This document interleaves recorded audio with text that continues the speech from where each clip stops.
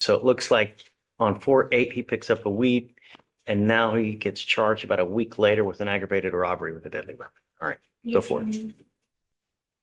On April 8th, 2026, in Harris County, Texas, officer conducted a traffic stop on a vehicle stopped beyond a clearly marked stop line at an intersection. Officer noticed a strong odor of marijuana, and defendant stated there was marijuana in the vehicle. A probable cause search of the vehicle was conducted, and officer located a plastic bag containing marijuana. So how far was he across the white line? How did stop? Don't say anything.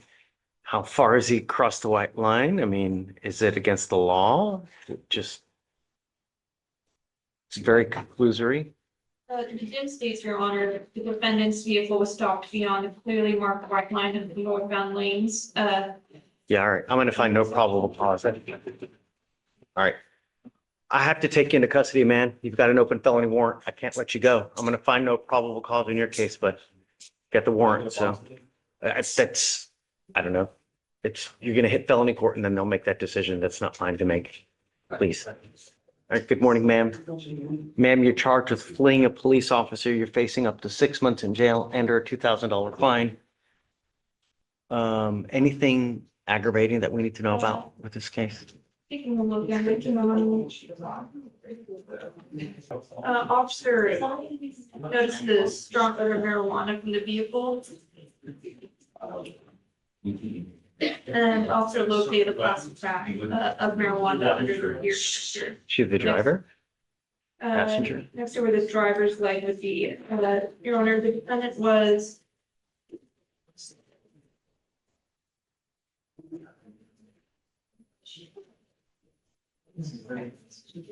the defendant was a driver of the vehicle. She have a license to drive? I'm running her license right now, Your Honor. Ma'am, as a condition of your bond, you're not to drive a vehicle unless you have a valid Texas driver license and liability insurance in your name. If you do not have car insurance, then do not drive. Do you have the ability to drive? I mean, to hire a lawyer? Do you have the ability to hire a lawyer? No, that's not my question. Do you have the ability to hire a lawyer? Are you working at this time? How do you support yourself? How old are you, ma'am? Okay, it's time. When is the last time you've had a full-time job? It's time to start working again. You're 35. At some point, Daddy's not going to be here anymore, and you need to be able to rely on yourself. Get a job. I'm going to bring you back in 2 weeks to see what you have done to get a job. If you've done nothing, it's not going to go well between us. Do you understand? I will have you fill out an application today, but really, it's time, ma'am. All right, come on.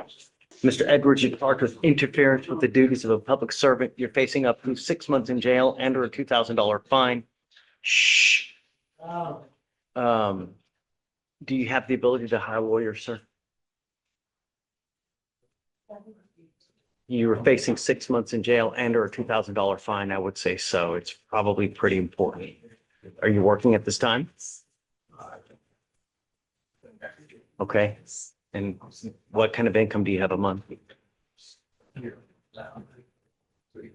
Okay, we're going to give you time to hire a lawyer. I'm going to have you go to Victoria Sign and Reset. I'm not putting any conditions on your bond. Just be careful. Do not pick up any new cases. Do you understand? Okay, come on. He can, no conditions, THA can go. Okay. All right, Judge, bottom of 18, Tolliver.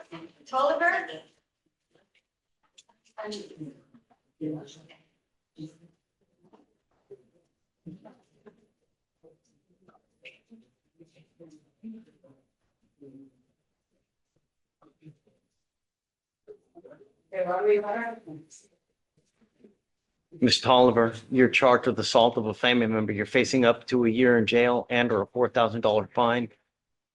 Do you have a lawyer today, ma'am? Okay, I'm gonna have you take a seat. Do not leave. Your case is 217 days old. If you ever take off on me again, I will add a couple zeros by the end of this. There are no more PR bonds for you. Do you understand? We will wait for your lawyer to get here. As a condition of your bond, you're ordered not to have any contact with the complaining witness in this case and not to be in possession of any weapons. We will renew the protective order that was issued in this case prior to. Do you understand? Do not leave until you sign all these conditions, otherwise I will issue a warrant for your arrest. Just please take a seat for me. Do not leave. You never sign a reset. Okay, Carlos. Good one, Your Honor. We have two people we're going to approach on the easy one is Lacey Castillo Ramirez. Okay. 185 days old in the case we're working on. Oliver? PCI, and it was, we have to go to the deputy chief of family to the problem. Have you filed it yet? I thought we had, apparently not. I Okay. don't think so. When we got- I'll give you 2 weeks. That's it. After that, if you don't have it done, I'm rolling it day for day. Yes, sir. Thank you, Judge. Yeah, okay. And the last one Yeah, is, the other one is Mendes. I was out right. let me bring up Mendes. Yeah. So tell me something that you would like reasonable, considering all the cases that I'm not going, reasonable in light of how many cases he has. Yes. I certainly willing to give you a bond reduction, but I'm not going to anything that would be just, Yes. what do you think? I think his family can make a total of 10 to 15,000. So I was gonna ask if it could be divided up to add to an amount about that much. Each one, I guess, would be between 2,500 and. I think that's, I'll do 5,000 each, 5,005, but I'm not going, I think it would be just Mendes, right? But take into consideration. Yeah, We absolutely. did talk about it this morning. But so I'll lower to 5,004, Yes, sir. okay, each of them. He will have strict conditions, like he's not a 7 to 7 curfew, no driving, no drugs, no alcohol, weekly testing, and then we'll see how he behaves himself. Yes, sir. He'll get a scram on his other ankle and then how's jail? Good. You're not supposed to. But we have to ensure, and we want our community safe. You now have 4 open cases. At great behest, now, I'm going to lower your bond one final time. It will not happen again. If you violate any conditions, and I don't care how minute it is, including testing positive for marijuana, into jail, back you go, and the bonds will hit what they were before. You now know that your family's not willing to pony up a lot of money for you. Do you understand? So if I have to put you in jail again, it's where you will probably end up staying. So each reduce to 5,004, please. Then, so the conditions you have now are 7 to 7 curfew, no driving, no alcohol or illegal drugs. You will get a GPS monitor on your ankle. You must charge it daily. Do you understand? What did I just say? Right. On your other ankle, you'll get a scram so I know that you're not consuming alcohol, and I'm going to test you weekly. If you break curfew, and I don't care what it is, even to take out the freaking trash, you will go back to jail. Forewarned is fair warned, and it's not going to happen again. You and only you hold the keys to that cell. There are no mistakes in this life. There are choices, and you either make a good choice or you make a boneheaded one. Okay, Carlos, got it. Thank you, Judge. Good luck, man. Okay. Judge, can I try one? Yeah. Sure. Judge, is that Charles? I've got some problems. I'm currently in a murder trial. I do think the murder trial hopefully will be over by then. Oh. But I also have, a federal trial that starts at 2:30. Mr. Preston, if you want a continuance, I'm okay with it. Okay, I will usually grant one, right, but that's it. okay. I'm not going to continue to, What, continue. No. I don't really, I continue with the he's in custody, so I'm not wanting to continue it. Oh, okay. But what I would like to do is to leave him on the docket because he's in custody on April 21st. I guess I'll just, I'll file a motion. I've already filed a motion. But, The problem is I don't want them to have to prepare in the event that we're not going to go. I can't go on Tuesday. I can So promise- I'll grant your I motion. know that, but I'd like, he's in custody and I'd like to keep him on there just in case we can work it out. Oh, well, that's a different I mean, question. not a case I think should be tried, but unfortunately, this is the guy that kind of, I don't he remember. didn't go through. Okay, anyway, So should they prepare for trial or no? not on Tuesday. Okay, you heard that. Yeah, I mean. Okay, we'll keep them on in the event that you want to work it out. If not, then we can give you a new trial date. Okay. But I have to give them enough time Yeah, to I already subpoena told him I told witnesses him this and, weekend I wouldn't be able to do it. on Okay. Tuesday. Okay. Okay. All right. All right. all right, Thank you. good luck, bud. Yeah. Hi, please. on Mr. Yacht. This is the plea. All right, good morning, Mr. Yacht. Sir, you're charged with driving while intoxicated. You're facing up to a year in jail and or a $4,000 fine. You have worked out an agreement where they were offering you 3 days in jail with credit for the 4 days that you've done. This charge will go on your record. Understand that from now on, for any future DWIs, you will be facing a minimum of 90 days in jail. Do you understand? Yes, sir. You are giving up the right to a trial, right to compel witnesses to testify on your behalf, confront and cross-examine your accusers. If you are not a citizen, there are possible immigration consequences. You can be deported, excluded from the country, denied naturalization. You give up the right to appeal. So once you accept this agreement, it stays like this forever. Is this what you want to do? Yes, sir. How do you plead to this offense, guilty or not guilty? Guilty. I'm going to find you guilty. Follow this agreement. I'm going to suspend your license for 180 days. Do not drive until you get a license. And good luck to you, sir. Thank you. Yes, ma'am.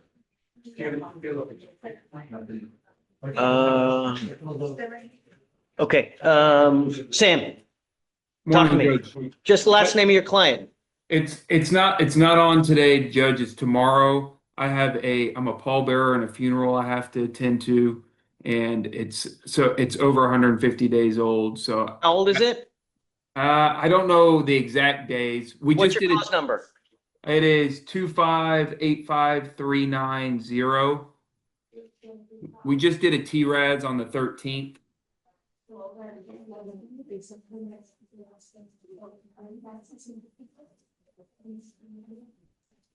I mean, you're way old, Sam. So, Yeah, Judge, we just did the TRADS the 13th, so we got to get that back. But we don't have to do a long one by any means. I got to go to this funeral. Victoria, can you confirm that he did the TRAS? Can I give you a cause number?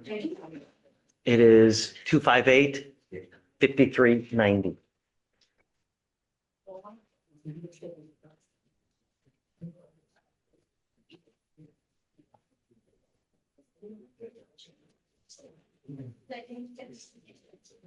Yes, that is completed. Okay, I'll give you a week, Sam. Okay, thank And you, Judge. no more waived appearances. Yep, thank you. Okay, man.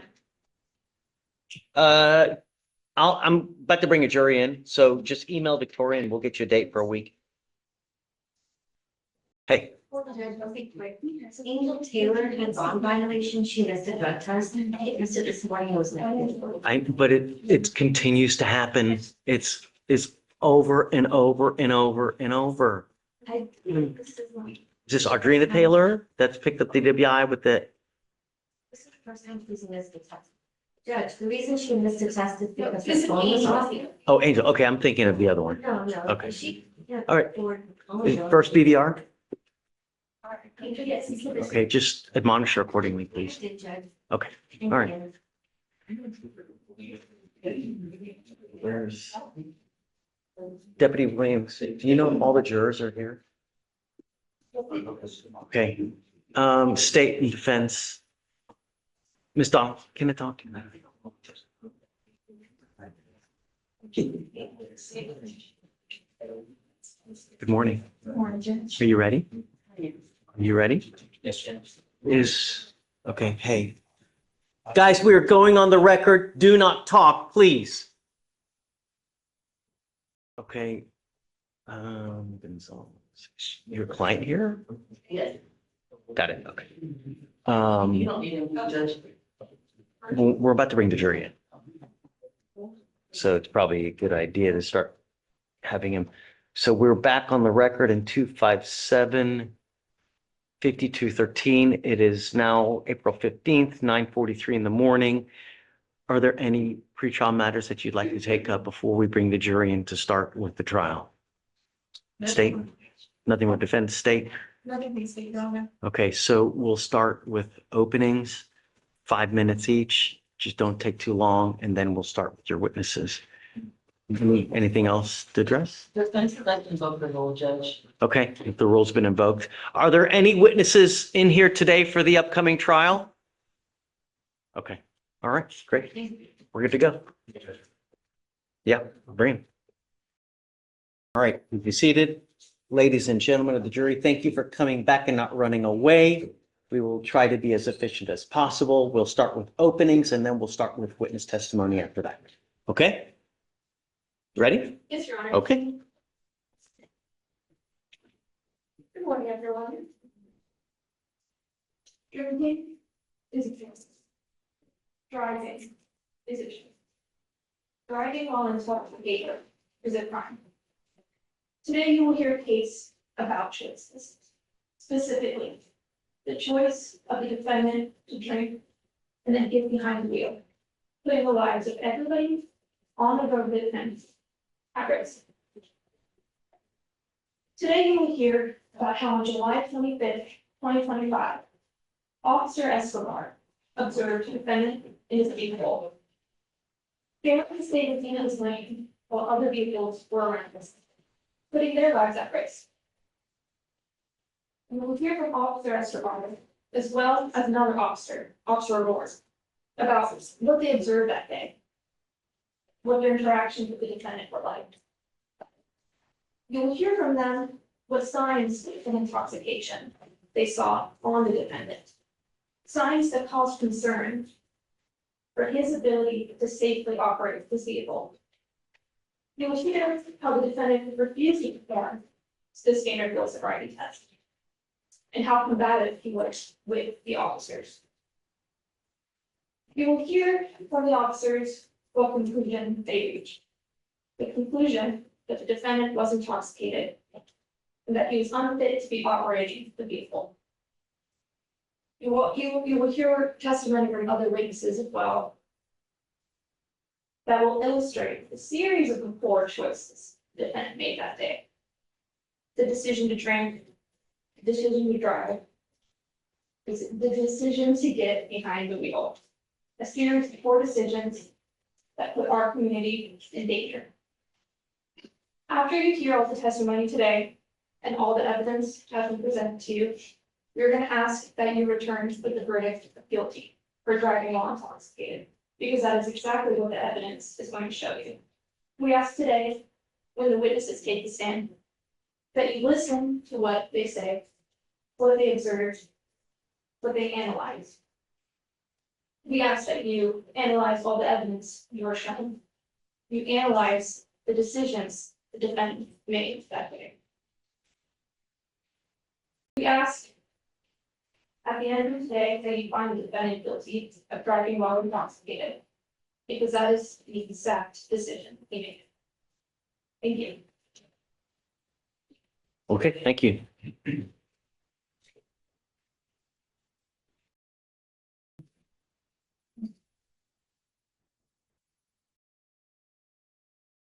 Ms. Sykes, would you like me to turn the TV down? Yes, Judge, thank you, I'm sorry. Ladies and gentlemen of the jury, we've got 2 TVs for you to look at, either or, whatever suits your fancy.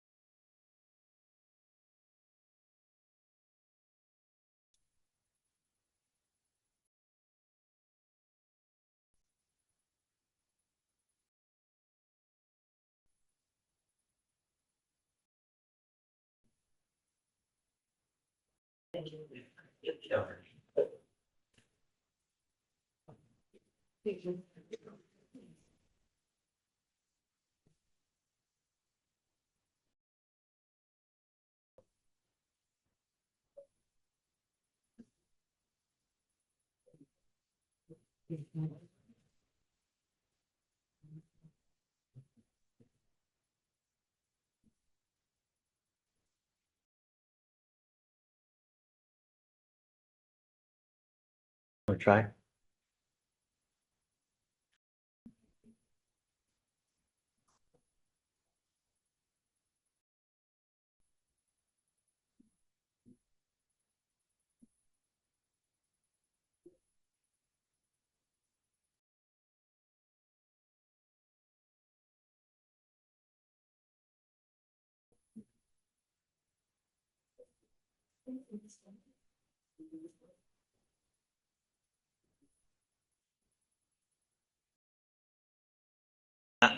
Okay.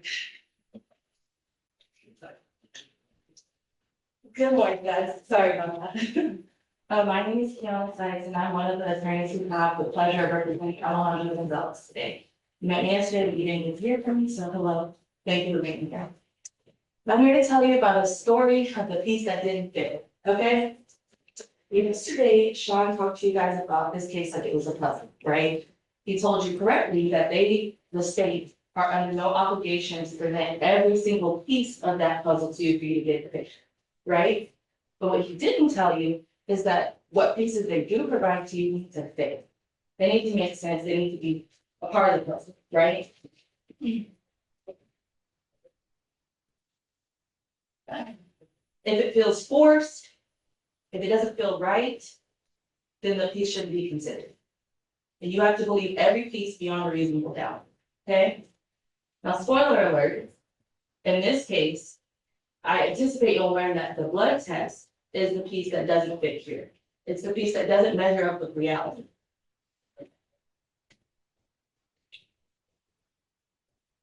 And the reason is because over the course of this trial, I anticipate you'll learn that you will not see any slurred speech from Alejandro Gonzalez. There will not be any severe reckless driving characteristic of intoxication. I anticipate you won't see any failure to maintain balance. You also won't see any impairment tests done to measure whether or not Alejandro was intoxicated. You'll also learn that the DWI investigation didn't take place until nearly an hour after the officer made contact with Alejandro. It was never done on the road. Let's just start where it begins, to stop. I anticipate you'll hear from Officer Escobar, who will tell you that our client is driving all over the road, he's swerving all over the roadway in between lanes. However, I anticipate you'll also have an opportunity to review the video yourself. And I anticipate that you will see that there was no significant lane departure, that there was no weaving across the roadway, there was no crash or no near collisions. I anticipate you'll also learn that Officer Escobar, upon pulling him over, will take this minor lane infraction and ask him to immediately get out of the vehicle and subsequently arrest him. And when I anticipate you'll learn that Alejandro will ask Officer Escobar why he's being arrested, and that the only response he will get from Officer Escobar is that it is because he failed to maintain a single lane. I don't anticipate you will hear on any part of the body cam that Officer Escobar had a suspicion of DWI when he arrested Alejandro. I also anticipate that you'll hear Officer Escobar state that Alejandro was being belligerent or combative. However, just like with the dash cam, I believe you will have an opportunity to see the interaction with Alejandro and see that the evidence supports him being confused and at most frustrated at not knowing why he was being arrested and detained. And again, this is the important part, that when he was arrested and taken to the station, you will learn that the DWI investigation didn't happen until that point, an hour later, after he was on the road. I anticipate that the state is going to rely on the following for intoxication: the alleged swerving, which we've already talked about, and you'll have an opportunity to judge that for yourself. I anticipate that you will hear that he had red, glassy eyes. However, I'm also going to say you will not hear from any witness that anyone tried to narrow down why he had those glassy eyes. They didn't ask him, did he have allergies? Didn't ask him if his eyes were irritated, did he have contacts? just, yeah, Class C arson, he must be intoxicated, and that's what the state is gonna want you to do, make assumptions. I anticipate you'll also hear that there was a slight odor of alcohol on Alejandro. Not strong, not overwhelming, just slight. And I anticipate that'll be a problem for you when you learn what the blood test result is, because that slight odor is inconsistent with that result. And finally, I anticipate you'll hear that he was swaying. However, just like with the dash cam, you will have the opportunity to see that yourself and judge for yourself. This case is about what the blood test means, what it should show versus what you actually see. And there's a disconnect. So the state's case is going to come down to a number that's generated from a machine. And that number is going to rely on processes for collection, handling, and testing of that blood sample. And you're going to hear about problems within that process, and what the number depends on if the process matters. And the most important thing I want to tell you is that we don't have to tell you what went wrong. We don't have to tell you why that blood test sample doesn't match up with reality. We don't have to tell you what step in the process the state messed up. The fact that it's wrong, the fact that it doesn't fit is enough. That's reasonable doubt. And when you look at the evidence, you're considering the blood test result or any other piece, you only can consider it if you believe it beyond a reasonable doubt. If not, it doesn't belong. And at the end of this trial, I anticipate that once you look at the evidence and take a step back, you won't feel like these pieces align, that they do not pass muster. And if that's how you feel at the end, then you must find Alejandro Gonzalez not guilty. Thank you. Okay, thank you. State, are you ready to call your first witness? Yes, sir. Okay, if you want to go ahead and do that, if you don't mind grabbing They this. call it officer Escobar. All right, sir, if you'd coming up and please raise your right hand. Right here? Sure, it's good enough. Do you solemnly swear to tell the truth, the whole truth, and nothing but the truth to help you God? Yes, sir. Okay, if you come take a seat.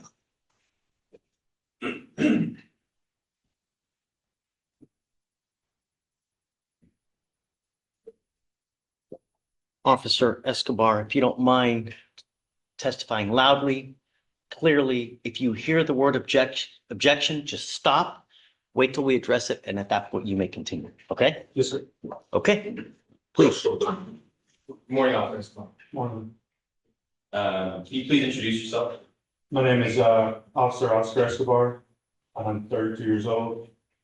I'm a 4-year Air Force veteran. Was 4 years as security forces, which is a military policeman.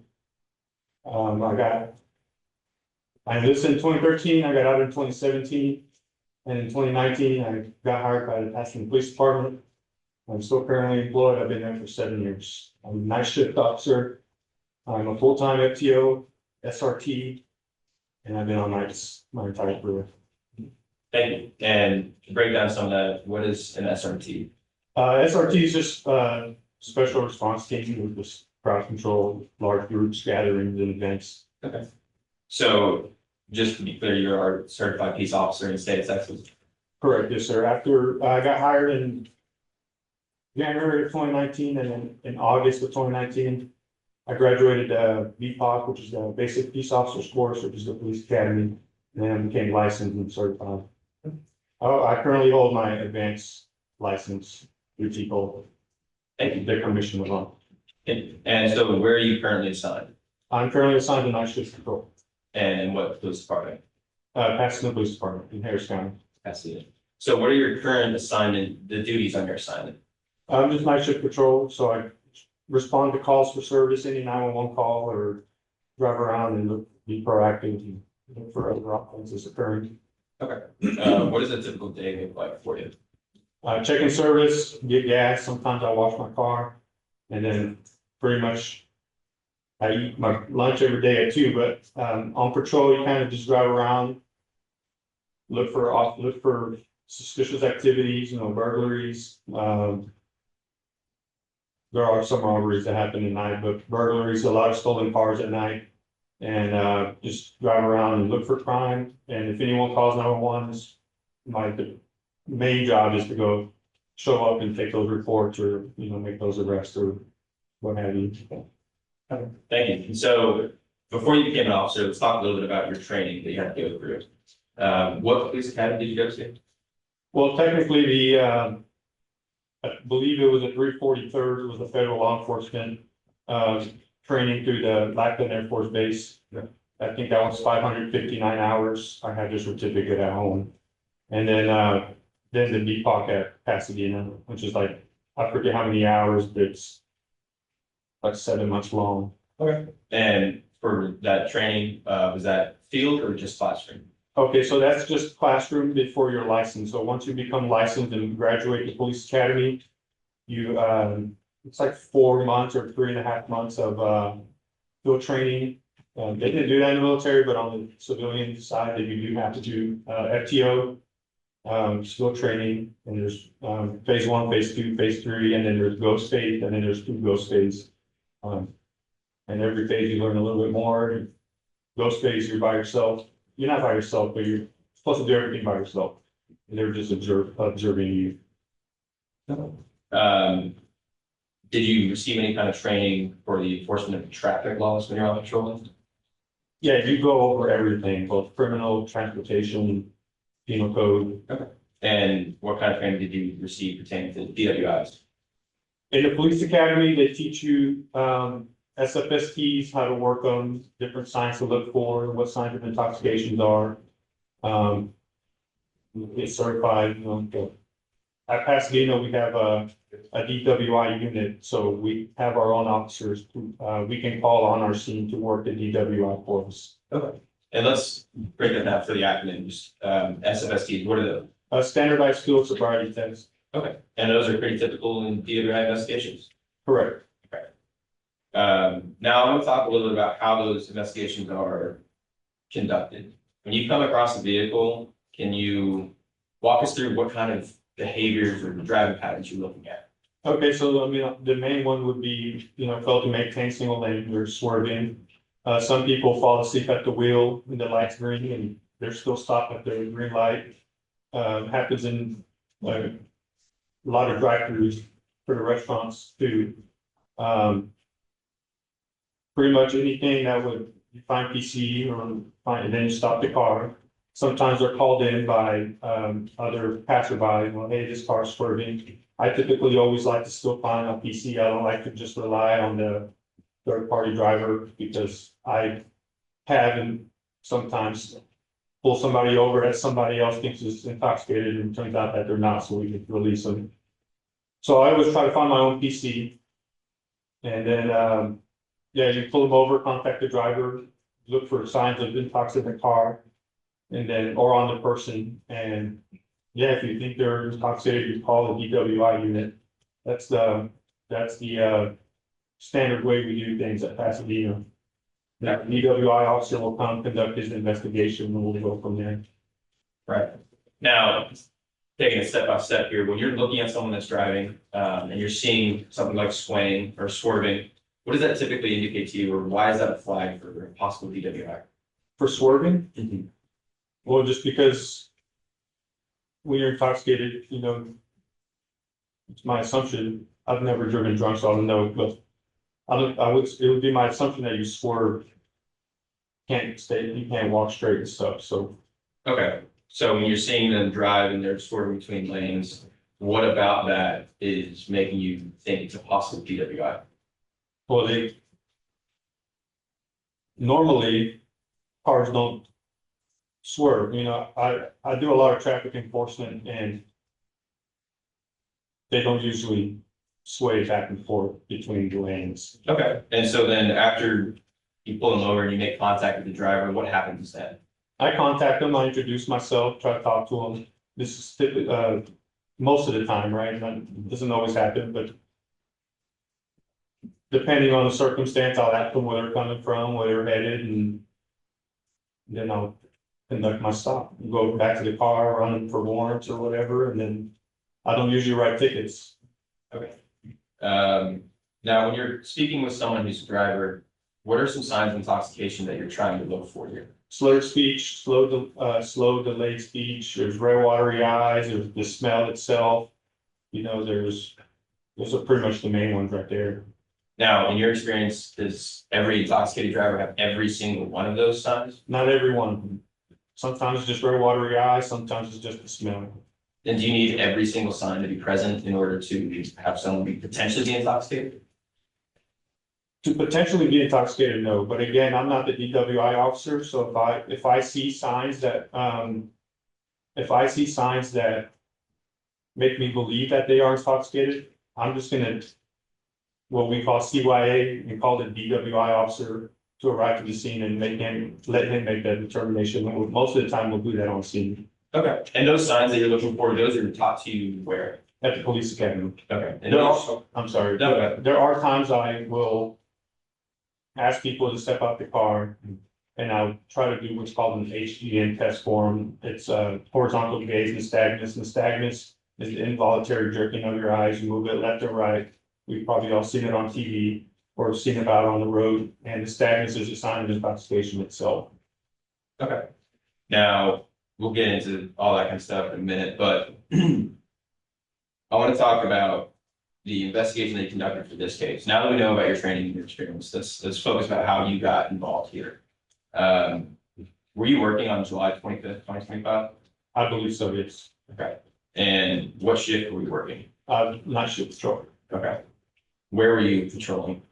I believe on this specific case, it was the 3200 block of Spencer. Okay. And is that in Harris County, Texas? It's in Pasadena, Richmond. Is that a public place? It's a public 7-lane roadway. And were you driving your patrol vehicle? Yes. Do you typically have a dash camera on your vehicle? Dash cam and body cam, yes. Okay. And to your knowledge, was the dash camera working that night? Yes. Your Honor, may I approach the witness? Yes.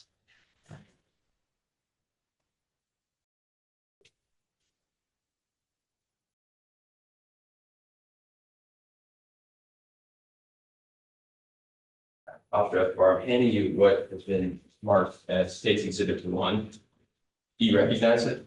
Yes, I do. What is it? It is a DVD containing the footage of my dash cam. Okay. Have you had an opportunity to review that before your testimony today? Yes, I have. How do you know it's yours? I watched it. And it's you see me get out of the car and approach the defendant And how do you know that that disc itself is? so, my signature, I'm sorry. Okay. And is it a fair and accurate depiction of your dash cam from that night? Yes, it is. Has been altered in any way, to your knowledge? No. At this time, State offers State's Exhibit 1. Sure. If you don't mind tendering it, please. No objections. Okay, it'll be admitted. So states one is.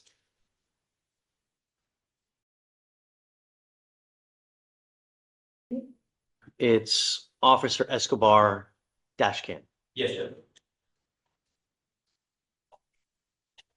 Now, Officer Escobar, give me a second while I'm trying to, that's some technical difficulties, see if this goes smoothly. While that's loading, were you also wearing a body cam that night? Yes, I was. Judge, may I have first witness again? Officer Escobar.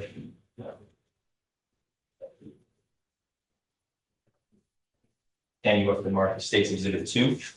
You recognize it? And what is it? This one's my body worn camera footage. And have you had an opportunity to review it? Yes, I have. Okay. How do you know it's yours? My signature initial in the badge number. Is it a fair and accurate depiction of your body camera? Yes, it is. Has been altered to your knowledge in any way? No. At this time, State offers State's Exhibit 2 in this. No objections. Okay, it'll be admitted.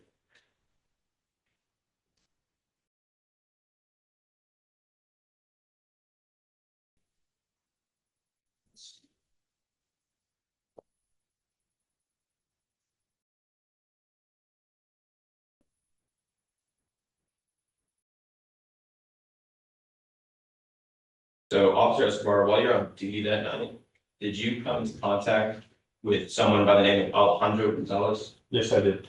And do you see him in the courtroom today? Yes, I do. Would you mind identifying him by an article of clothing? The red and black, plaid shirt, button-up shirt. Thank you. Your Honor, at this time, the record reflect witnesses identified the defendant. It will.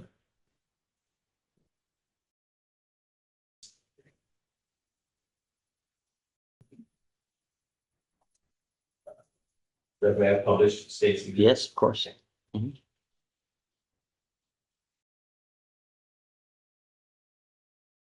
For the record, this is State's Exhibit 1, the dash camera starting from 0.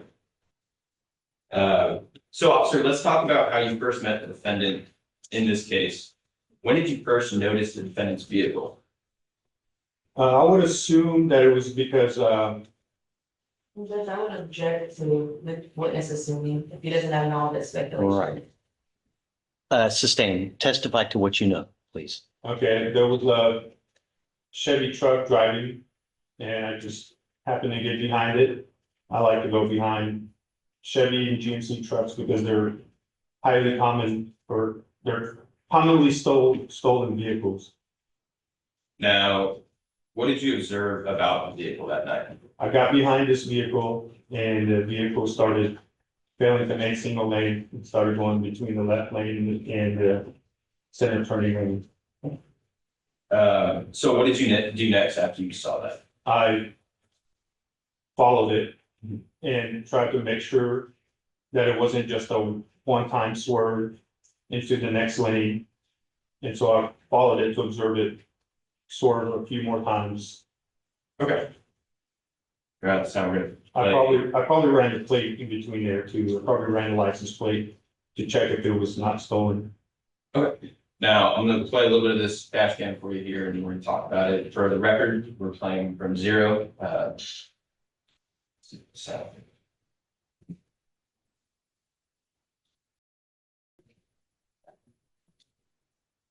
Okay, just pausing at 8. Officer, where on the screen are we looking to see the defendant's vehicle? He should be a few feet.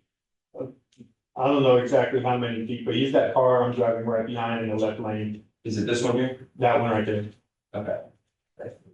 Resuming from 8.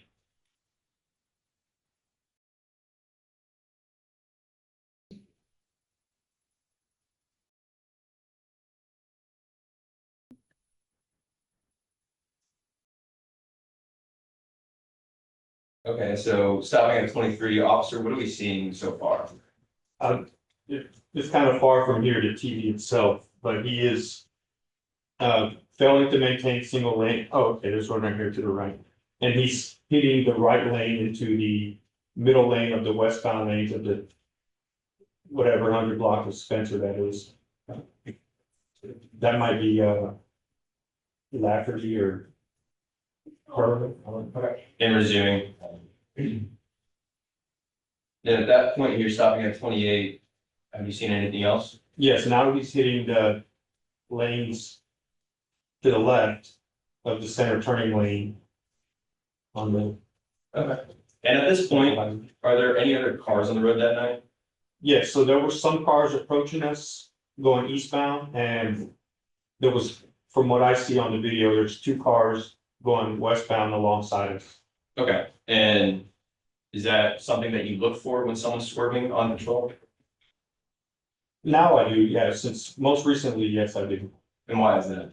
Because nowadays for fail to maintain single lane, they're kind of stricter on, it has to actually endanger other drivers.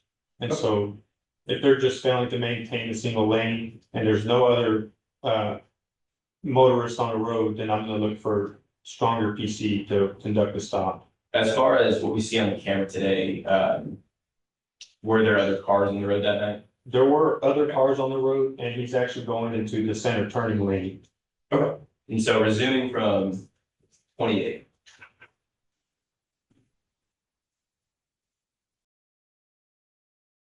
Okay, so now you have your lights and sirens on. What's happening now? Well, the driver continues to drive, and I wouldn't say he's evading, because evading is actively trying to get away. Eluding, maybe, he's just not stopping after the lights. There's plenty of safe spots to, stop the vehicle. Even in the center turning lane would have been acceptable, but he just doesn't stop and he keeps driving. Okay. And I'm gonna back up, because there's a little skip there in the video, but we're gonna go back to 27, click there.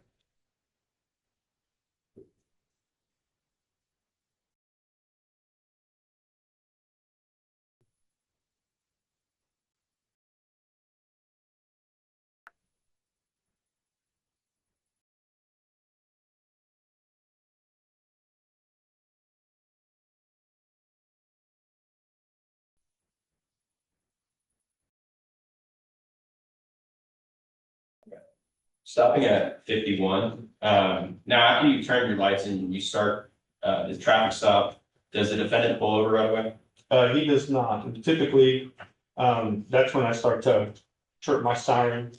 Sometimes drivers can't see you or they have. Objection, Judge, narrative,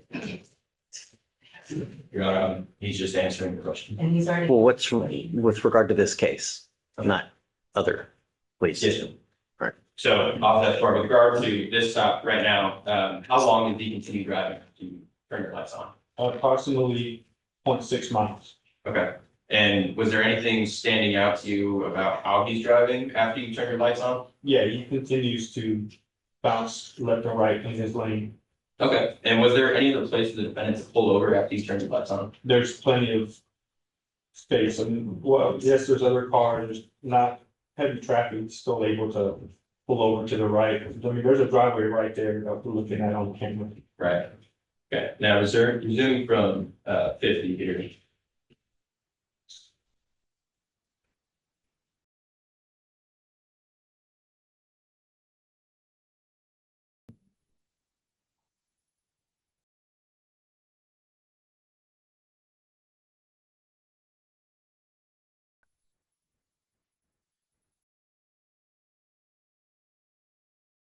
Stopping at 112. Officer, how many times have you pulled someone over on a job? I work traffic enforcement as overtime. Typically, it's 4/5 a month and it's 10 traffic stops per shift. Okay, So, I mean, there's at least 40 right there per month. okay. When you pull someone over, where do they usually pull over? By law, you're supposed to pull over to the right. That doesn't always happen. But typically they don't drive 0.6 miles and pass 2-3 lights. Okay. Typically they stop almost immediately and pull over to the right. They're No. in the center turning lane. Okay, now I'm gonna resume from 112 here and see the rest of the stop.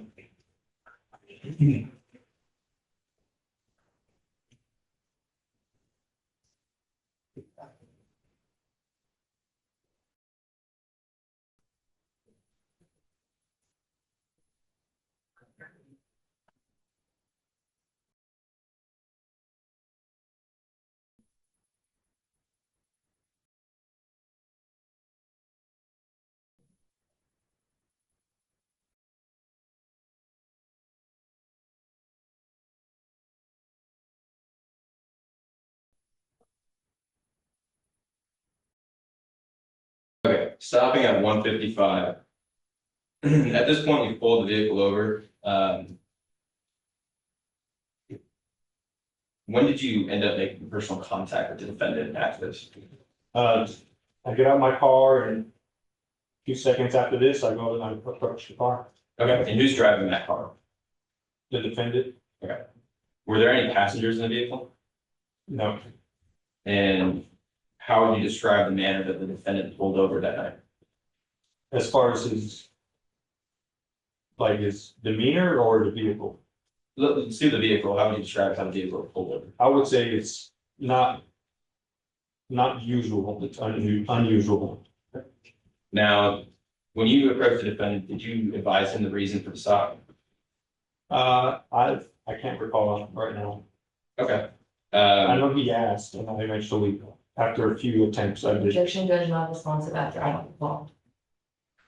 I can rephrase the question. Okay, overrule. When you approached the defendant, what did you say? I think I asked him to get out the car, And why is that? because it was very unusual for a stop to, keep driving, you know, he could be, well, yes, I saw him swerving before, he still could be reaching in his vehicle, you know, it's pretty dark at night. You know, he doesn't take tinted windows to not be able to see inside a car at night, so he could be reaching around for a weapon or what have you, so. Was there anything about the truck itself that gave you concern to ask him to step out? Well, it's lifted, and so if someone rolls down the window, you can't see inside. Okay. When you first interacted with the defendant, how would you describe his demeanor that night? Belligerent, And why is that? and he became argumentative almost instantaneously, Okay, asking and what the PC was and why I stopped him. what did you notice about the defendant when you spoke with him? He had the smell of alcoholic beverage from his breath in person, Okay, was there anything else? rare water units. And how did the defendant react when you asked him to step out? He was asking for probable cause and reasonable suspicion and for the reason to stop. Did you advise him of why you stopped him? I think after a few times, I did tell him exactly why. I said, felon maintained single lane. And because we didn't stop, because it took him so long to stop. Now, I'm gonna switch over to your body cam at this point. Officers doing him on the wall, change up CDs. When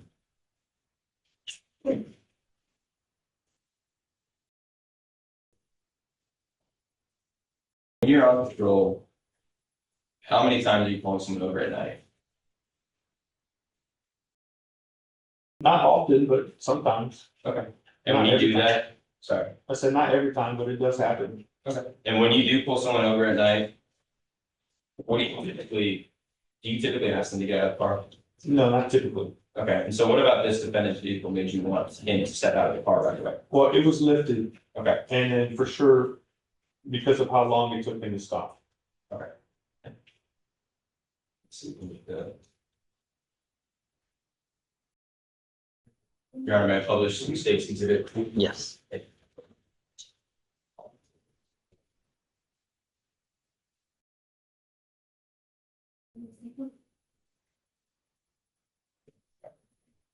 Well, it's some state exhibit 2, this is your body camera. We're gonna jump to where we just cut from the dash cam right here. Should be kind of about 2-minute mark on exhibit 0.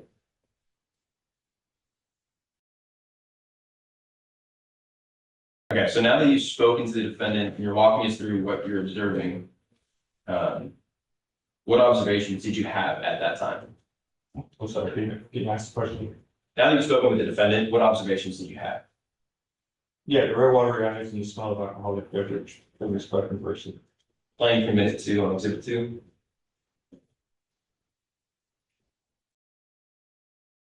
I'm telling you, Steve. Pennsylvania v. Mims, I'm allowed to, get out.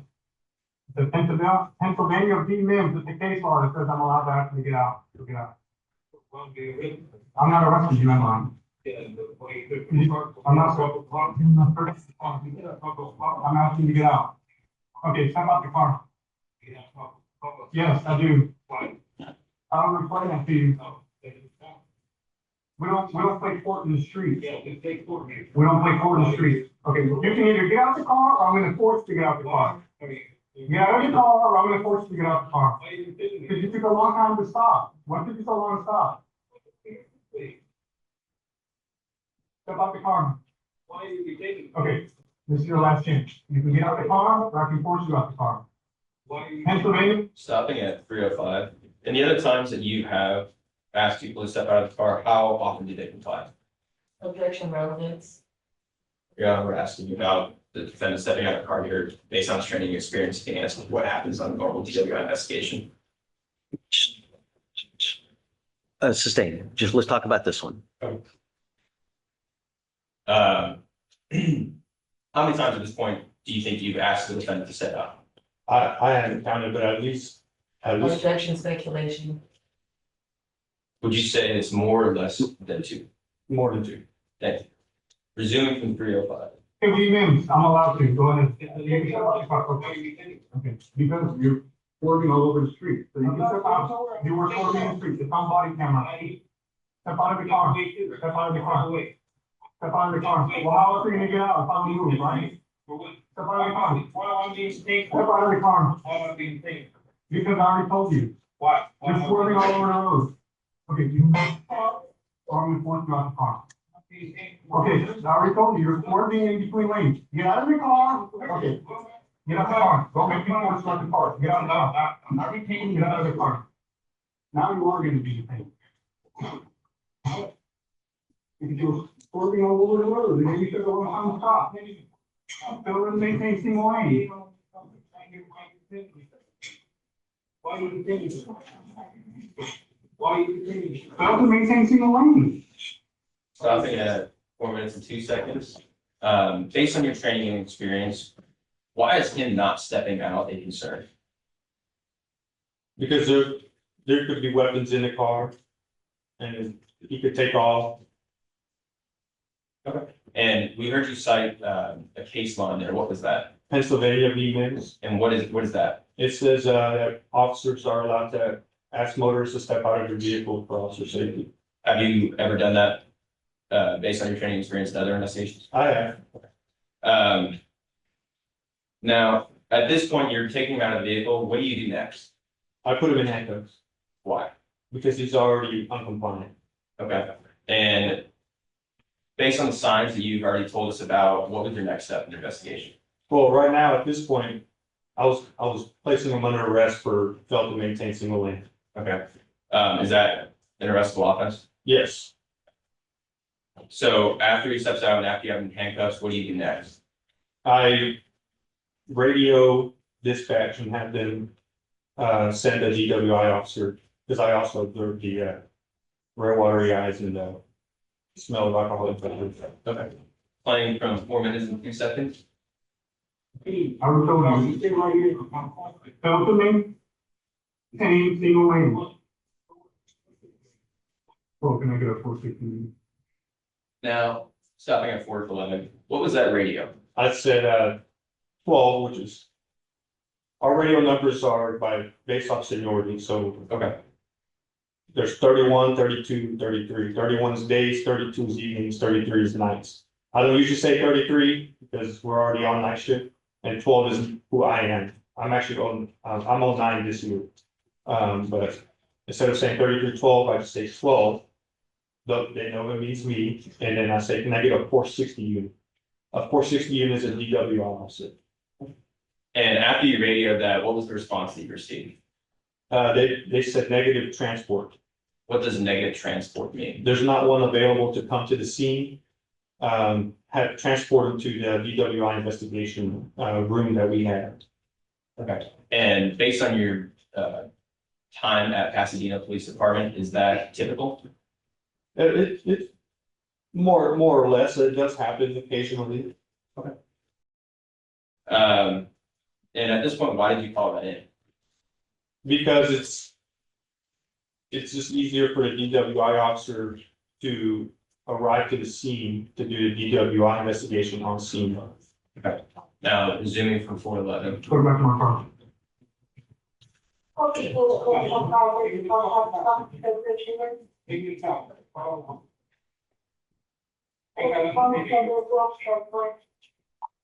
And so that call out to you, what was that saying?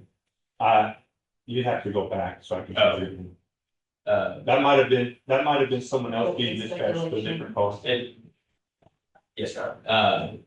I'll give me 1 second to talk through. So after you radioed out, they responded to you.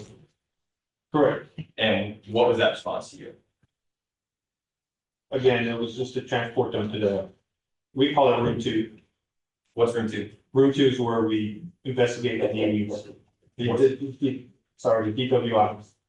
What is DV what you would call it? DWI is it's like if you sound out DWI, it's DWI, so we call it DWI. Okay. So did you try to have a DWI investigation done on scene? I did. Okay. And what did you do instead? I transported them to the room 2. Why didn't you conduct one yourself?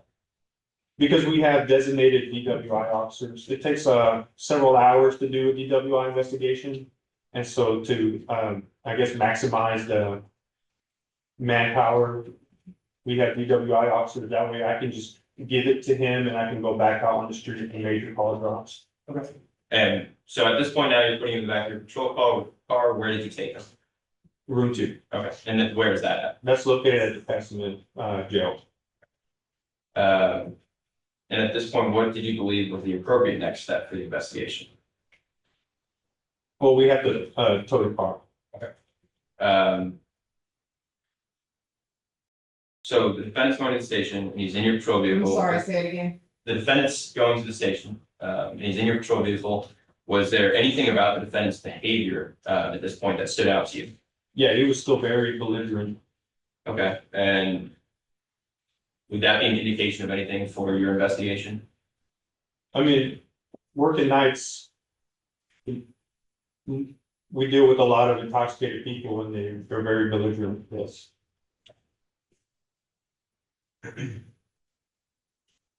Now, so I'm gonna go back to State's Exhibit 1, your dash cam here.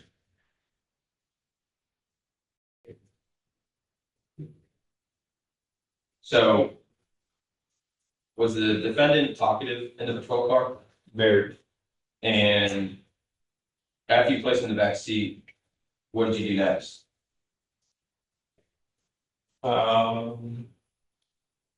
Transported into the jail. Okay. Was there anyone helping you on scene with the truck? Yeah, so my backup officer arrived, took custody of the truck, so, you know, we can't just leave it there unattended, so until the record driver comes, she stays with the truck. Okay. Gives it to the record takes the truck. So in place State's Exhibit 1 from minute 5.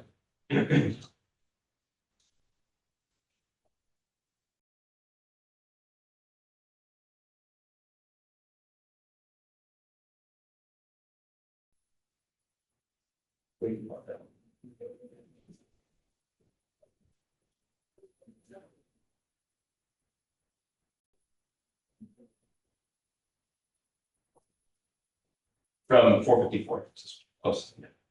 And so right away, who is this on camera? It looks like Officer Formosa. And what's she doing? We have to do an inventory of the vehicle prior to it being towed. Was she with you on scene when you're getting him out of the car? I don't believe so, not initially. What gave you call the Turkey? What gave you call the Turkey? What gave you call yeah, what gave you call the Turkey? What gave you call the Turkey? Fucking pussy, bitch. Stop What gave you at call the Turkey? 540. Did you go back to help her with the inventory of the car? I believe so. And playing at 540. Did you find anything in the car? I did not.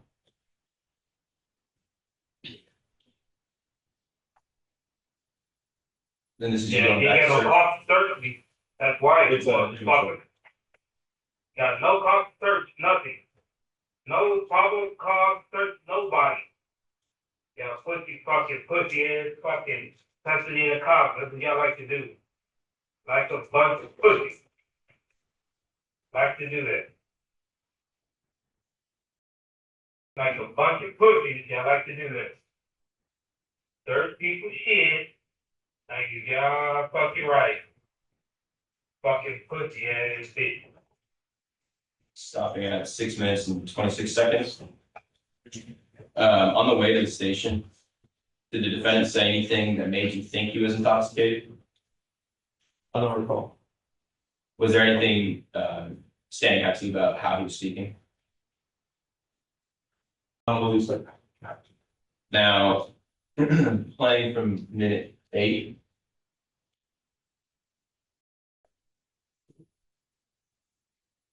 Or 7:58, apologies. Hey, tonight I'm going go ahead. Yeah, fuck you, boy. You're good. Pussy, you boy. You fuck. I make money too. I make money. You better make sure you fucking BA and you got everything you need. Fuck. Yeah, you got shit on you. What? Let's get paid tonight. Y'all still here. Talk, take me in, fucking into, fucking in this. PI, talking PI and. Fucking PI. Stopping at 8:42. Officer, what's a PI? Public intoxication. Did that influence your investigation in any way? Well, no, because you can't PI someone after driving a vehicle. PI is like when someone's a danger to themselves or others and they're intoxicated in a public place, but under this circumstance, he's driving a vehicle, so it'd be a DWI.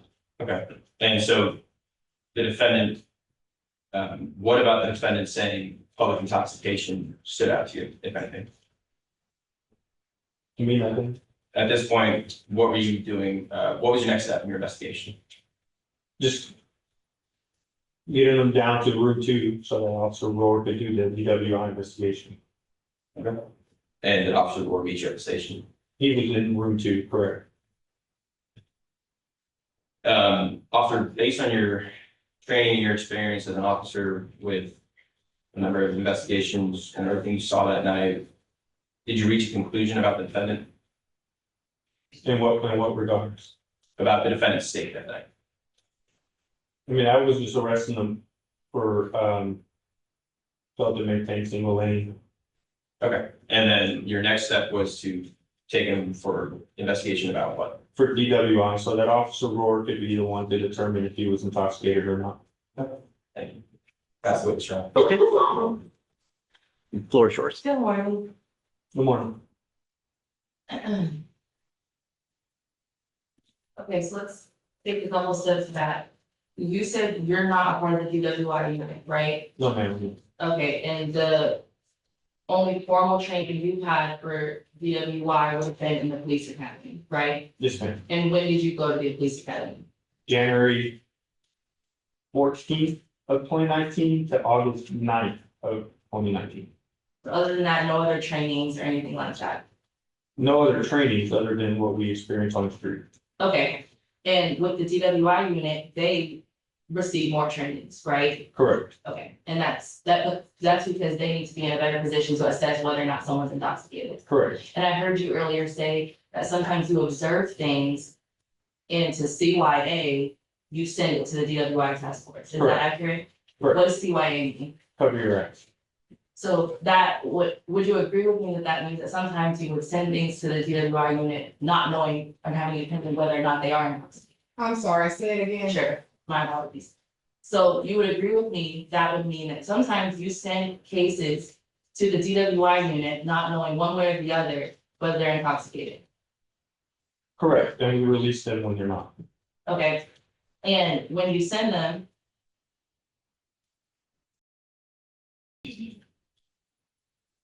And you mentioned earlier that it's not illegal to fail to maintain a single lane by itself, right? Well, according to transportation code, it is, but it needs to be stronger in certain circumstances for it to be considered in a DWI case.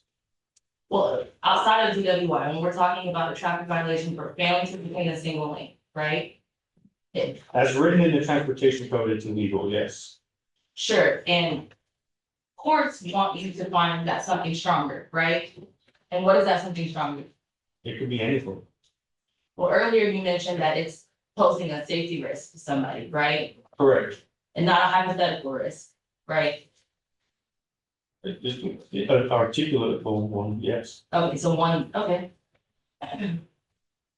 Yes.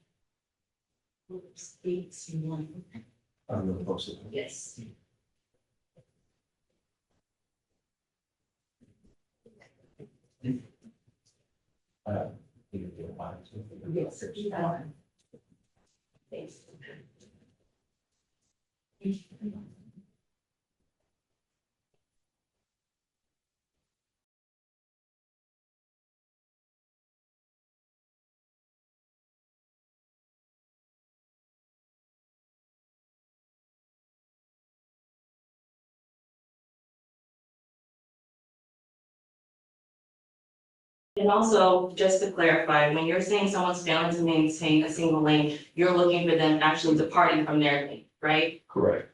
Is that a full departure? I mean, it could be full departure or not staying within the lane. So how do you determine that? It just depends on how many times a driver does it. Well, I'm not talking about how many times, I'm just saying for you to determine that it's even happened one time. What is a departure under the law? I mean, every situation is under the law, it just says the person maintain a single lane. Sure, and I just want to help the jury explain what it means to fail to maintain a single lane. And in every situation could be different, but in this situation, to you, since you've articulated that, what does it mean to fail to maintain a single lane? In this in this case, I articulated it because he did it more than one time on both sides. It wasn't like, oh, I'm reaching for, like I've had cases where I'm reaching for a drink, you know, or I'm looking at my phone and I just wasn't paying attention for a second or two. I got behind his vehicle and I followed it for several seconds before I activated my camera. And I articulated because he was doing it on both sides, Sure, what was he doing? That's what I'm asking. failing to maintain a single lane. Okay, He crossed it and he was bumping them. he completely left the lane? I believe so. I mean, my camera only goes back 30 seconds, but I followed him for several. Do you recall him completely leaving the lane? I can't recall that right now, but I believe he Understood. did. That's fair. And when you say he's bumping in between lanes, is that illegal? If his tire is crossing the line, I would say it's failed to maintain the lane. But you described it as bumping in between his lane. Well, yeah, bumping, but you're not just touching the exterior lane, you're crossing that, you're going into the next lane over.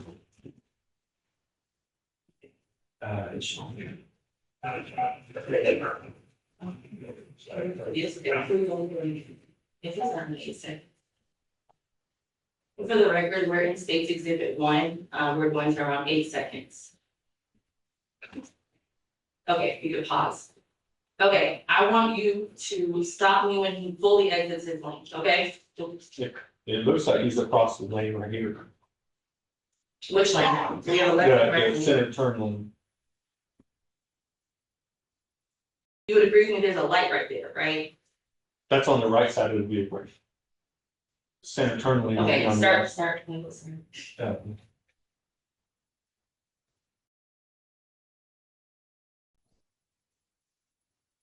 Where's the? Right here, I would say he's bumping, but when you first started the video, I would say he's over the lane there and inside the center turn lane. Okay, so that was one. Here it is again. Are there any cars around him at this time? There's one, if you go back in the video, you'll see there's actually a car in front Okay, of can we us. go back and video there? And there was just some cars that crossed us driving the opposite direction as well. Let's get back here. Okay, can we pause? How many cars do you see on the road right now? I believe there's two cars coming towards us and there's two cars going with us right here. There's one car in the center lane up further ahead, and then there's one in the far right lane. And you would agree with me that the one that's closest to him is the one that's in the far right lane? Correct, And there's at least a whole lane of space in between him and that car, right? correct. The Spencer Okay. Highway is one of the longest roads in Pasadena. Okay, You're just gonna drive by multiple cars. just for the purposes of this bill, For the purposes of this, still correct, okay. And on the other side, there are cars traveling this way, right? correct. Okay, and is there something separating? There's no center median. Is there space separating There's a center turn lane, in between him and the other cars, right? correct. Okay, At the purpose of this still, yes. sure. So the purposes of this bill is what danger is he posing to any of those cars around him? In this specific still shot, Mhm. in this specific still shot, he's going into the left lane where there's cars approaching. Is he almost hitting the cars? Well, there's a center turn lane, but So there's no way to know if someone's gonna go into the center turn lane to turn into that McDonald's right there. We happen to pass by. My job is to prevent the endangering of public, so he might not crash now, but he could easily crash on this main 7-lane highway in Spencer. Did he crash? He did not crash. Okay, and so it sounds like there's a hypothetical risk then. There's a lot of crashes on Spencer Highway. That's true. And when we talk about when somebody is guilty of failing to maintain a single lane, we're looking for that, the failing to maintain a single lane, so the departure, right? Plus a danger to the cars around, right? Well, I don't determine guilt. Sure, I'm not asking you to. Mm-hmm. Well, you just said something about guilt. No, if I did, that's a misspeaking. What I'm asking you is what you do determine whether or not you're gonna stop somebody, right? Correct. Okay, so you have to have at minimum, basic understanding of the law to do that, right? Yes, ma'am. And so we've already agreed that the law says for a failure to maintain a single lane, we need some sort of departure, right? Well, I haven't read the transportation code, but I haven't read it right now, but if he fails to leave his lane, I would say yes. Okay, plus, and I don't need you to read the code, we already agreed on this earlier, right? Plus a danger to another car, right? And not a hypothetical danger. Well, the danger to another car isn't written in transportation code. But that's what we've established that courts want, right? So it's not just a technical violation. Well, I mean, it depends on which court, but yes, Okay, we're agreeing right here, fair? sure. Okay. And so we also agreed that it cannot be a hypothetical danger. Right? So not, he could have crashed it, and not, Spencer Road is a long road and they have many crashes, right? Can you re-ask the question? When we agreed about the danger, we agreed that it is not a hypothetical danger, so it can't be, well, he departed and he could have hit somebody, right? It's whether, right? Is that- Well, if he did hit somebody, that would be a crash, so Okay, fair. And no crash happened here. no crash happened here. Okay, and at all times, for all intents and purposes, there's a lane separating from all cars, right? I'm sorry, say the last one again. Sure. And while you're observing him, you're following him, for all intents and purposes, there are lanes that separate his vehicle from other vehicles, right? We talked about this. On this still shot, yes. Okay. All right.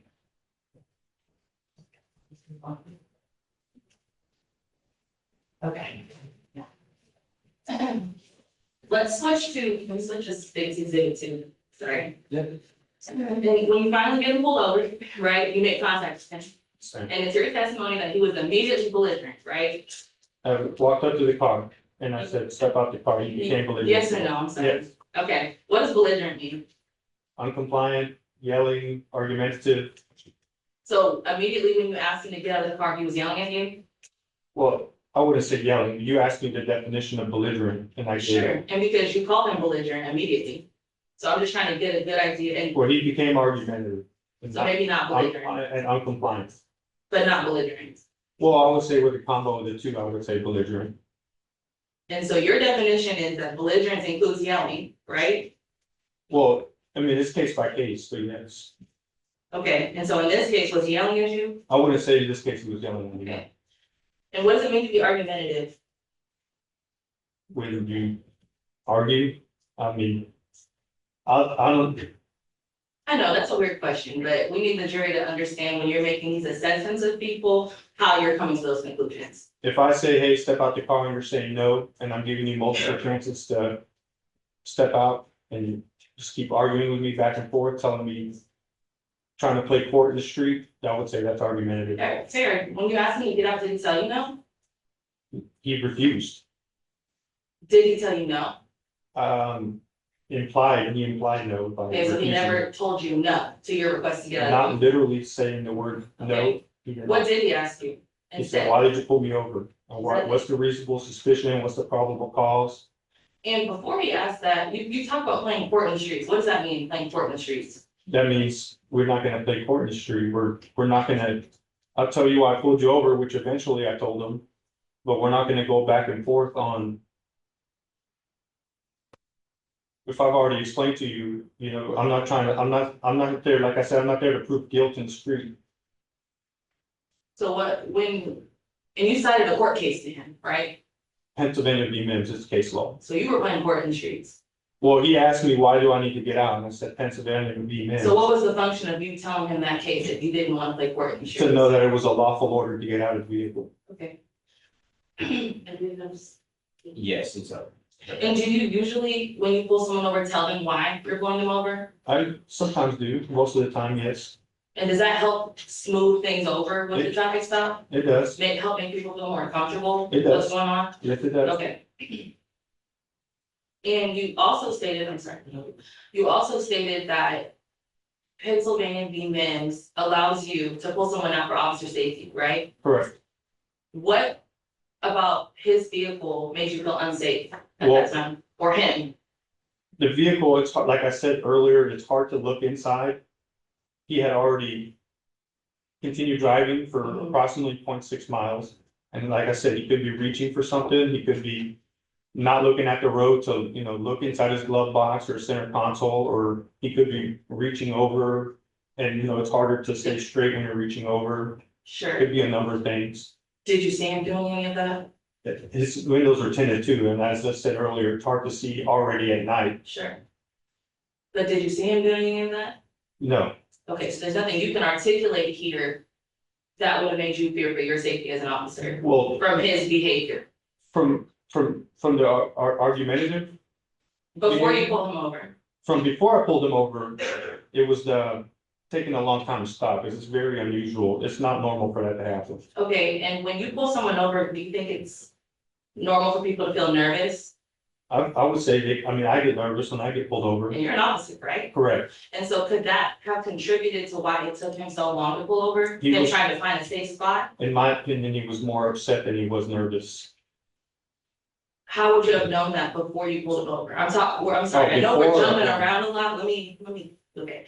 We're back before you met him, right? Mhm. You're saying you observed him to take a long time to pull over, right? Correct, So all I'm asking is, could his nervousness, could he be nervous, right? correct, And could that have contributed to why it took him so long to pull over? I don't believe so. Because if the average person gets nervous on a traffic stop, and the average person still pulls over immediately, this vehicle did not. What's the statistic on that? There is no statistic, I'm just. So where are you getting that from? From all the traffic stops I've done, I would say majority, I can't pull a percent because I don't know, but majority of them pull over immediately. And what's so- immediately? As soon as I turn my lights off, they either slow down, start moving over, put a blinker on to move over, and I'm like, okay, and they're gonna pull over right here. Did he use blinkers? Use the blinker to turn left, Okay, and did you suspect him of trying to evade or elude you? I would say eluding, as I said earlier, it was not evading, but it was more of an Do eluding. people who elude you usually use blinkers to do so? Objection. They do. Speculation.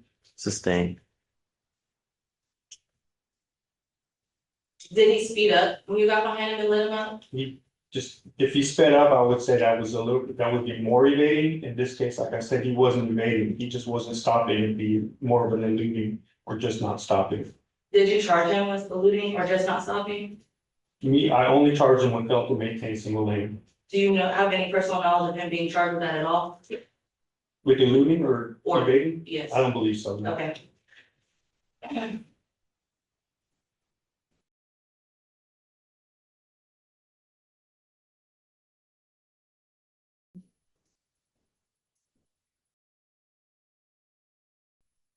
Okay, and so you also indicated, other than the belligerent but not belligerent activity, that you observed red glassy eyes, is that correct? Correct, What time was it when you pulled him over? About? I can't recall. Okay. I think the report says 2:00, And that's fair, I think we can agree on that, and that's in the morning, right? 2 AM, yes, Okay, that's pretty late, right? yes. And could his red eyes have come from him being tired? Objection. Speculation. I mean, he did investigate, overrule. You can answer the question. Red glassy eyes is a sign of intoxication. Sure, but also part of your job is to distinguish between signs of intoxication and signs that have other explanations. Would you agree with me when I say that? Well, so from what I know from my experiences, the DWI officer, when he does his investigation, and I'm sure he'll come and testify to that later, he will ask him when the last time you see, and the only reason I know this is because I translate for a lot of DWI investigations, because I'm a Spanish speaker and most of them don't, so Okay, They and I would asked- object to his answer as non-responsive. My question is whether or not you would agree with me that you have to distinguish between a DWI sign and something that can be explained by something else. Yes, Okay, so everything you observe can't just be, oh, check the box and it's a sign of intoxication. You would agree with me, right? correct, yes. Okay, and so red glassy eyes, while it is a sign of intoxication in some cases, it could also be explained by other things. You would agree with me? Correct. We Okay, look for multiple signs, yes. sure, and when you notice those signs, it's your job, or it would be pertinent on you to exclude other reasons for those signs, right? Can you say that again? Sure, that was kind of funky. When you notice those signs, a good investigator would try to rule out other explanations for the presence of those signs. Would you agree with me? Correct. So with red, did you do that in this case? I didn't charge him with DWI. Sure, but you referred him to DWI unit, so you clearly thought there was enough, right? I'm not the one to determine if he's intoxicated. And you're the one who determined that he had to get. I investigated determined that he intoxication. had been drinking, not that he was intoxicated. Okay, so how did you determine he had been drinking? His red watery eyes and the smell of alcoholic breath on his breath insurance. Do those things by itself mean someone has been drinking? It's possible. But does it mean that? It's possible. Are there other explanations for both of those things? Not the smell of alcoholic breath in person.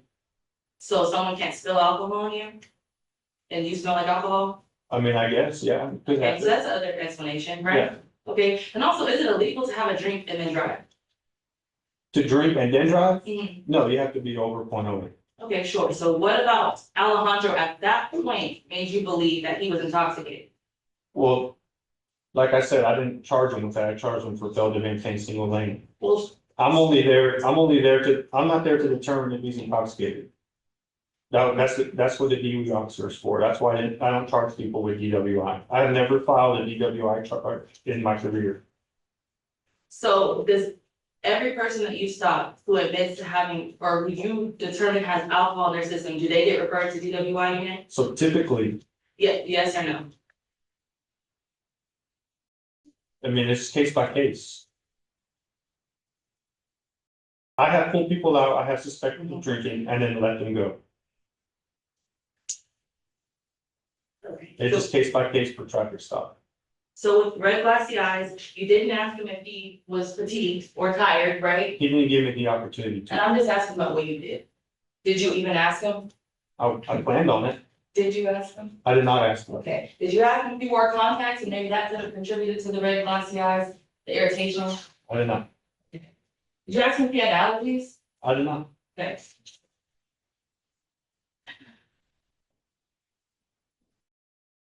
And you also mentioned that when you happen upon people who you suspect of DWI, you ask them where they're coming from, right?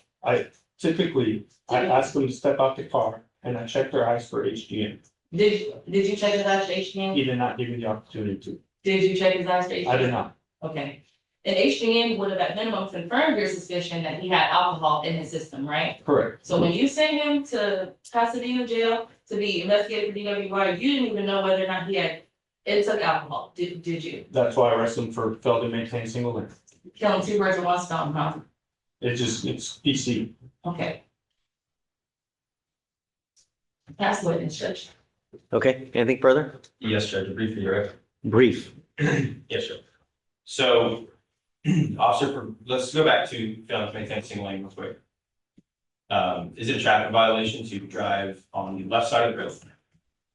I'm sorry, repeat the question. Is it against traffic codes to drive on the left side of the road On the left side of the road, yes. across the yellow lines? Across the yellow line, yes. Okay, and was the defendant in this case driving over that yellow line? Yes. Now.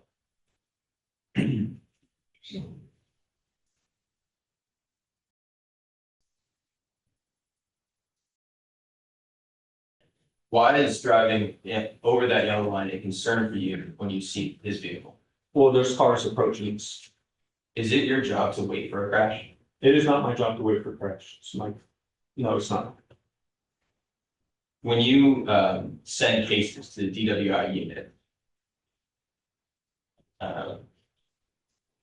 what do you mean when you send them to the DWI unit because you don't know he's intoxicated? Ask it one more time. Can you just explain what you meant by referring someone to the DWI unit when you don't know if they're intoxicated? Correct. Yeah, like I said, I I know what signs of intoxication are. It's not my job to determine if they're intoxicated. That's why we have an EWI officer. And based on your training and experience and the totality of everything you saw, why did you take him to the station for Officer Moore to do the DWI investigation? Because I believed he had been drinking. And if he's not intoxicated, then we won't charge him with DWI. And all those questions about context and being tired, are those something that you asked or DWI officer asked? The DWI officer asked, I will ask if they need translation. Okay. Thank you, officer. Nothing further, Your Honor. Nothing from the council. Okay. May this witness stand down. Yes, Judge. Okay, Oh, I'm you're excused. Thank you so much. Yeah, no, we're taking a break. Absolutely. We need to take a break. Ladies and gentlemen of the jury, we're going to take about a 5-10 minute break. We have some housekeeping matters to take care of, and I'm sure that you guys need a little bit of a break as well. So we'll have you step out. Please remember, do not discuss anything about the case while we're in recess. Okay, please.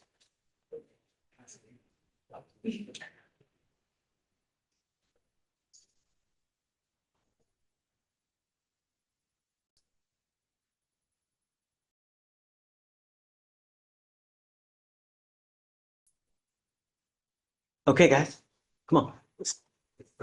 Welcome. Yes, sir. Come on. Just the last name of your client. Okay, what's your cause number? It is 2-6-1-2-2. Okay. So Martin Malik Davis. It's an assault violation. He came on bond conditions. He's still in high school and the complaining witness is still in high school. So he may go to Lamar. The issue is if you have to put your bond conditions that they have to be 200 feet from each other.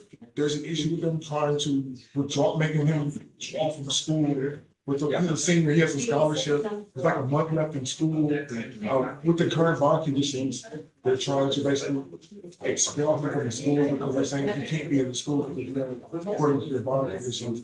So I was wondering if we could sort of amend the bond conditions. Let's reach out to the state to see if they can reach out to her to see what her opinion is, because the last thing I want is him to try to have any kind of contact with No, I her understand that. and then more issues. So, I don't know if you can just say there's no contact. yeah, but make sure that she is okay with it. I want to make sure that there have been no issues Okay. since then. Okay. He's behaved himself essentially, and then we'll go from there. All right, thank you. Yeah, of course. Herman, hey, bud. I'm Ms. Watson, Judge. Okay. Yeah, this morning she said that she was testifying before 97, and I don't know. She was doing what? Testifying before I think they're 97. doing a lot of hearing or something. She just. Did you get notification? Yeah, so I got verification that they weren't going to trial tonight. I usually check in with them. They're not going to trial. Yes. Or that they were not going to need her to testify. Okay. And so I told her go up there, check in with them, and then as soon as you're finished, to go, either report back here to 4-5 or to go to our office for testing. And so I verified with the JLO upstairs that, yes, that she didn't. Okay, she has until the end of the docket. Yeah, I'll be trying. I just like it's one. Well, let's make sure, but, Yes, you of know, course. right. If she doesn't show up. Yeah, okay. Okay, All right. Hi. Judge, I'm here on Dr. Canales. I'm calling more people to go because of the exact indication about the time. Canales. Where's the defendant now? It was set a lawful for today, Judge. Oh, okay, so the person hasn't shown up? No. Did you let them know to be here? Got it, okay. Let me see. Okay, I'll wait, obviously until the end of docket. I'll grant it if they're not here, and then I'll revoke the bond, okay? Thank you, Judge. Got it. Okay, counsel, ready? Come on up. Okay, hey, give me 1 second. Where's the tomorrow? Okay, what's the last name? Varys, Farris. In jail, right? Yes,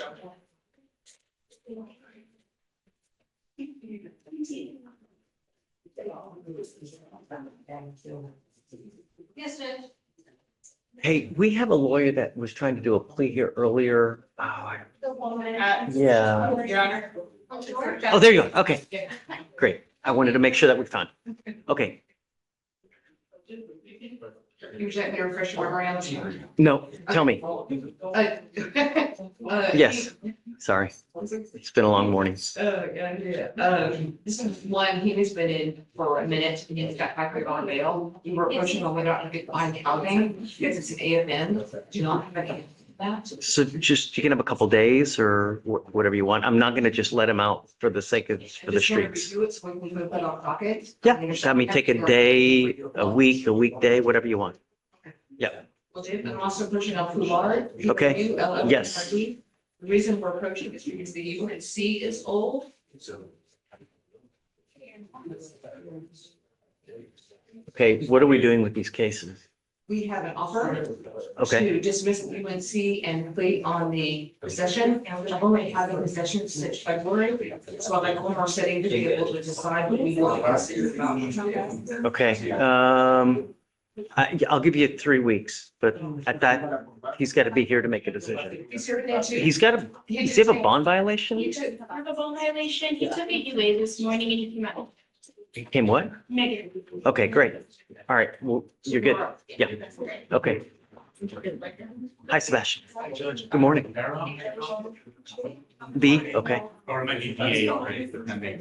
I broke the burn it out. We're gonna do a jail, reentry. Okay, yeah. Jail instruction. sure. Okay, just file it, I'll sign it. Yeah, it should already be in the. I haven't. I'll make sure. it gets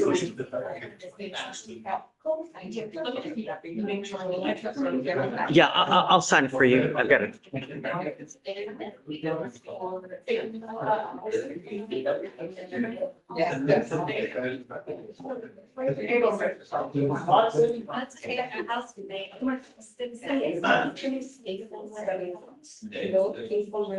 Who are you here for? I have Mr. Garcia, Mr. Vasquez, Judge.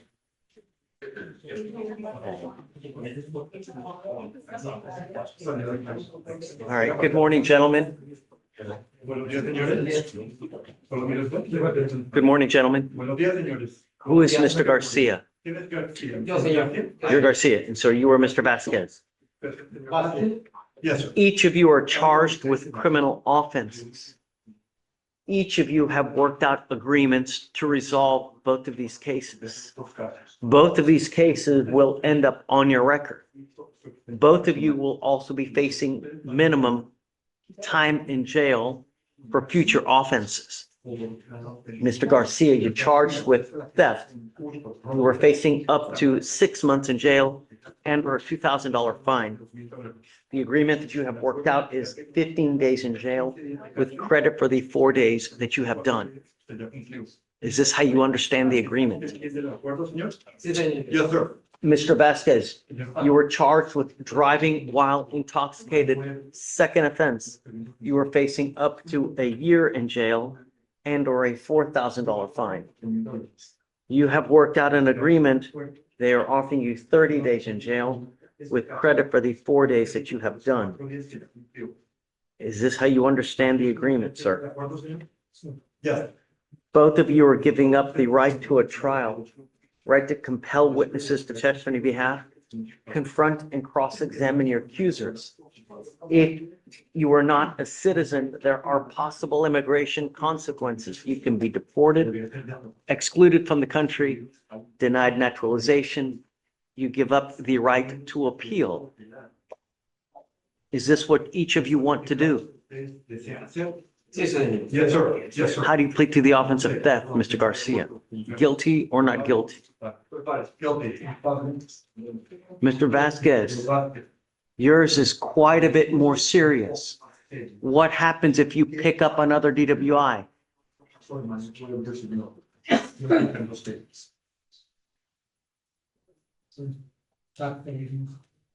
Immediate jail. Prison. Prisión, señor. You were looking at a minimum of 2 years in prison, a maximum of 10 years in prison if you pick up another DWI. For you, I would never get in the car, even if you've had a sip of alcohol, because you are taking a huge risk. I will find each of you guilty. You will now be facing a minimum of 30 days in jail.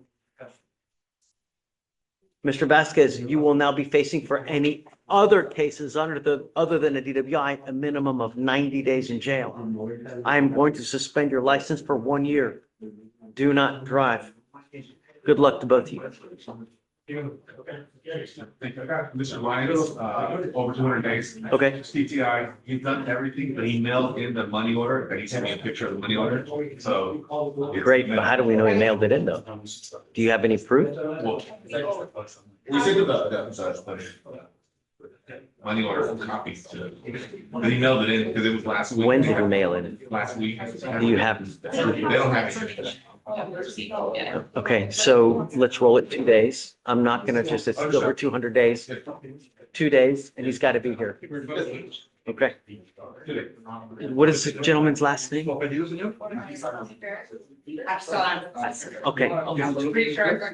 Yeah, I have it here. All right. Good morning, sir. Are you here for Mr. Reyes? Yes, Your Honor, I'm here. Oh, it is. Okay. Sir, you were charged with driving while intoxicated.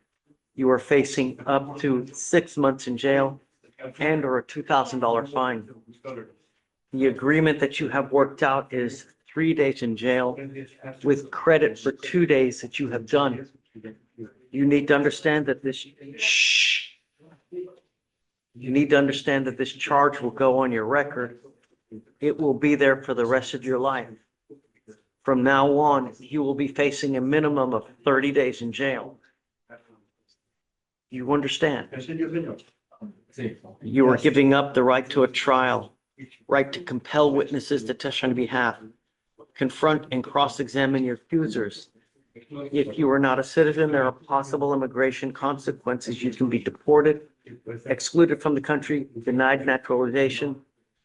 You give up the right to appeal. Once you accept this agreement, you can never change this or undo this. Is this what you want to do?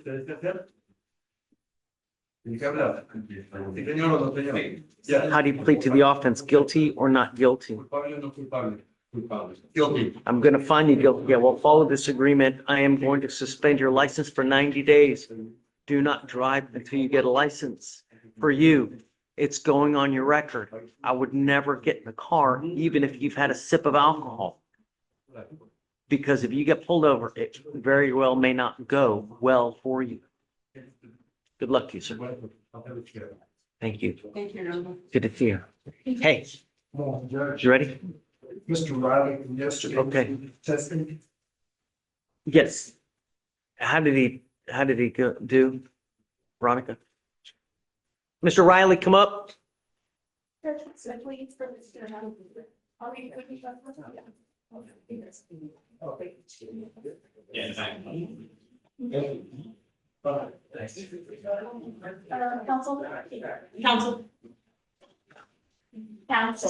Mr. Riley, you tested negative? Okay, great.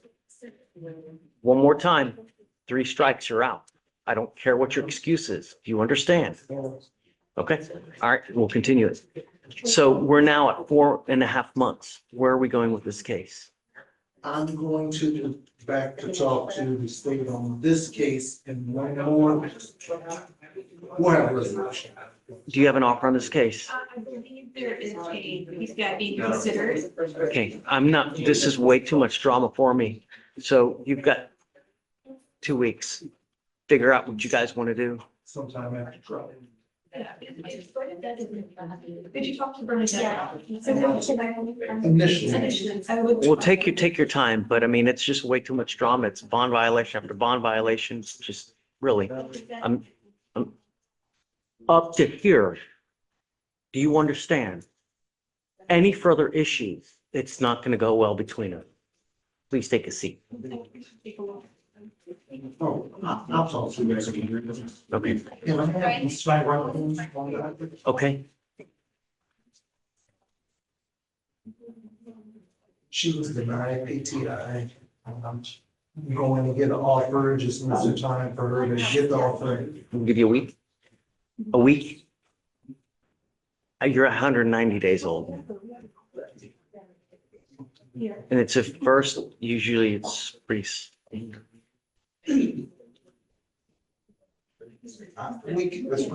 Okay, thank you. Come on up. Hi, Mr. Strauss. Do you have a plea? Am I right? Okay. List, come up.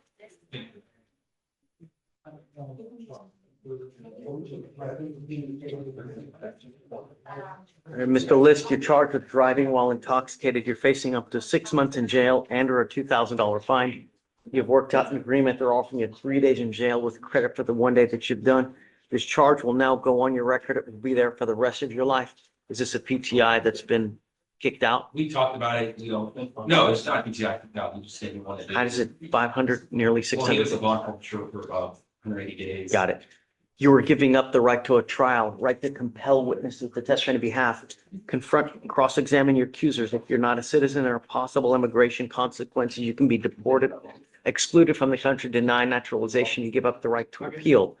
From now on, it is a minimum of 30 days in jail. Do you understand? I am going to, or how do you plead to the offense, guilty or not guilty? I'm going to find you guilty and we'll follow this agreement. I'm going to suspend your license for 180 days. Good luck, sir. Thanks. Can we consider 90 day drop? No, Okay. his case is 600 days old. He took off. Why would we? No, I'll waive the court costs, but he's getting a 6-month suspension. Yes, sir. All right, good luck. Hey, Mr. McMillian, correct? okay. McMillian, come up. Page 12. Thanks. Okay.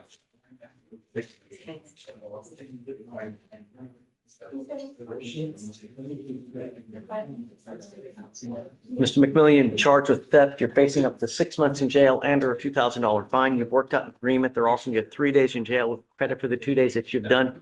You were giving up the right to a trial, right to compel witnesses to testify on behalf, confront and cross-examine your accusers. If you're not a citizen, there are possible immigration consequences. You can be deported, excluded from the country, denied naturalization. You also give up the right to appeal. How do you plead to this offense, guilty or not guilty?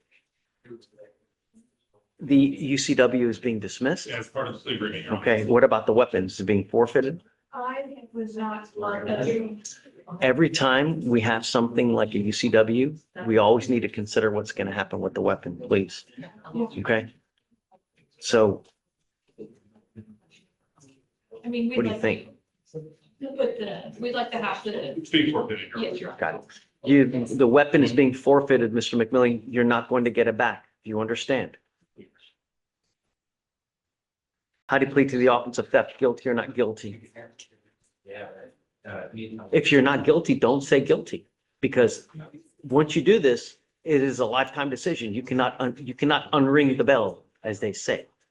Don't plead guilty because, this isn't Target where you can just return it because you don't like it. It's a lifetime decision that you make today. Not only that, a theft case is an enhanceable offense, meaning if you continue to pick them up, you're looking at a felony offense. You have already one, so your very well next one may be a felony offense.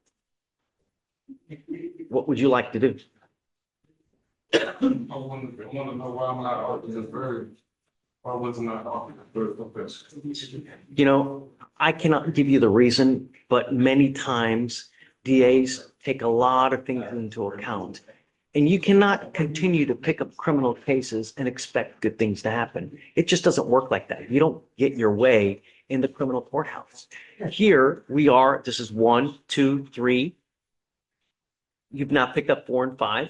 So at some point, they have to make a decision on what they want to do. I can't control the decisions on what they want to do. It's just, you either accept a plea bargain agreement if you don't like it. You can either set up a trial, you can counter, but it's up to them what they want to offer. They don't have to offer anything. Well, at some point, I guess, right? But it's up to you whether you want to take it. If you want, I can give you a little bit more time, but it's a lifetime decision that you make today. I'm not gonna just, these are, no, it's okay. Don't worry about it. I mean,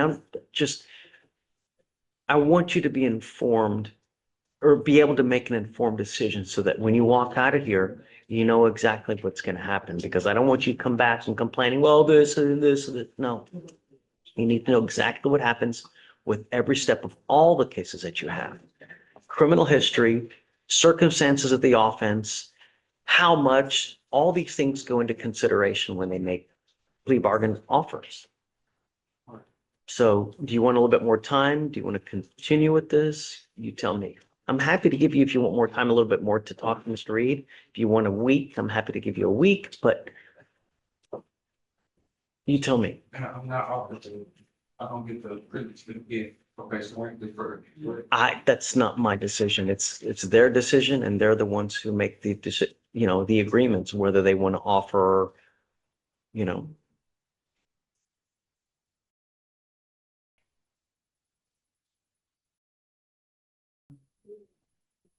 Um.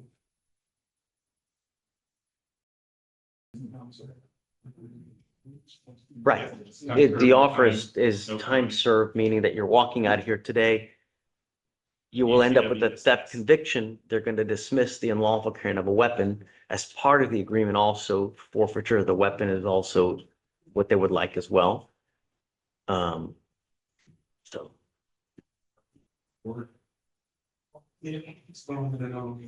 Yeah. Okay. So how do you plead to the offense? Guilty or not guilty? I'm going to find you guilty. I will follow this agreement. I will sentence you to it. I'm going to roll your court costs so you won't owe anything. But understand, this now makes how many? The more you pick up, the worse it is. All we want our streets to be safe. We want to protect our community. We'll do everything in our power to do it. We're not asking for much. Do you understand? I'm not talking. Well, picking up criminal cases is the thing. And Mr. McMillian, you are now facing a minimum of 90 days in jail for any new cases that you pick up. Do you understand that? It's a minimum of 90 days in jail because every conviction can be used to enhance punishment. On a first, it's 30 days. On a second, it's 90.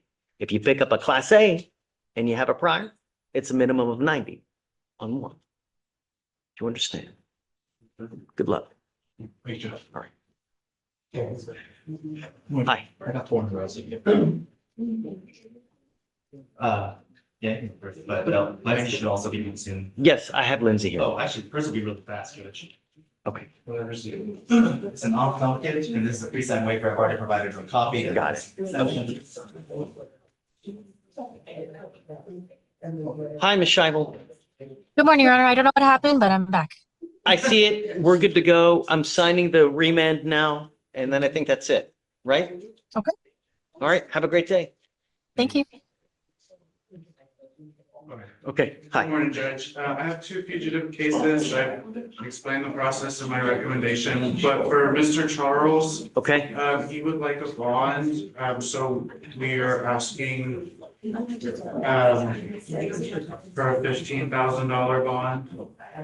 State's requesting no bond. He is one out of Orange County for second-degree murder with aggravated battery. Does the murder case carry a life sentence? No, it does not. But he also has 22 Really? pages of criminal history. It's okay. I'm not gonna really. So You never know until you ask. let me know if he wants to wait for that. But no, not on a murder case. Understood. Yeah. Who's next? Second one is Mr. Quinn. Okay. Guyen. On that one, we're asking for a $2,500 bond. I think what he's currently with the. What's your position on the So bond? normally I wouldn't be opposed because they're worthless checks offenses, but when looking him up, he has recently been, he's recently been charged with engaging in organized criminal activity, so basically legal case. 2 gambling promotions, keeping a gambling place, money laundering over $300,000, a possession gambling device, and all those are charged in 2024, or December 2024, so right at the end of 2024. Are those? They're not open, are they? No, they're open, that's what I mean. Oh, they're open. So, and I guess he's on bond because of Warrant, that's out of Sabine County, and obviously this is from Louisiana, so I don't know if it connects, but obviously having so many serious felonies open concurrently with the Louisiana extradition. Yeah. So I'm. Agreed. I would just say, I mean, if he's on bond for all those, just not one, I mean, he's willing to go turn himself into Louisiana. And his Have wife you is spoken on to the board. demanding jurisdiction on those cases to see what what's up with those? No, I haven't followed up. I mean, they just confirmed the warrant. so- Until I know whether, if he's really on bond, if those are in warrant status, are they looking from over there? Oh, If you- Sabine isn't wanting, there's no intrastate transfer. This is only in the interstate from Louisiana. So Sabine doesn't have a warrant there. I don't know what the next state is because I haven't reached there to them, but this is only pertaining to the Louisiana exchange. So he's on bond for those? Yes, in Sabine County. So, I mean, I haven't followed up with Calcasieu Parish, but obviously I can this afternoon. This morning's just been a little chaotic. But he did waive, so if he does nothing. Do you know the amount? I don't, I wasn't able to, actually, I don't think it's put on the top side of it. I don't believe it's on there. Double check that. I don't know. That's a lot. Agreed. I mean, it's not bond revoked on those cases, so I think that's a good sign. How old are these? Is this new? Not the wrong one. From October 24th, 2025, they're requesting a bond. It does not have an amount. But the extradition lieutenant did confirm. From Louisiana.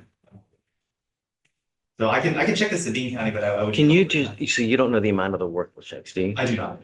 No, I can stand down and then. Yeah, can you find out? I can- If it's like 100,000 or 80,000, but if it's minuscule, then yes, I'll give you. For what it's worth, whenever they're nominal, they're pretty good about canceling before, or at least after they confirm, they go. I'm ahead. curious to see whether it's an amount that's just uptight and out of sight.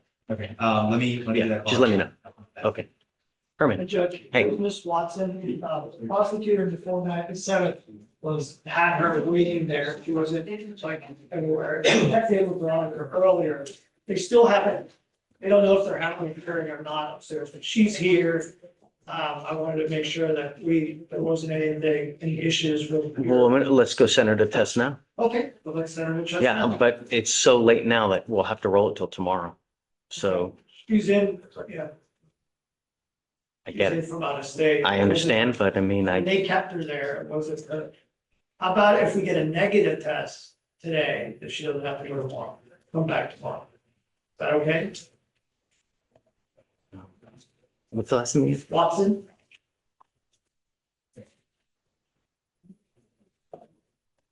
Miss Watson, come up.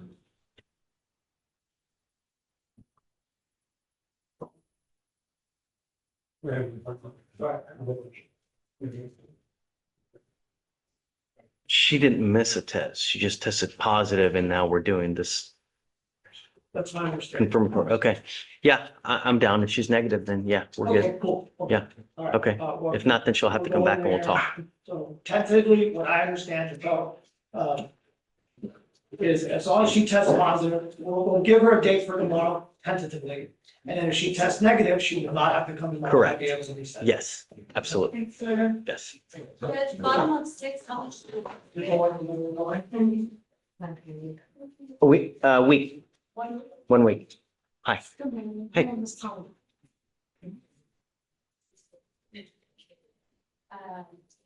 Oh, so the 20 Okay. I just signed on to the case, but from my understanding, it's pretty old. Where's Miss Tolliver now? She's. Come up, Miss Tolliver.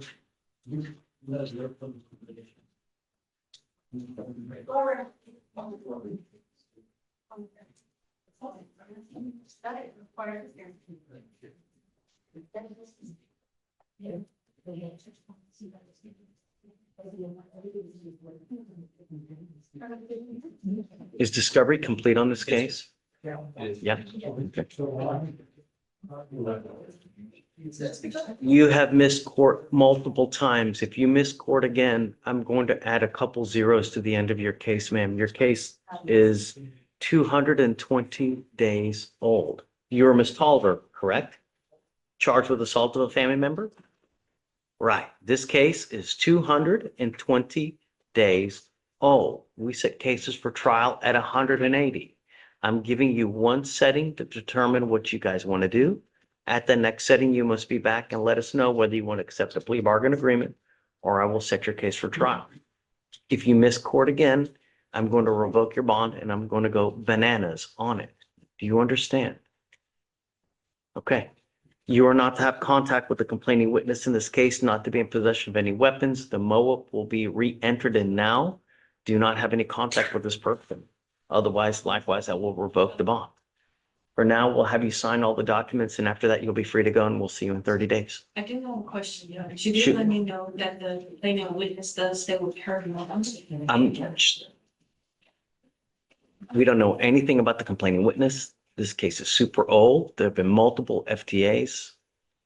I'm ready to put it to bed, But there really. hasn't been any issues and the being something like that. How do I know that?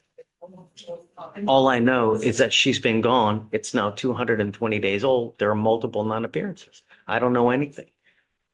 So all I know is that, so for now, we'll have you sign the documents and then we'll see you in 30 days. Thank you. Please, thanks. State's bond petition? Yeah, We having the new file. We're having the new file. yeah. No. We have, can you redo the other one? No, we need to. Okay, can you file a new one? In this Holder, hey, they need to sign a new MOA, so she can't go yet. Okay, Mr. Reyes, Hey, Judge, hi.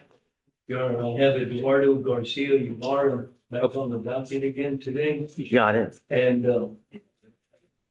he's the one that's been on probation for 18 months and. Sure, I Had him remember. up here at Mounds because he went to go work out at whatnot.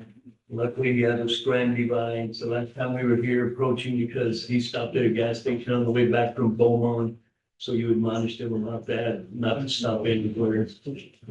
So now with the, I'm trying to keep him on the probation. He only has 6 more months to left on the DWI probation. He has the scram device. Mr. Reyes, I'm sorry. He picked up a felony assault. It's his second felony assault of a peace officer. I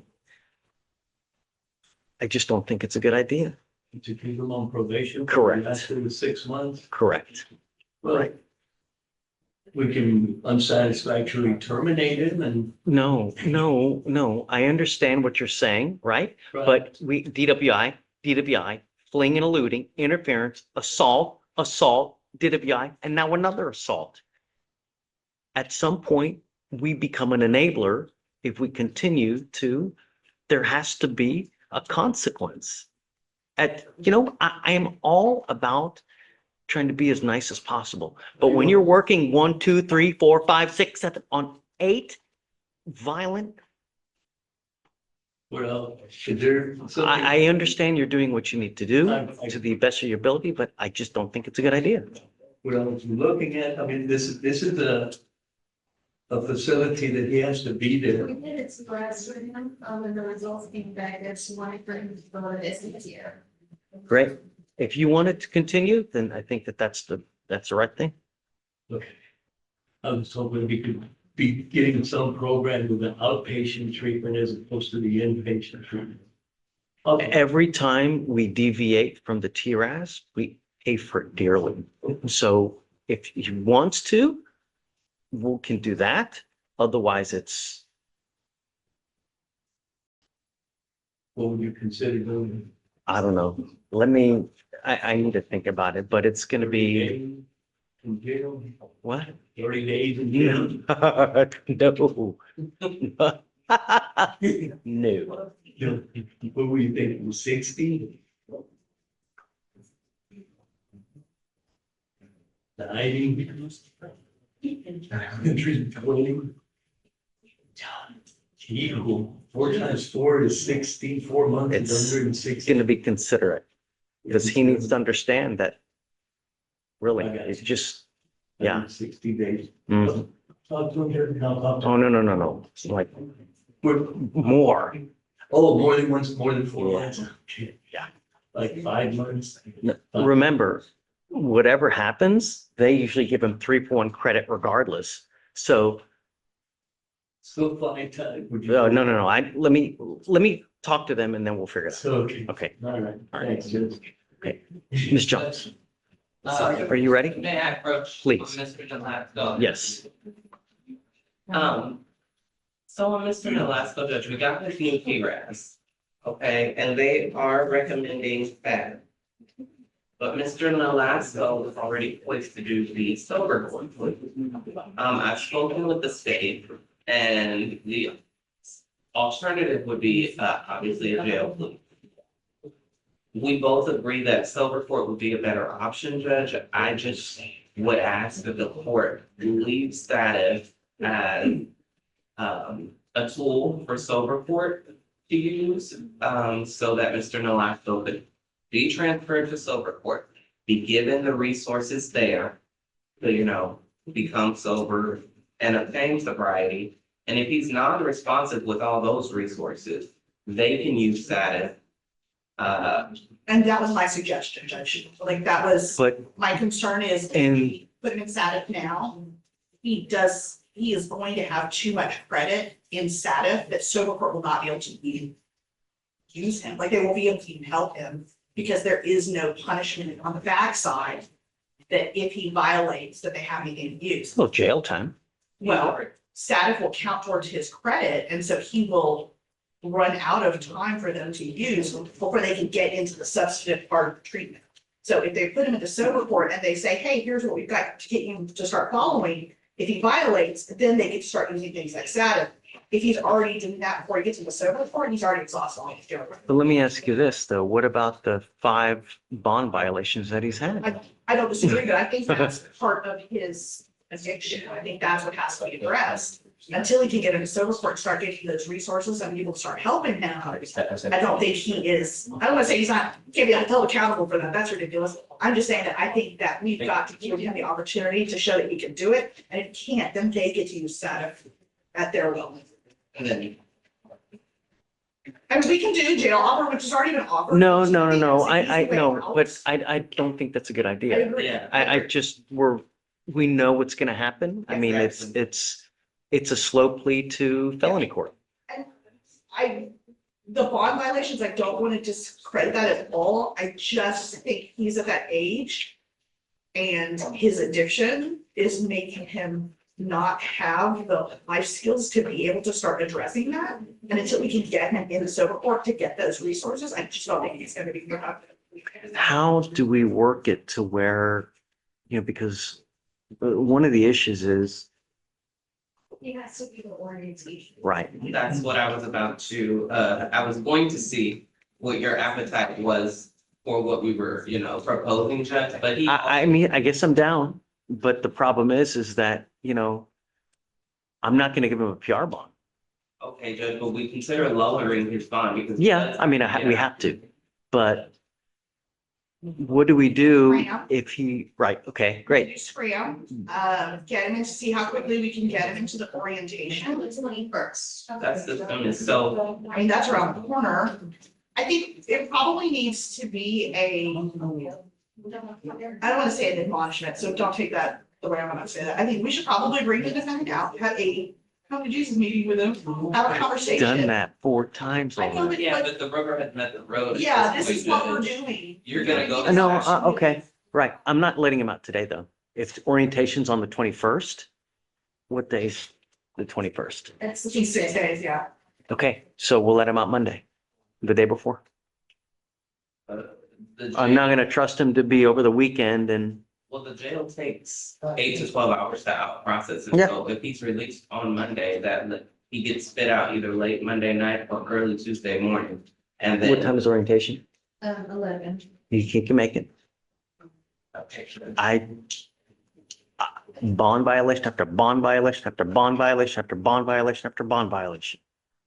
He's battling addiction. Thank you. Judge. I get it. I You want me to understand. bring him out? I understand. And I want to go.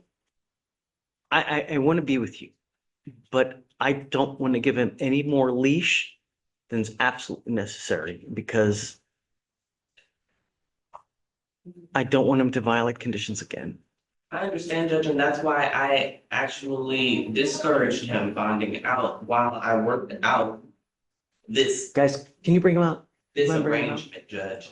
However, he does still have employment to get No, last to. He does still have those things as well. So it's like, if we leave him in custody so long that he comes back to non-employment housing issues, I feel like I'm more so creating additional barriers to sobriety as well, Judge. So if the court is not comfortable with giving him a PR bond, as you said, until Monday, would you consider lowering the bond? So that Yes, of there's at course. least the option, Yes, if you want to pay absolutely. it out, Mm, okay, mm. and if not, you have to wait till Monday. Mm. Okay, what would the court consider? What do you think, Bernadette? What's reasonable? A young What are you 19-year-old. thinking, Stinking? Yeah.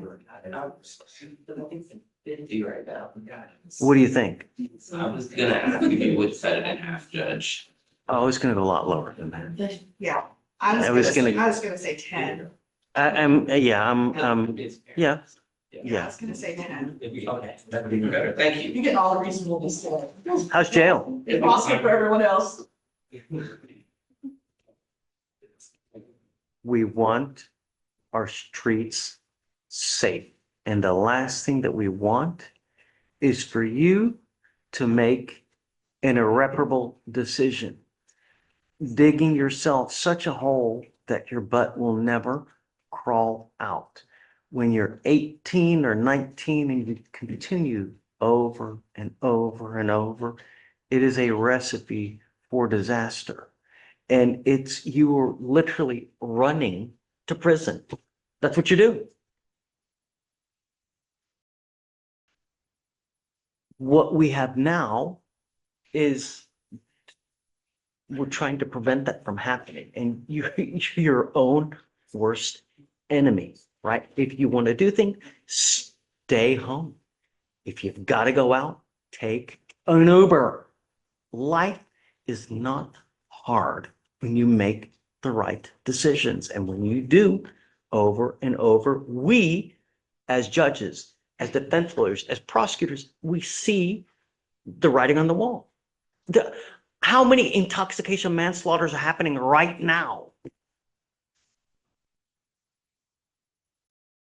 So, guys, you want to let them know what the roadmap is? Yes. Let them know. Just like we discussed, the plan is for you to be able to get released to go through the orientation for sober. That is agreeing to lower your bond to 10,000. If you can make that bond, then you'll get out. You'll still follow your bond conditions. You'll attend orientation on the 21st and enter yourself. If you can't make that bond, you'll get a PR on Monday, the day before orientation. In the meantime, when you enter sober court, if you're not able to do all the things we discussed, they're going to send you to rehab. And the rehab ranges, like you could be in there for 3 months, 6 months, 12 months until you get it right. Year and a half. So, Judge, I think what I want Mr. Nolasco to understand from our end is the TRAS has already recommended that he do inpatient now. Mhm. And what we're all doing is taking a risk for him to send him to sober court because we all want to see that he's going to get resources in place before he has to do any kind of inpatient treatment. So I want him to understand that we're all giving him an opportunity to address this without having to go into this inpatient treatment that keeps him in custody for a longer period of time. And he has an opportunity to do that, but that's all going to be up to him. Mr. Nolasco, we have clinicians that interview you to decide what is the best road for you. Based on your first DWI, based on your second DWI, based on the 4 to 5 bond violations that you have with us now, their recommendation is immediate inpatient treatment facility in the jail. How long is the wait to get a bed? Is it like 2 weeks? About 3 weeks. You would sit in jail 3 weeks waiting for a freaking bed just to get into the rehab program. And every time we deviate from what they recommend, we pay for it dearly. Meaning, when I go against what they recommend, it always ends up worse. They have, both of them, including the prosecutor, have chipped away at me to do sober court, to use this as a punishment for you in the event that you violate the conditions again. And I will very reluctantly agree.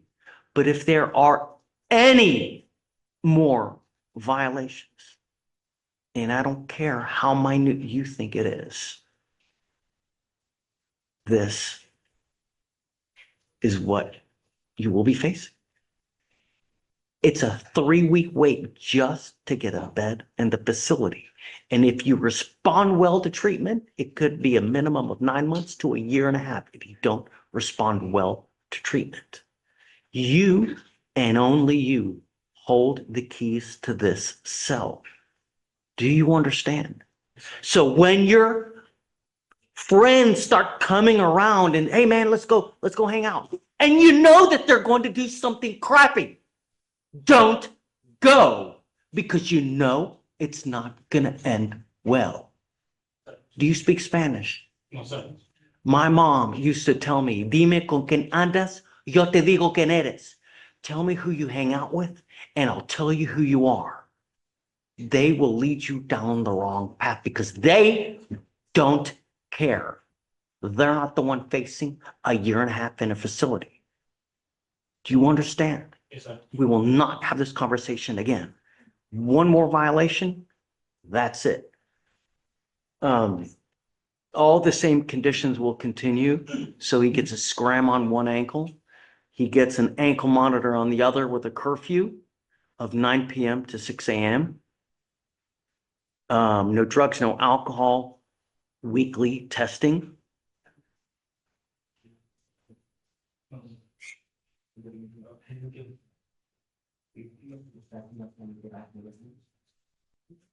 What? For the ankle monitor, the curfew, can we do 8 p.m.? Sure. Because he needs time to get home. No. I'm not letting him out in the middle of the night. I'm saying the curfew be 8 Back p.m. by 8 p.m. Be back by 8 p.m. Oh, sure. So that he can get home and not be in constant violation Okay. if he's cutting it close. You mean, because I was saying 9 p.m. Oh. to 6 That's a.m. even better. That's Oh, better. yes, sir. I thought you were saying 6 p.m. No. 9 p.m. to 6 a.m. He's got to be home by 9 o'clock at night. That's fine. But if he comes home at 9:01, if you fail to show up for a drug or alcohol test, an immediate warrant will be issued. Do you understand? Okay, so lower the bond, please, to 10,005.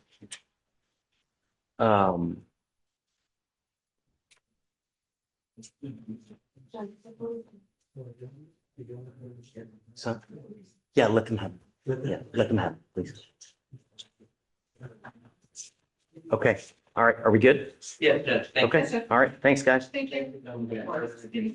So we'll bring them back on Monday? I don't know that he's gonna be able to make that bond, so I don't think we necessarily need to bring it back. I could just appear and approach on bond, just have to build custody. Sure, yeah. So he's getting the on now. What? No, I set the bond at 10,005. But if he's still in custody, I'll approach on Monday. She'll approach on Monday for a PR bond, and then I'll give him a PR bond on Monday. And then, I guess, Because most likely, I don't know if they'll even be able to make it at home. So I'll still just approach first thing Monday for Zoom on if I need to. sure, Get him of course. Yeah, I'd say do that as early as you can, That's why I was saying, yeah, just to make sure that he's released in time to make it. Oh, to- if I give him a PR bond, he'll be out within, yeah. not that night, probably. Yeah, I think so. Oh, yeah. Okay, He just Yeah. can't, he just can't miss orientation. I know.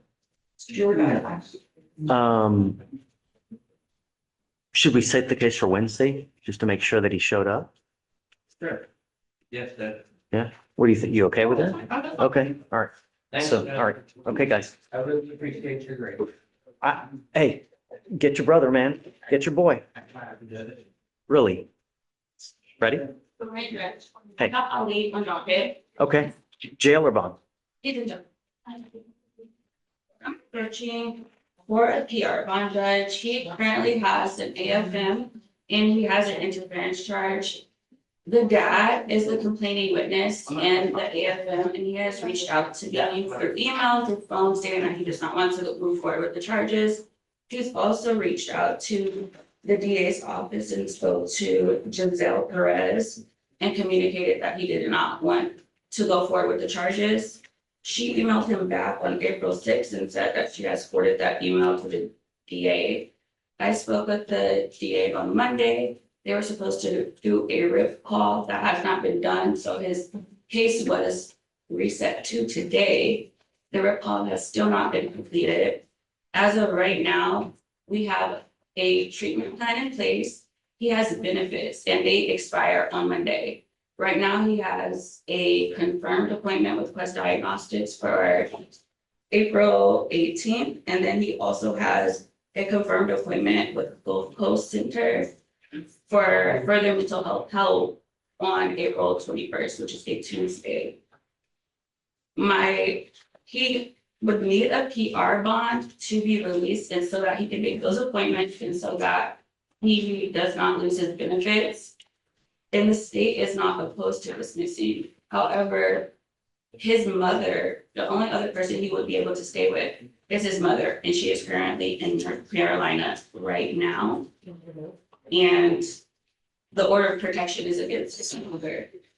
The problem is that great, give him a PR bond. Where does he go? Exactly. Lives on the street? My concern is that he is waiting on a dismissal because the state needs to make RIF calls. And I reached out to DA on Monday. They were supposed to do it Monday. That did not happen. We are rolled it to Wednesday today.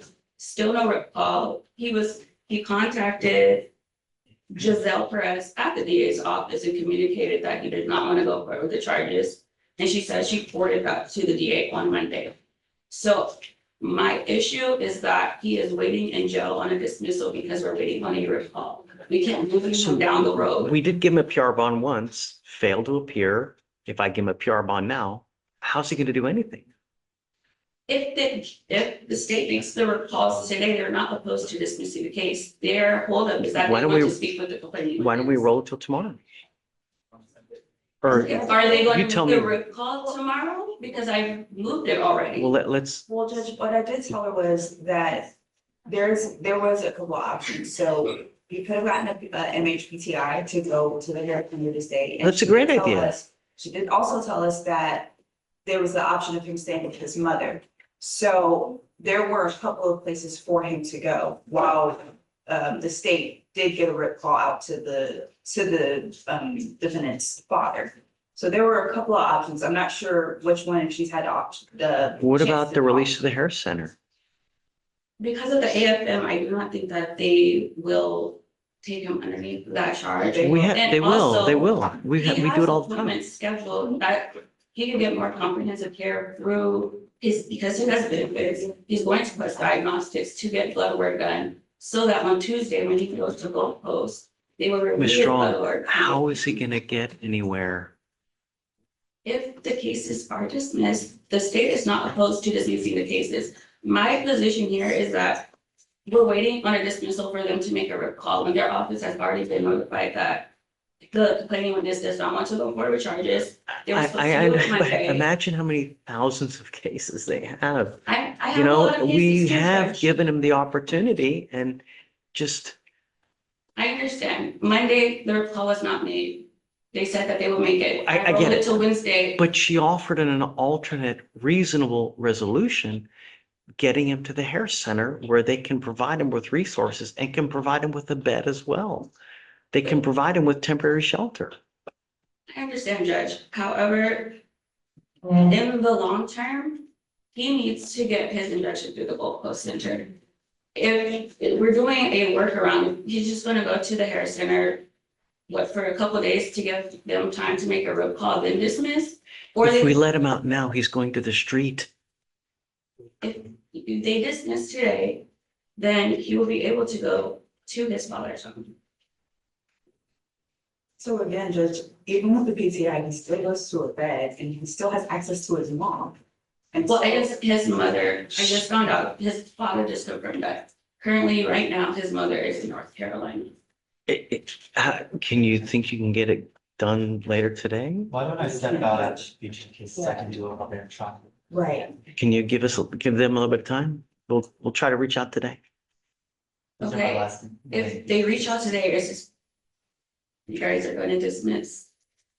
It's a big ask. We were waiting on the state to make replies. He is in custody because they need to make a reply. I gave them. He's a few in days. custody I because he told failed them to appear for court. They're not opposed to dismissing the case. I spoke with the DA Monday. That reply was supposed to be done, and I agreed to reach that to Wednesday. I gave them 48 hours to make a 2-minute. They're gonna go do it now. Judge, to be clear, I told her on Monday that we start trial next day and that I couldn't promise I'd get it done at 4:30.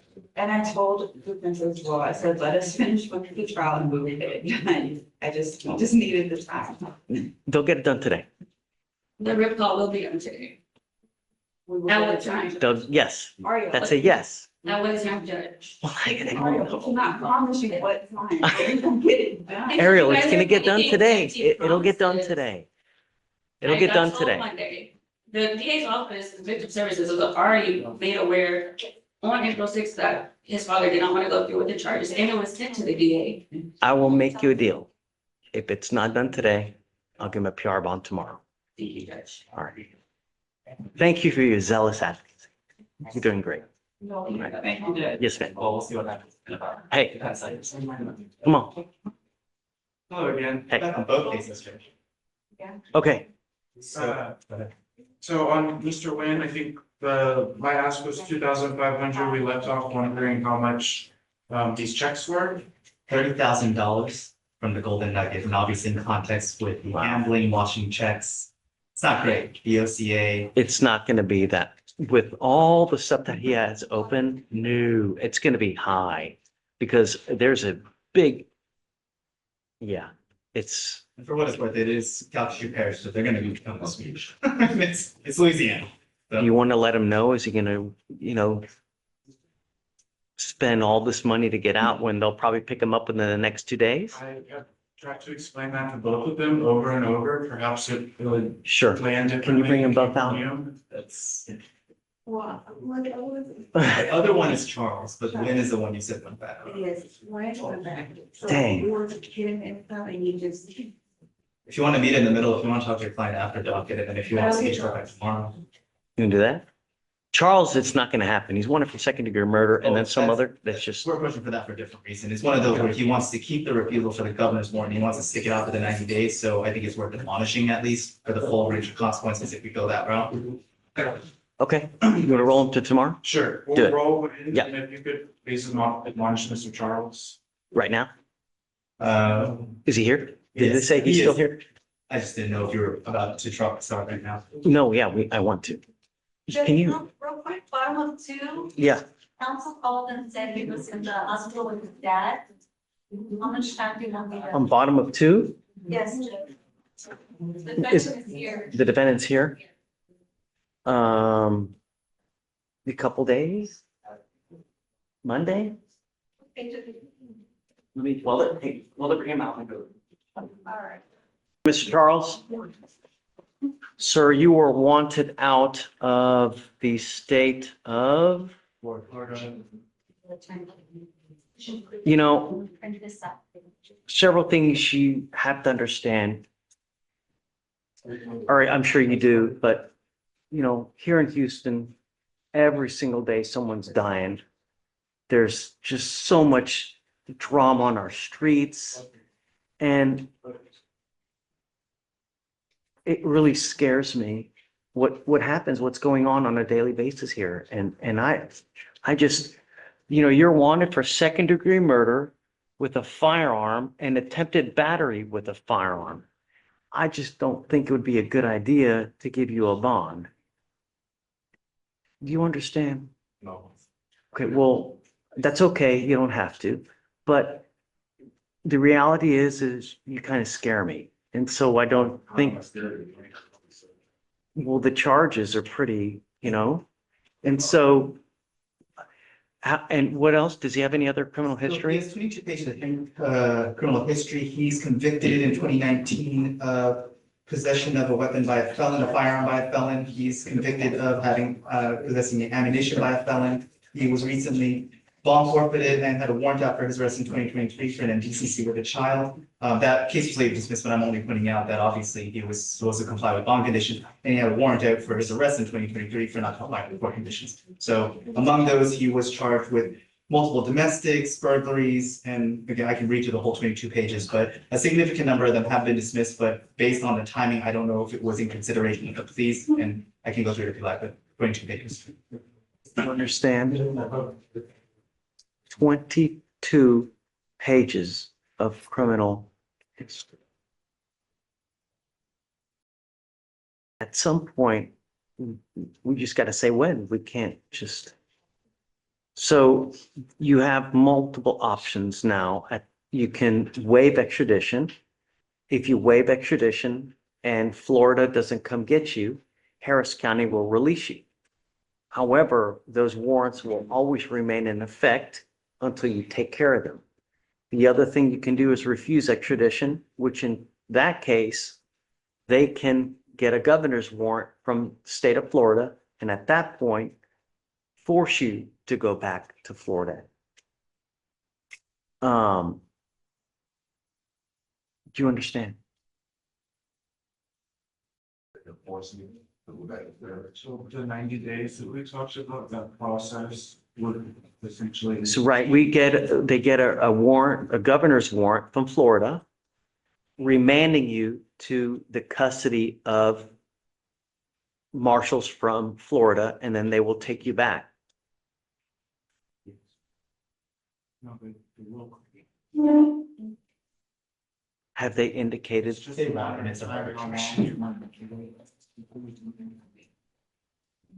Florida has already indicated to the state's prosecution that they want you, so that they're going to come. So whether it's within 14 days, whether it's 90 days, that's up to you. I don't want you to decide now. I'll give you time. I just wanted to bring you out to let you know the options so that can make it. Trying to get a bond, so yeah. I'm not going to give you a bond, Mr. Charles. You just, So basically, I'm gonna find a way or something to able to deal with this. This is not like. right. So, I mean, that way, just go back, just get it once and for all, looking over your shoulder, really, just. It's not like- you know, so- Look, you don't have to say anything. It doesn't matter. Just, we want to know how to go forward and, that way you can go ahead and just move on with everything, Yeah, just, it's a lot. Okay? All right. Thank you, sir. Good luck. Thank you, Judge. Thanks, guys.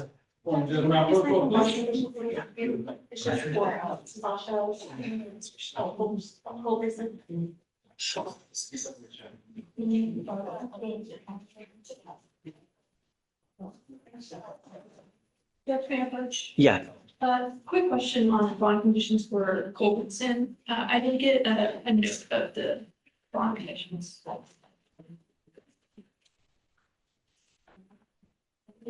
I said no conditions no condition. The fleeing? Yes. Yeah, no condition. It was just, For Culbertson? uh-huh. Judge, you said the Moab, and I thought it was from. No, that's a different person.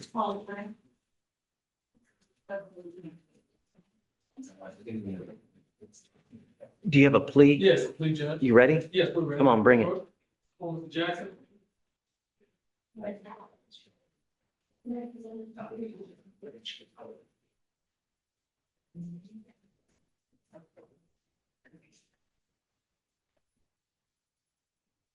What's his last name? Jackson. That's okay. There's a DWI, there's a weapon with this case, Yes, right? they were on this down And- and forfeiture. Right, that's my concern. Okay. Yes. All right. Right, Mr. Jackson, you're charged with driving while intoxicated. You're facing up to 6 months in jail and or $2,000 fine. You've worked out an agreement. They're offering you 3 days in jail credit for the 2 days that you've done. You are giving up a lot of rights by entering into this agreement. You give up the right to a trial, right to compel witnesses to testify on behalf, confront and cross-examine your accusers. If you're not a citizen, there are possible immigration consequences. You can be deported, excluded from the country, denied naturalization. You also give up the right to appeal. Once you accept this plea of guilty, this will go on your record. It will be there forever and a day. From now on, it's a minimum of 30 days in jail for any new cases that you pick up. You understand? How do you plead to this offense? Guilty or not guilty? I'm going to find you guilty. I will follow this agreement. I have to suspend your license. I will do it for the minimum, which is 90 days. Do not drive until you get a license, and good luck to you, sir. Thank you, Judge. And Will you we'll- waive the surcharge? Yeah. Thanks, Judge. Yeah. Okay. Ready? Can I talk to you guys? Yes. We're not on the record. Oh, okay.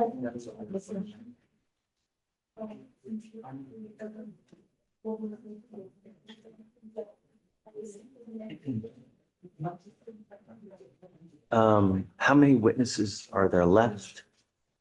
Same as. 3 witnesses, okay? Okay, you ready? Yeah. All right, let's roll. Ready? Please. Mr. Jackson.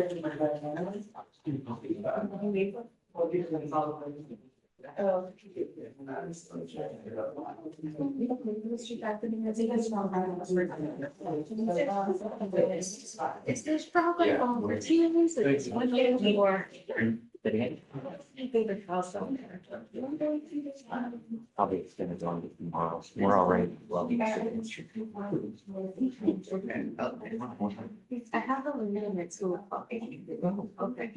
No, But I no, no, don't no, know if we're it's like done. probation eligible or anything, so Oh. I want to say, I'll be here till 4 o'clock today, so then I'll come back for the meeting, just fix. I'm there from 2 to 4, so and then I'll be just. I've got your phone number. Just. Because I have to get my daughter. I don't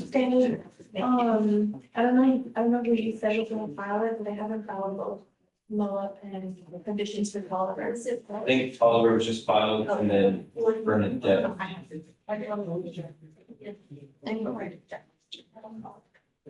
I'll take your. The 045. Yeah, I got it.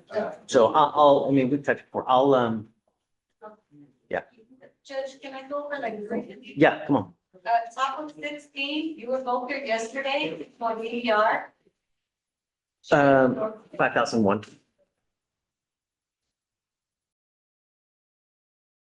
All right, next is bottom of 19. Defendant failed to appear. 5,001. And can you guys put the motion to a vote? Oh, Withdraw, sorry. Yes. On bottom of page 19, Urbina, you file a motion to withdraw. Yes. Okay. Well, I think, y'all were talking about George's case. What do you want me to do with that one? Garcia on 7. Just set it, I guess, a couple weeks. When is felony court, do you know? 5:13. I guess set it for the day after, or whatever he wants. And then, at that point, we'll set it for a hearing. Okay, are we ready? He's getting him? Okay. Garcia Ibarra.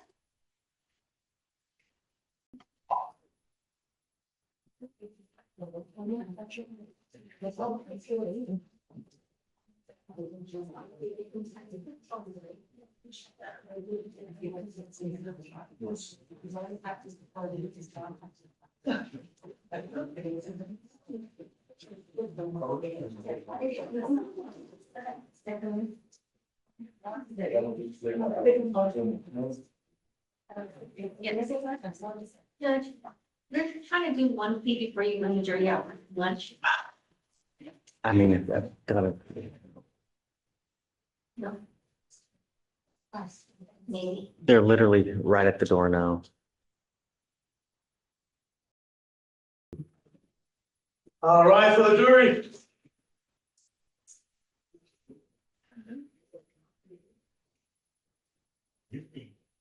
Are you ready on the next? Are you gonna go?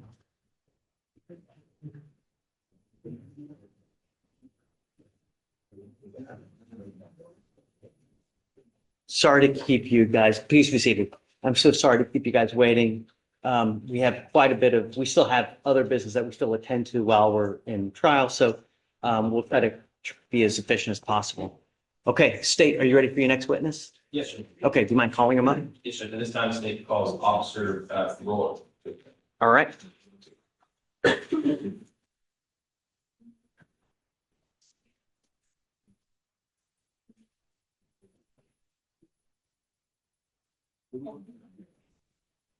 Do you know if Deputy Williams by chance? Oh, there she is. Rourke. Yeah, okay.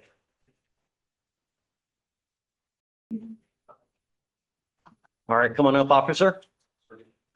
If you don't mind raising your right hand to be sworn. Do you solemnly swear to tell the truth, the whole truth, and nothing but the truth to help you God? Yes, sir, I do. All right, come on up.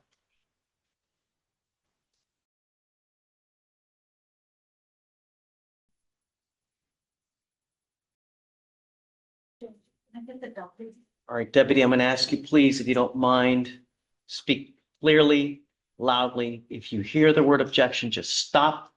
Once we've addressed it, at that point, you may continue. Okay? All right. Morning, Officer Roy. Good morning. Can you please introduce yourself? My name is Brian Rourke. And how are you presently employed? I am currently a police officer with the Pasadena Police Department. What got you into being a police officer? I ended up leaving the military and found out I didn't have any other skill sets, so I became a police officer. And how long have you been in office then? I've been here for about 5 years. And where are you currently an officer at? With the Pasadena Police Department. With Pasadena, what's your current assignment? I'm currently assigned to our DWI task force. What is that? It's a specialized division that we offer that specifically deals with driving while intoxicated. What are your duties on your current assignment? Duties are, excuse me, traffic patrol and enforcement mainly, as well as detection and investigation of possible intoxication in drivers. So what does a typical day or night look like for you? A typical day is a lot of driving around. Lots and lots of circles around the city, observing typical moving behaviors that might indicate possible intoxication, contacting some drivers to determine if a DWI investigation is necessary, or in some cases, performing DWI investigations as requested by other officers. On July 25th, 2025, what was your assignment that night? I was also on that day assigned to the DWI task force working night shift patrol. And how long were you on that assignment?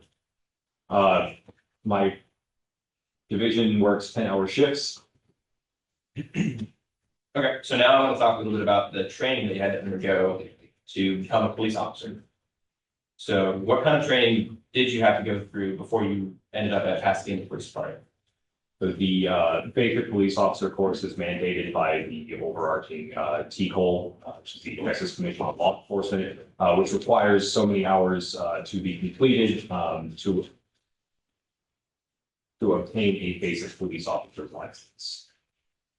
So becoming certified, did you have to go through classroom and field training? Classroom and field training. Our academy was about 8 months long. Field training was another 3.5 months after that. What does the classroom training look like? Classroom training is a significant amount of time, several months. At Pasadena offers our own academy, but there are also private academies around, and you go through a significant amount of courses ranging from just basic CCP, become an SST practitioner, and just the basic skill set to be an officer. And then outside of the classroom, what does the field training look like? The field training is you are working on the street, doing the actual job with a field training officer who rides with you, observes, make sure you're doing the job adequately, and gives you proper feedback into your performance. What kind of training did you receive regarding DWIs? During the basic course, you do go through a basic SST practitioner course, which does certify you as a basic SST practitioner, which gives you the ability to administer the field sobriety tests. Did you receive any additional training besides that basic course? Yes, I did. After making it off of probation, which is the year period after your field training, I went on to become an A-ride trained, which is kind of the next step up above SFST practitioner, and went on to become a certified drug recognition expert, as well as I am now an SFST instructor. Okay. And drug recognition expert, what all does that entail? The drug recognition expert program is the highest level of detection and investigation that we have. We learn about the 7 different drug categories, as well as the drug recognition expert evaluation process, as well as a significantly expanded repertoire of skills, observations, to articulate what we, the signs of impairment that we see in drivers, with not only alcohol, but also drugs as well. And being a DRE, does every officer become one? No, when I was certified, there were fewer than 400 drug recognition experts in the state of Texas. What's the difference between a DRE on patrol and a normal officer on patrol? A DRE is going to have significantly more experience and knowledge, whereas if a basic officer just, for instance, would give a very surface level observation, such as, just for instance, slurred speech. A DRE would be able to greatly expound on that and say, was it slurred? Was it also raspy, slow, thick-tongued? We have the ability to dive more in depth into what exactly is observed. Okay. And when you're on patrol as a DRE for a possible DWI investigation, what additional things are you looking for? I am also, as a DRE, we have more just experience and knowledge to observe the totality of circumstances that exist on a scene rather than becoming focused on one particular thing. Whereas a regular patrol officer may just be focused on eyes and speech, a DRE would also be looking at movements, speech patterns, if they're getting hung up on specific words or phrases, the length of time it takes to respond to an officer, and how that response is given. Now, over the years as a DRE, how many DWI investigations have you done? Ballpark. A significant amount. I think I have personally investigated about 350 around that number DWIs. Okay. And in those investigations, what are some signs of intoxication that you've been trained to identify? We look at the eyes, if they become red or watery or bloodshot. Speech patterns are a very big thing. It's very common for them to have slurred speech. Delayed reactions, odor of alcoholic beverages emanating from a pregnant person is also a very big clue. Okay. Now let's talk a little bit about your involvement in this particular case while we're here. On July 25th, 2025, you said that you were working the night shift. Where were you patrolling? I was actually up at the station for most of that night, working DWIs that had been brought in. Okay, and when you're at the station, how does it work for someone to bring a DWI to you? So the typical process of that is the officer would call out on the radio to see if there is a DWI task force member available. If one is not available because we are tied up currently, then that officer will transport that subject up to the police station where we do have a specific intoxication room to perform DWI investigations. And that night, were you wearing your full uniform? Yes, I was. To your knowledge, was your body worn camera working? To my knowledge, yes. Your Honor, may I approach, please? Yes. Officer Rohr, I'm approaching what's been marked as State's Exhibit 3. Do you recognize it? Yes, I do. And what is it? That is a CD containing my body worn camera footage. Before your testimony today, have you had an opportunity to review it? Yes, I have, And how do you know it's yours? because my signature is right there on this. To your knowledge, has it been altered in any way? No. At this time, state offers State's Exhibit 3 for the tender for inspection. It'll be admitted. So that's 3 body worn camera? Yes, Judge. Okay. Now, Officer Lord, that night when you're at the station, did you ever come in contact with someone named Alejandro Gonzalez? Yes, You seen him work today? I do. Can you please identify him by article of clothing that he's wearing? The gentleman in the red flag shirt. Gotta make the record reflect what is identified. So reflect. Now, where did you first meet the defendant? That would be back in the intoxication room at the police department. Okay. Were you called to conduct the DWI investigation that day? Yes, I was. Were you able to respond on scene? I was not. Why is that? I would have been working a prior DWI already. Okay. Why was Officer Escobar bringing the defendant to the station? He would have brought up the defendant because he believed and he detected while on scene that the defendant was displaying signs of possible intoxication. And what was the name of the room that you do your investigations in? The official name is Interview Room 2. We call it Room 2 for short. It is used as essentially the DWI task force office. Why would you take him to room 2 when you brought him? That particular room is set up as the most conducive area that we could possibly create to adequately and without problem administer the standard field sobriety tests. Now, when you first met the defendant, what all did you notice about him? I did notice that his eyes were red and bloodshot. He did display some slurred speech.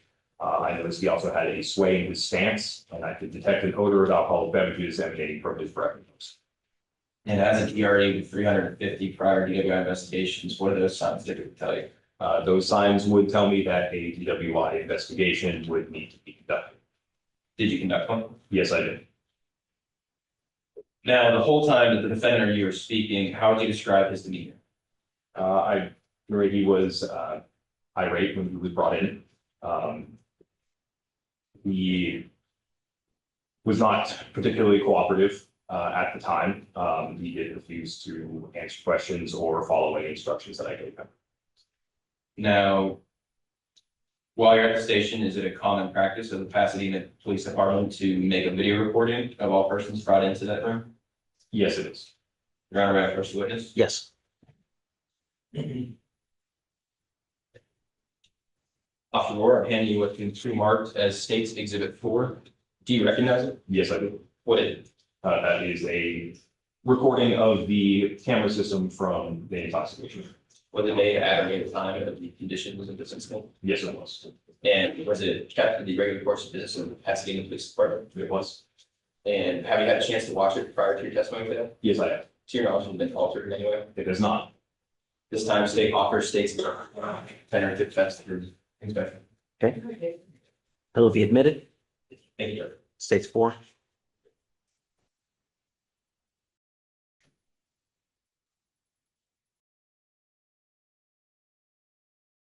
So, Officer Rohr, as I'm working with technology here and loading this up, would you mind telling us about how that investigation started in room 2? Officer Escobar brought the defendant in. As it is her usual practice, I will, when I first make contact with the defendant, put them into a specific interview position, which is informing them they asking them to stand straight up with their feet together, arms down to their sides. Excuse me, I'm sorry. After that, if they are brought into the station and I'm not able to actually get in contact with them on scene, I'll go ahead and read them the Miranda rights, just so we don't violate any rights or anything like that. And then I will go ahead and conduct my investigation, starting with an initial interview of the defendant, and then move on into the administration of the standardized field sobriety tests. Judge, may I publish this report? Yes.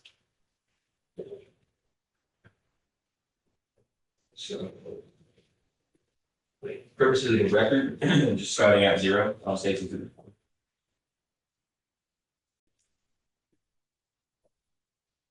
Officer, what's the purpose of that line on the right side of the room there? That line is used in the administration of the walk and turn test, which gives them a physical line to look out on the floor instead of having to use an imaginary one. So in the station video, can you walk us through what's happening at this point? Right there, I'm reading some call notes, preparing to speak with him. Just kind of getting my thoughts together. Here I am asking him to come stand on the tape line on the floor right there, so I can begin. What's the purpose of that line, that cross line? The cross line gives them a very specific place to stand, as well as to begin any of the SFSTs they would do. Now, Officer Roard, why does compliance with instructions matter for a DWI investigation? There are specific things that a DWI officer will ask a defendant to do, as well as we observe their reactions and their general demeanor and look for clues and signs of intoxication. So putting them into certain positions will kind of avoid having false positives. Now, at this point, what instructions are you giving? At this point, was asking him to stand straight up with his feet together on that cross on the floor and keep his arms down to his sides so I can go ahead and begin the investigation. Was he able to keep his feet together and his arms on his sides? He did move out of that position multiple times and would not stay in a position that he was instructed. What does that indicate for a DWI investigation? That would indicate a possible inability to follow instructions. For the record, we're pausing at 2:18. So, officer, what's the typical steps that you will have someone go through a DWI investigation? What does that look like? Generally starting from the very beginning, I will go through an initial interview of the subjects. Especially if they're brought into the station like this, I like to ask them in their own words what had happened that night, so I can get their side of the story. I'll then go through where are they coming from, if they asked if they consumed any alcohol that night, where they were going, typical questions. I'll also usually ask some medical questions to kind of eliminate that stuff, as in, when was the last time they slept, right? Or when was the last time that they had something to eat, right? So I can rule out some possible medical reasons for what I'm seeing. Did you ask some of those questions in this investigation? I did not have the opportunity. What do you mean? Prior to being able to ask those questions, the defendant just repeatedly told me to talk to his lawyer and refused to answer any questions that I was asking. Now, officer, I want to walk through, well, first, while you're giving him these instructions, and we'll resume here at 2:18, and walking you through and trying to ask these questions, how is he doing on following your instructions? He was going back and forth with me. I was giving instructions and he kept talking about the stop, as well as not maintaining the position that I told him to stand in.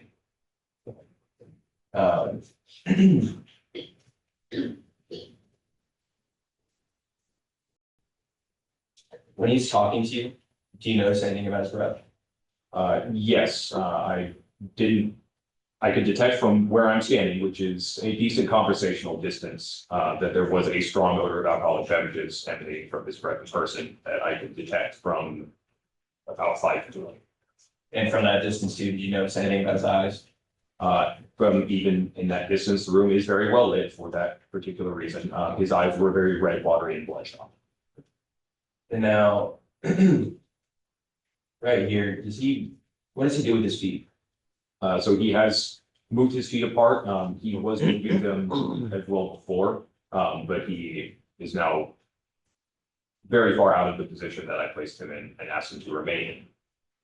And and for the record, just to stop at 341, when you're doing other DWI investigations, what is the expectation for someone who's receiving those instructions on a position? The expectation would be that they comply and maintain the position that they are placed. Okay.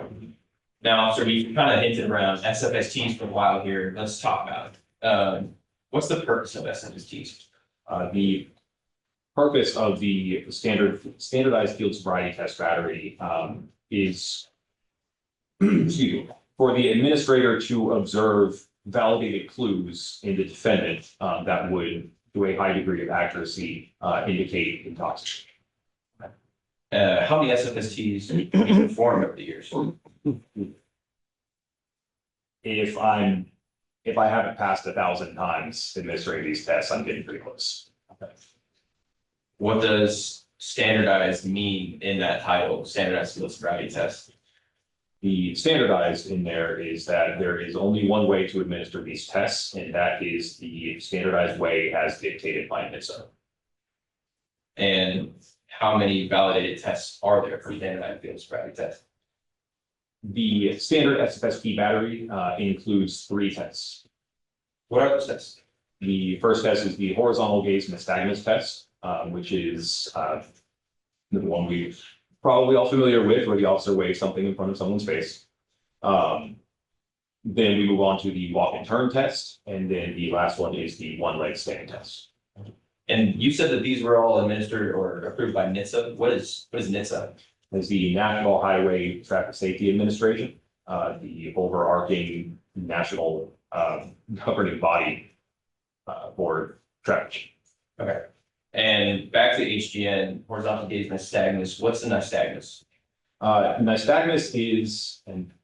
Nystagmus is an involuntary jerking of the eyes. On the horizontal gaze nystagmus test, we specifically look for the horizontal gaze nystagmus, which is the involuntary jerking of the eyes as they gaze to the side.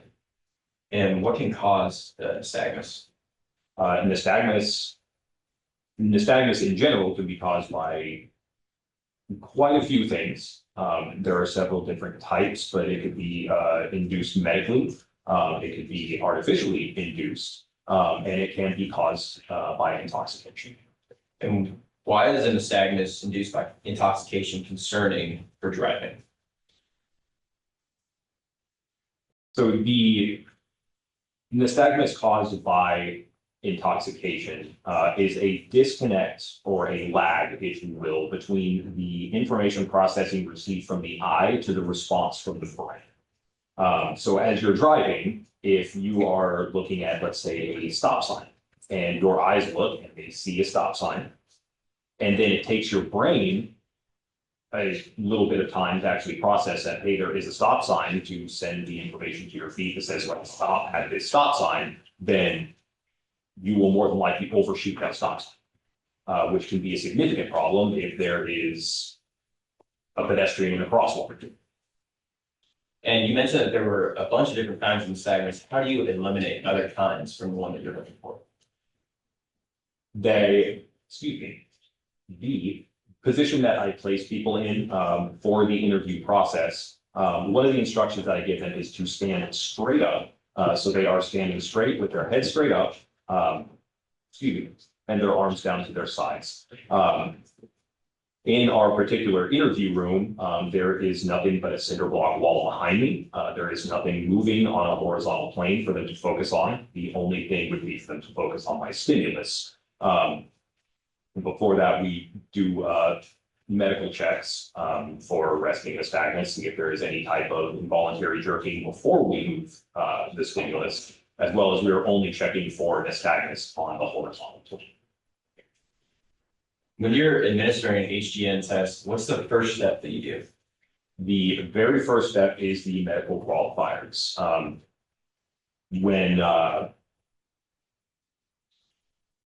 Before ever moving the stimulus, you hold up whatever you're going to use. I actually use a Streamlight red LED.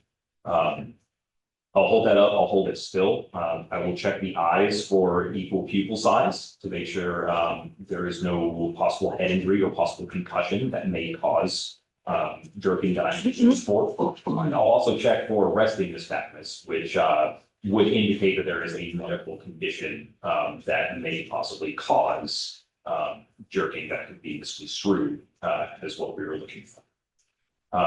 Moving on from that, the first time that we would move the stimulus would be checking for if the eyes can equally track, say for seeing if there's blindness in the eye, and if there's blindness in either eye that is unable to equally track the stimulus. Why do you track, why do you track or check for equal tracking?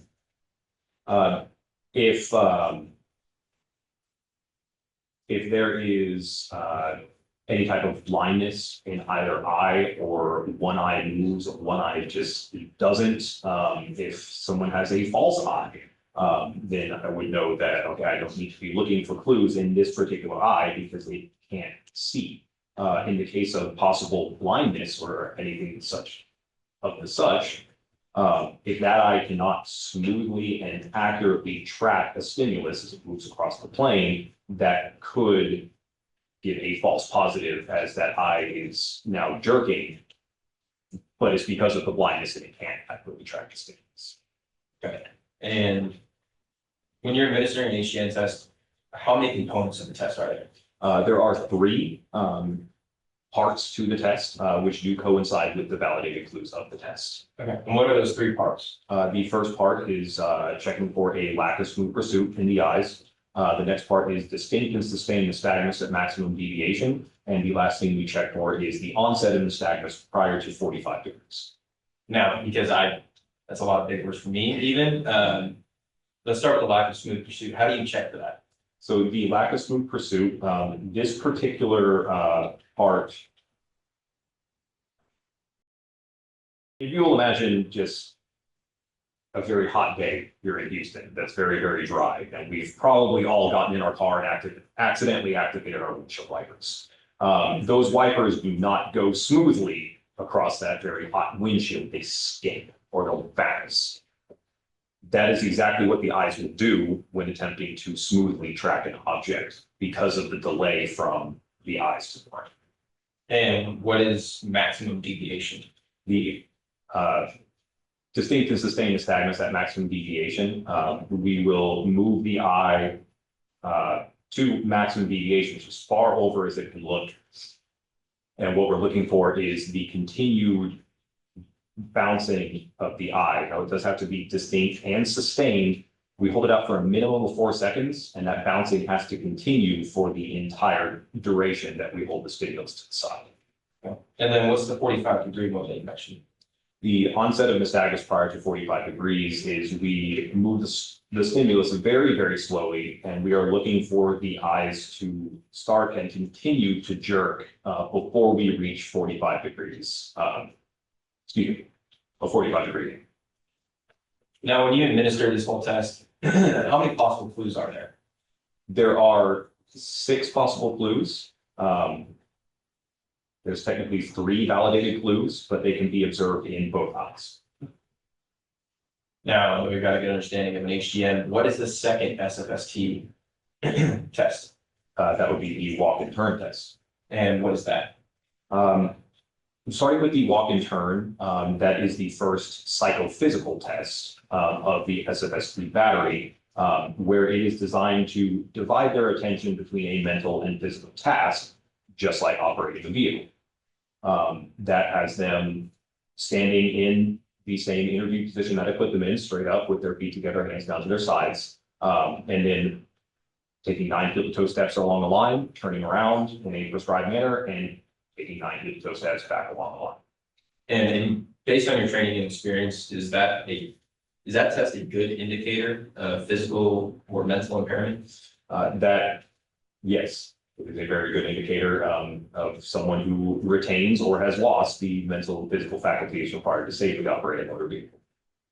And how many clues can you get on a walk and turn test? There are 8 validated clues in the walk and turn test.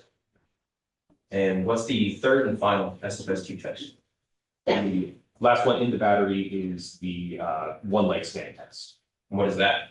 That involves, again, placing the subject in that same interview position, feet together, arms down to the sides. They're then instructed to raise either foot about 6 inches off the ground in front of them, while keeping their legs straight and their arms down to their sides. They've been instructed to look down at the raised foot and count in a specific manner until instructed to stop. What is that designed to assess? Now, that is, again, the second of the psychophysical tests.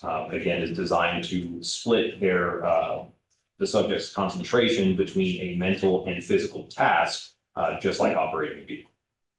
How does that help you determine intoxication?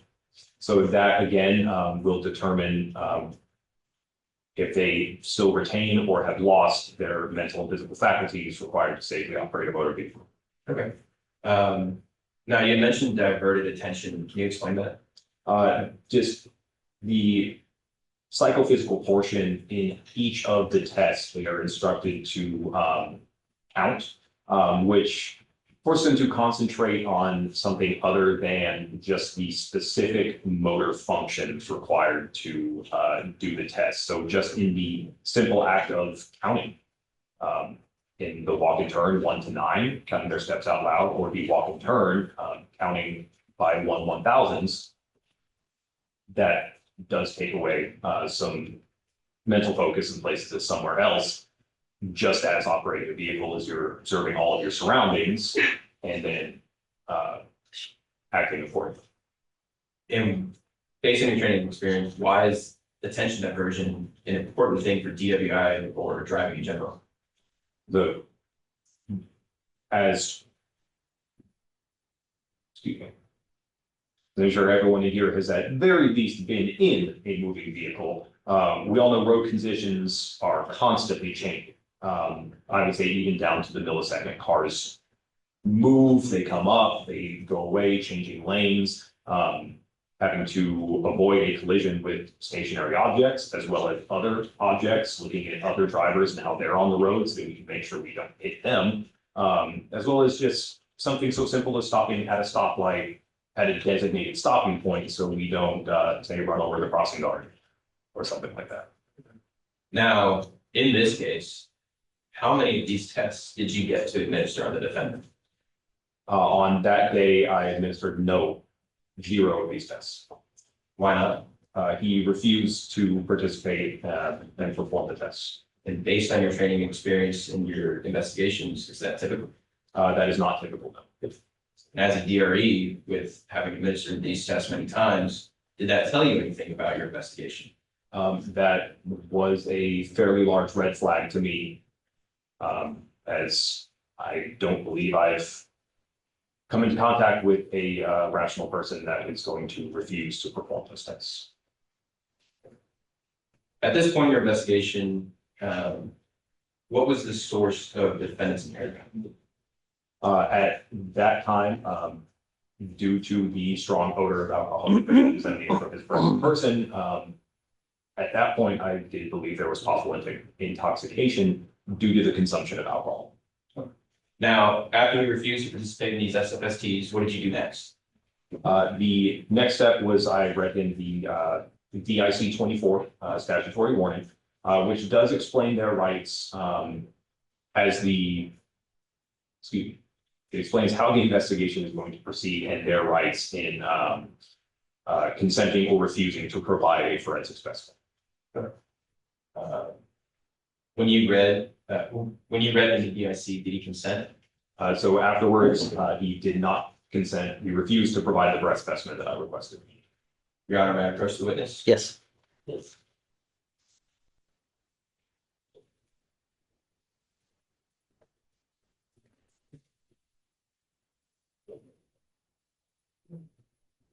Dr. Warren, any what's been pre-marked as State's Exhibit 5. Do you recognize it? Yes, I do. Is that a true and correct copy of the warnings that you read the defendant that night? Yes, it is. And was that at or near the time of the events of misuse? Yes, it is. And was it made in the ordinary course of the Pasadena Police Department? Yes, it was. And is it kept in the ordinary course of the business of the Pasadena Police Department? Yes, it is. And has it been changed or altered in any way? No. This time, state offers State's Exhibit 5, tender of defense.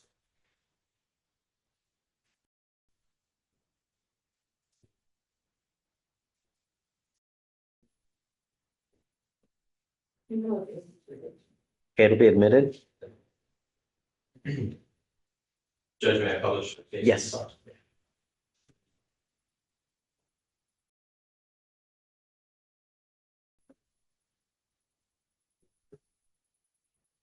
Officer Rohr, when you're doing these investigations, is it common for people to consent to a DIC when it's read to them? More often than not, they do consent to provide the requested specimen.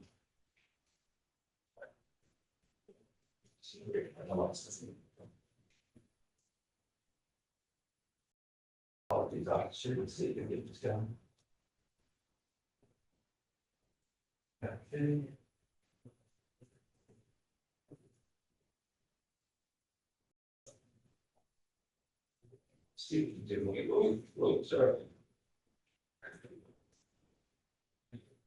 A little bit of that. Okay. Now, officer, just wanted to point out some identifying information here at the top. Whose name is at the top left? That is the defendant's name. Okay, and then what day was this on? Was There's one next to you as well. kind of small. It was the 25th of July Okay. of last year. Okay. And then what county was it in? We were in Harris County. Okay. Now at the bottom here, what does this bottom checkbox mean? So as stated in the very last paragraph, that by my signature, I certify that I have given them an opportunity to sign the form. Now, I do inform them that their signature on the DIC 24 is just a affirmation that they have been read that particular form and has no actual admittance to the commission of the crime. Would you mind reading the box that's checked? Yes, it says the subject refused to allow the taking of a specimen and further refused to sign below as requested by this officer. And whose signature is at the bottom? And that is my signature. Now, based on your training and experience, what did his refusal indicate to you? That would, again, be a possible loss of mental faculties due to intoxication. Okay, so now the defendant refused to do SFSTs and refused a breath sample, what's the next step?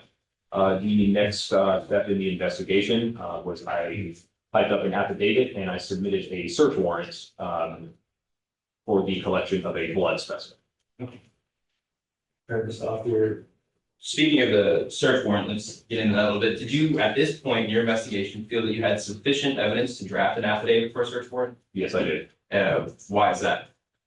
Due to the totality of circumstances, due to the driving behavior reliably relayed to me by Officer Escobar, to his signs of intoxication on scene that were also reliably relayed to me, as well as my own signs of intoxication and his demeanor and refusal of the entire process. I did feel as if I had very good grounds to move forward. And was an affidavit for that search warrant drafted that night? Yes, it was. And what did you do with that affidavit after you drafted it? After I drafted it, that is submitted over to a judge for signature. If they do agree that adequate PC exists to proceed forward with the collection of that blood specimen, then they will sign and return the search warrant. Now, to your knowledge, is Judge Harrison a judge or magistrate in Harris County? Yes, he is. And did Judge Harrison review your affidavit for search warrant? Yes, he did. After examining your affidavit, were you granted permission to obtain a search warrant? Yes. Your Honor, may I have the first witness? Yep.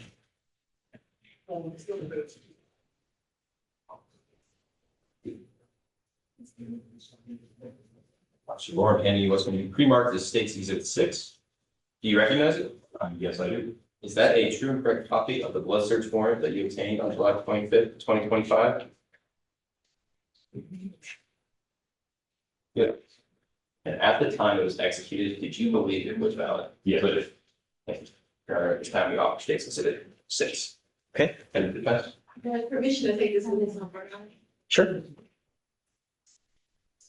you want me to excuse the jury? No? Officer, you're the client on the warrant, you say, That is correct. Yes, ma'am. you signed the affidavit that was used to obtain the warrant, Yes, ma'am, I did. and that affidavit is required to be sworn. Yes, ma'am, I did. Who administered the oath to you in that case? Well, as the administration, I've put both in the affidavit as well as the submission when it does get transmitted to the judge, that the information contained therein is true and factual to the best of my knowledge under penalty of law. So you swear yourself to this affidavit? By submitting that search warrant, I did swear to that, yes, ma'am.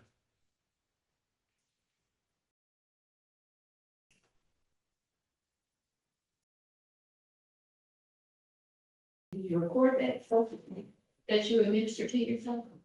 The oath is not verbally administered. In the transmission and submission of that search warrant, I swear that all the information contained therein is true and factual. Do you have your body cam on? Well, I guess, is this something that you do regularly? Yes, it is. And you signed the affidavit, I do sign a fair amount of search warrants, yes, ma'am. and you typically swear to them yourself? If I am the submitting officer, then again, by submitting them, I do swear to their validity. And so when you submit this to the judge, they're relying on just your words alone. Yes, as I am the drafter of the affidavit. Officer, what is your badge number? My badge number is 5640. Okay, because at this time, we're gonna object to the addition of the affidavit. Because the state has to establish that it was properly sworn. Additionally, Judge, this affidavit, it says that it was subscribed and sworn to on the 25th of July. It has a signature of VR that I assume is Officer yours, but right below that, it says Peace Officer, and it gives the different badge numbers. It gives badge number 2015.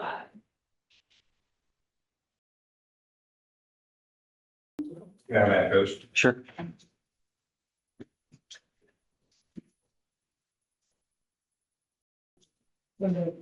Judge, yes. Yes.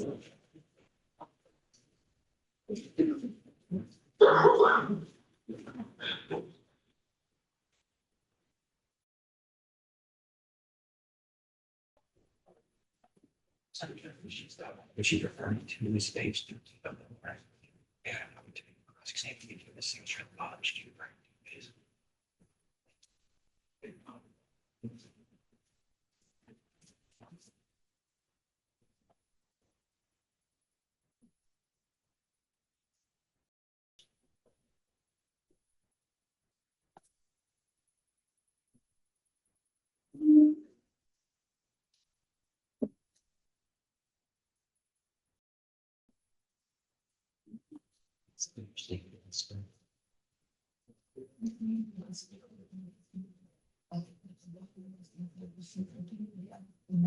Are you saying something? I can't hear you. I'm gonna get closer.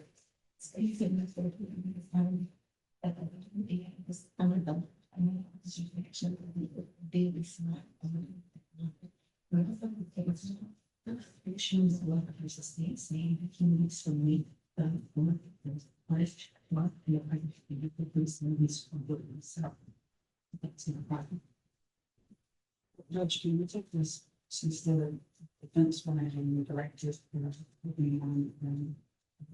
Get closer, please. You can go ahead and ask what cross the, to ask about that. Because there is another signature, and so it may not be clear from what the defense is asking, because he is the applicant on that search warrant. So to make it clear, can we go ahead and take this witness, since the defense had their chance to ask a question and took a long road out, we have our chance to ask. And you would object to that because he explicitly stated he swore to himself, and I put it onto that, when he did it. So I don't think there's anything that takes off the statement, that he swore to his religion. You never asked him if he signed. Well, they asked him if he swore to it, he said he swore to it himself. So, Well, here's that. and if he swore to it himself and somebody else signed it, then that would be. Let's do that. Let me get the jury out a second. Hold on. Wait a second. Let me get the jury out because I don't want them to hear.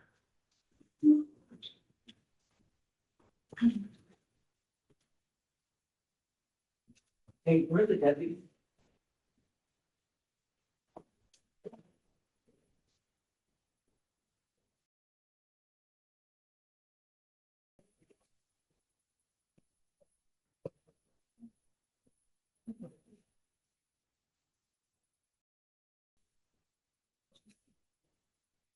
Do you mind taking my please?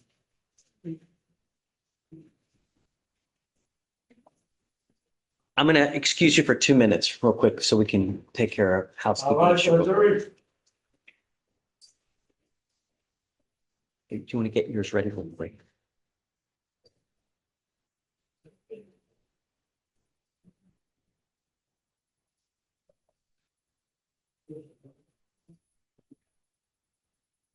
Okay, please be seated.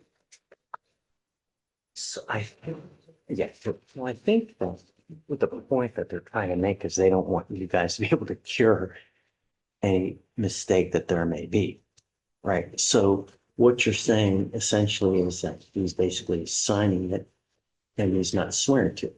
Yeah, well, that's right.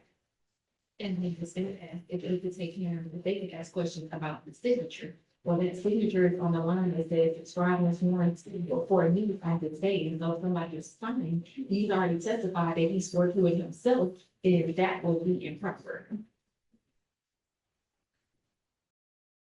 So as the state is saying, this is the applicant, and then it's saying subscribe and sworn to before on this date, and it says peace officer state. It says the badge number and it's equal. They did not ask, defense did not ask him what his badge number was. They did not ask what his. She did. Yes, that was 5460. Yeah, 5046, I think. Yeah, something. And specifically asked him if he swore to it himself, and he stated yes, it wasn't. Right. And he described how he swore to it by putting, he put it in his words of these statements. You know, I seem to remember like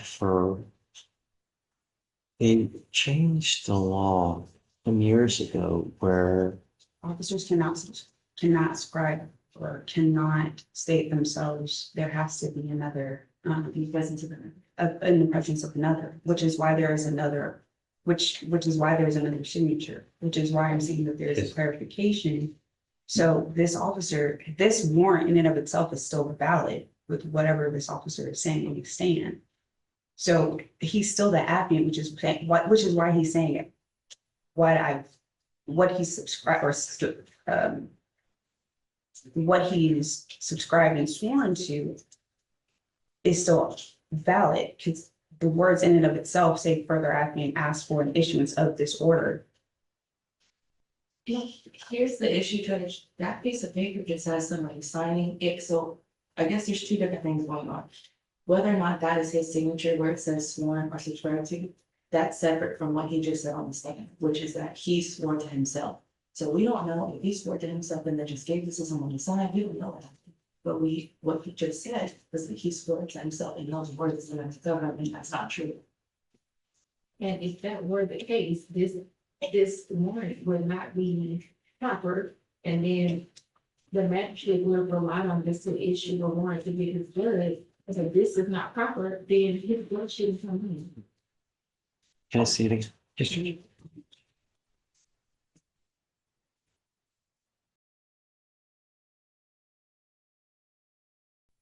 I mean, the signature looks like a real.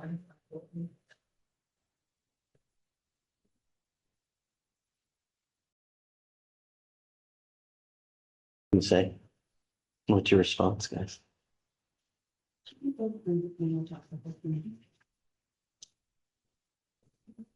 So the state is still saying that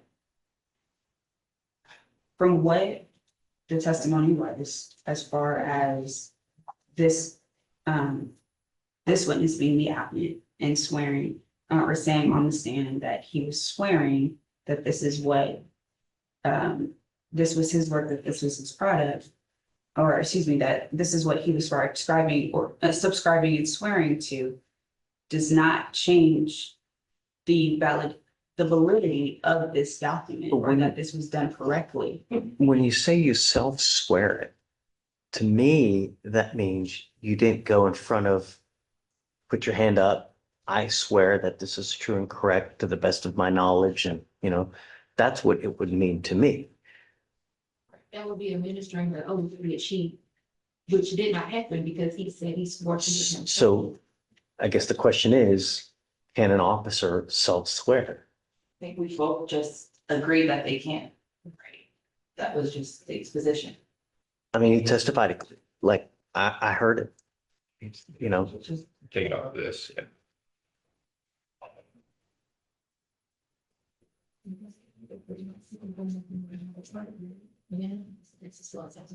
So Judge, just because I'm a little confused, are they saying that the signature at the bottom, which doesn't say his name at the bottom, is his signature?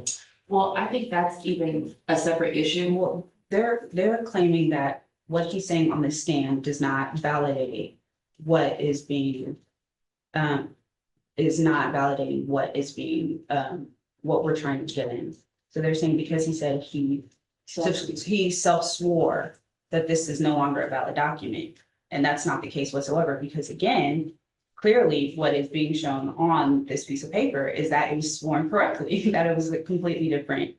But he said he officer. self-swore. Judge, that's not what's being shown here. All we see here is that we let him know what he did. He could have just given us this and said, here. How do you know that signature is not some other officer? But it doesn't matter. We did ask him. He said he self-swore. I said, who administered the oath? He said, I self-swore, which means it did not. He described it. Exactly. With what So he put then, in here. Down here, it says subscribe and sworn to before me. He had already told us that he did Self-swore, not but even on take it oath. Hold on. even on the testimony, when they asked specifically, well, did you make the oath? He said no. So to me, that also means he did not self-swear, which is why- Say that again? Exactly that. Well, on testimony, when the witness stated that he did not actually make an oath, that then turned, in my opinion, means he did not self-swear, even though. He didn't swear at all. So, and that's what the argument is, because it's saying that he did not, there's a completely different signature. So because. No, I think that adds credence to their argument. It does. Because, There has to be, well, there has to be another, there's an applicant and then there's another signature. For who he's So sworn in that front of. would, right, that there's somebody else that he has to swear in front of. Which he Which is the did. second He said he did signature. Which is the second signature. I think the testimony might be misconstrued that he can read the oath That he can himself read the oath and himself swear in front of the and swear in presence of front another officer who signed below his signature there. Right. But that's not what he testified to, and I think the issue is that. To be fair, you only asked if he self-swore, not if he only read the oth out loud in front of another officer. It says subscribe and sworn to. And that might not be his signature. I'm saying, well, when did he swear? When did he swear? So that's why I'm saying Testimony that's is clear. That's why I'm saying that the questioning was not, that was my purpose. That's why I'm saying that does not go to what is being shown on the documentation. And as far as your questioning is, did you self-swear? And he's saying, no, I did not. And there's He some. said he did self-swear. He said that explicitly. And I think if we need to have it read back, then maybe we do that. But I think that. No, I heard it. Okay, it was I heard it. explicit, and I think that's the issue. And so there's no amount of questioning that's gonna be, like, you're gonna just get him to say, this B and this R that's on this line. That might not be a BNR though. We don't know that. That's a Well, signature that doesn't in even person. matter. That doesn't even matter. That could be a whole different officer he read. One this. at a time. This is consistent with other documents that he signed. We don't know that. It's a separate issue. I think we don't want to get lost in the weeds here, Judge. I Yeah. think the issue is whether or not this officer went before another, took an oath. State's position is he did not take an oath. Our position is that and it sounds like it's your position too. That's not our position. Okay, let me not speak for you. we'll speak from our position. Yes. We heard him testify that he self-swore, and that's not Judge, if I may. sufficient. So as far as the testimony about self-swearing goes, I don't know if that is necessarily meaning that he swore and subscribed to the oath by himself, administering it to himself. Or as we've seen on the video, there's another officer in the room and he's reading it out loud to himself, signing on the line, and then another officer signs below him, sworn and subscribed in my presence on that second line there, a second officer, a second badge number, as is proper.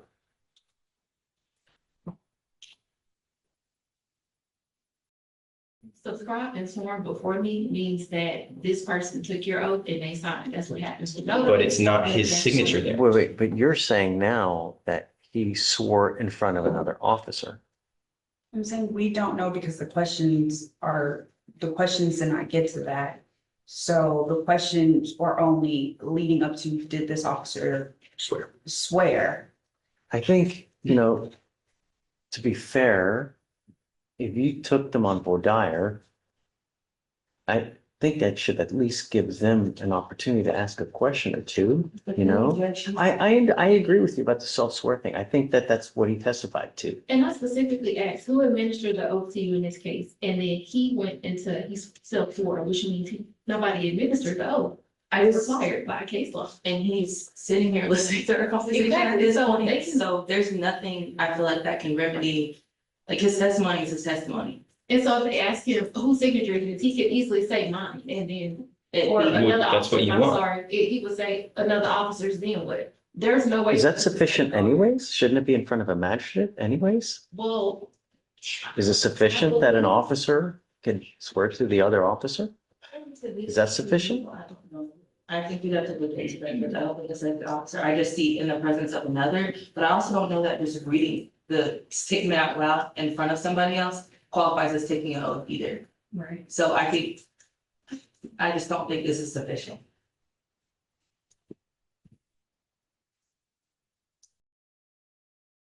I think, to be fair, I'm going to allow them to ask just a couple questions. I definitely see your position, but I'll give you a couple questions to ask him, just to be fair. But given in mind that, he testified that he self-swore.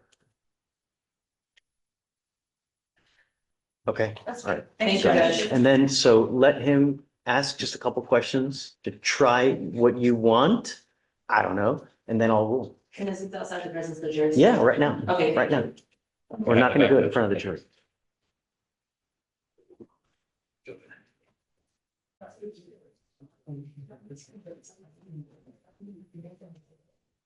Oh, well, let me roll on this and then we'll do it.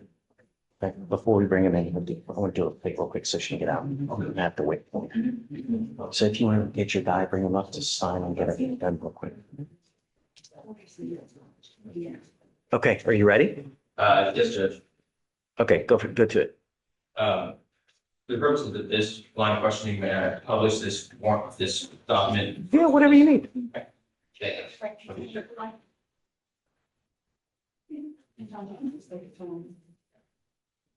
Oh, well.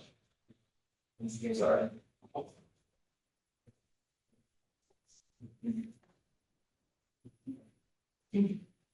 So Officer Roy, you can see, there's a string closer to you, if that's easier. Yes. Now, we've discussed a bit about self-swearing. Can you explain what you meant earlier? As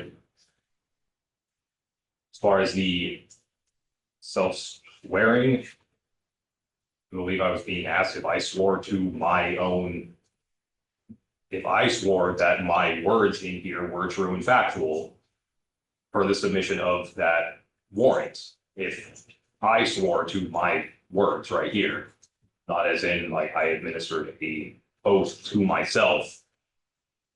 Okay, did you swear in front of someone? So there is, when we submit these search warrants, Objection, Judge, not responsive. Please answer the question. yes, Okay. And that top line with the X, is that you signing the document? yes, And that bottom line, whose is that? that would be the witness for the warrant. That is not your signature? No. Okay. Wait, I thought he said he did just sign it. The above typed S slash Oh, got Brian it. Ward, Okay. that's your signature, right?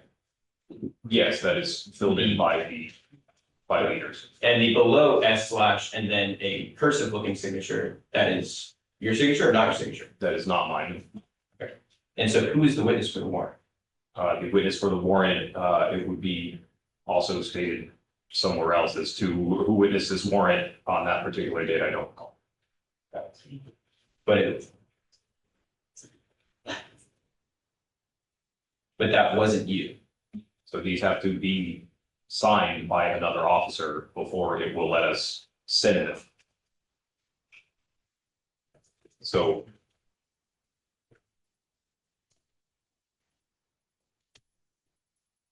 And is that what happened in this case?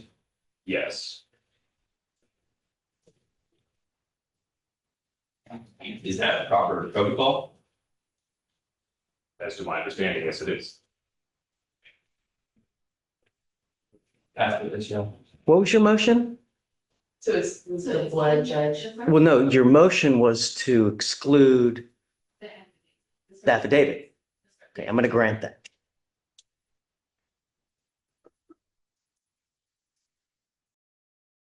So hold on a second. Let me get this plea done and then we can bring back the jury. Okay. Kavita, you ready?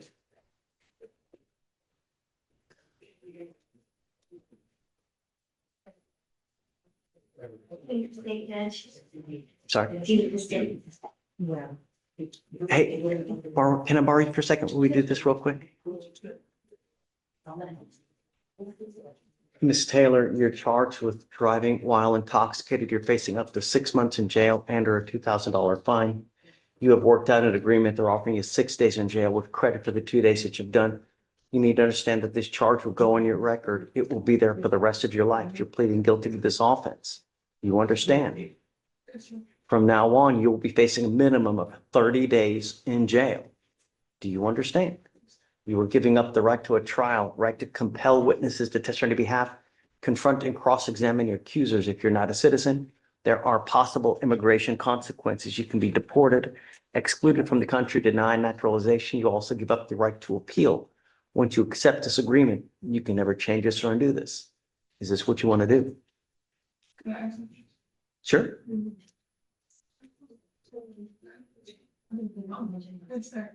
Oh, yeah, no.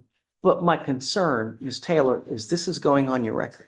If you ever get pulled over again, you smell like alcohol, you smell like dope, what's going to happen?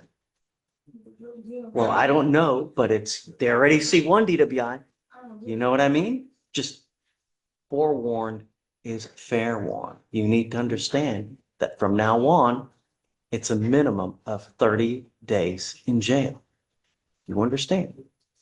How do you plead to the offense? Guilty or not guilty?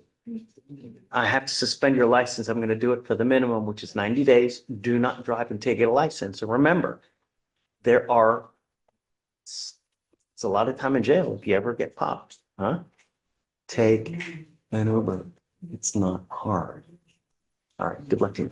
Thanks, Anita. We'll roll the court costs. Huh? And thanks for being patient. Let me get the problem.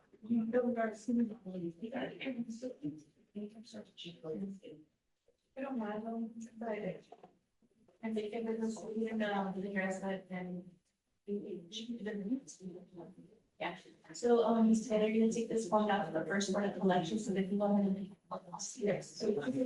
Are you guys ready to go? Should we get the jury? Wait, let's just clarify, you're excluding the affidavit, right? Correct. Okay, all right, it's just the affidavit.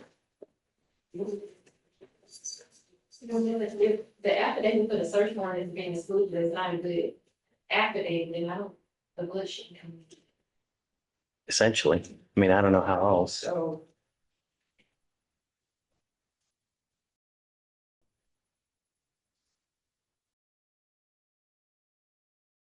But that's just before the jury, right? You're not excluding the actual search warrant, you're just excluding the affidavit? Well, if the affidavit will take out the search warrant as well. The search warrant was granted based on the affidavit, so the Right. affidavit is not valid, then the search warrant is not valid, we can even vote on it. It was tailored on the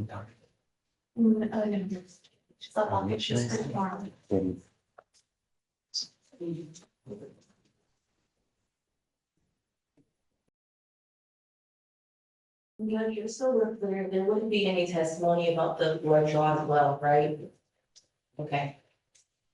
Judge, you would ask that we still have testimony about it, whether or not blood results are admitted as part of the DWI investigation itself. We did take blood and also blood draw. At that point. Right, it's just gonna confuse the jury though, you know? If they say vote and say something, that's what it is. I'm gonna ask that. All right, so jury.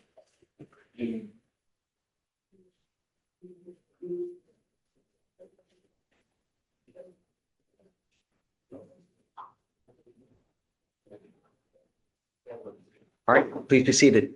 You may continue. Thank you. Yeah. Now, off the board, where we left off, I'm gonna get back to the defendant's demeanor at the station. Let's walk through that. So when he came into the station, what did you immediately notice? I noticed that he was, he'll be very irate as he walked into the station, very excited. What do you mean? Excited as in, very agitated, upset, irate, verbally belligerent. And in your, when you started with him at the station, where did you walk him from the moment that you first met him? That would be in the intoxication room. Okay. Did he ever leave the intoxication room at some point? Yes, at the conclusion of my investigation. Okay.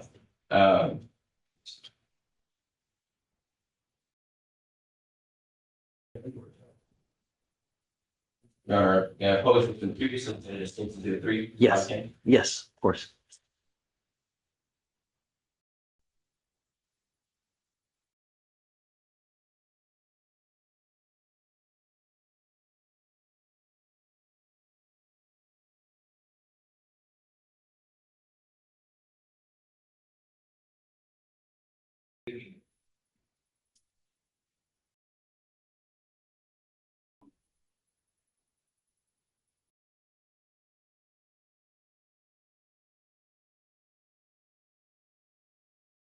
Officer, when you're talking through these SFSTs where you're trying to, how was he standing? So he was standing, moving his arms, standing with his feet apart. Okay, and in your other investigation to the DRE, what did that particularly indicate to you? That would be just a lack of following instructions. Okay, as far as a DWI investigation, is that a clue at all for you? Yes, because there is just a as you have an intoxicant in your system, it obviously degrades your mental capacities and abilities to process information, and react accordingly to the information received from external information. And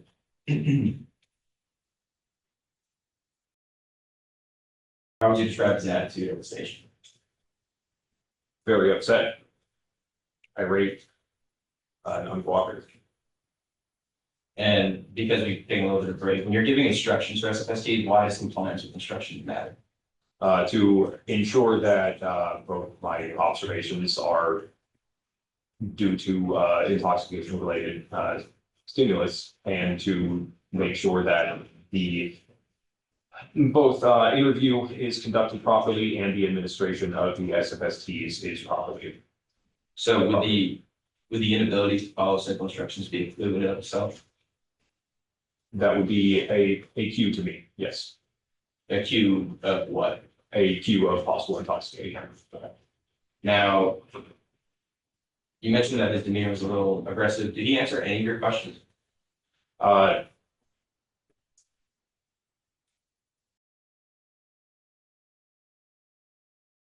I recall correctly, no. I don't think he did. And when you're saying that he's standing there swaying, can you explain what you mean? Yes, so as we have the black line on the floor earlier, extends up the wall to give a non-moving frame of reference. There was a noticeable sway in the stance that would be outside the just normal realm of a typical person.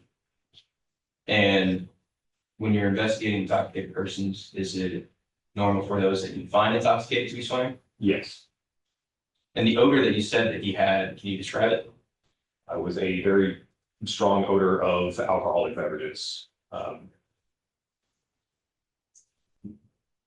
And in your other 350 plus investigations, when you find someone intoxicated, is that also a clue that you typically observe? That is a very strong indicator, yes. So, officer, based on everything that you saw of the defendant and your experience as a DRE with 350 investigations, what did every piece of evidence that you saw point to about the defendant? That he was intoxicated and had lost the use of mental and physical faculties required to safely operate a motor vehicle. Thank you. Pass the list. Okay, please. Okay, officer, been an officer for 5 years, Yes, ma'am, that's correct. and how long have you been on the DWI task force? I have been assigned to this posting for about 3 years now. When was your last DWI training? My last DWI training, as. Can you be more specific, please? So not every officer is a DWI officer, right?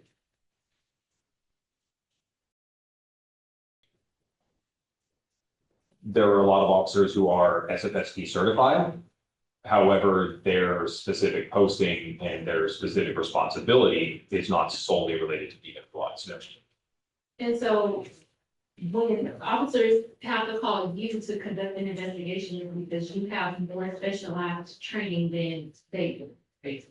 Yes, You said that you're a certified DRE, yes, ma'am. and that's a drug recognition expert. Yes, Is it necessary for a DRE to handle a DWI? no, it's not. So a regular officer could do. Yes, Okay. Do DREs typically draft reports regarding their findings?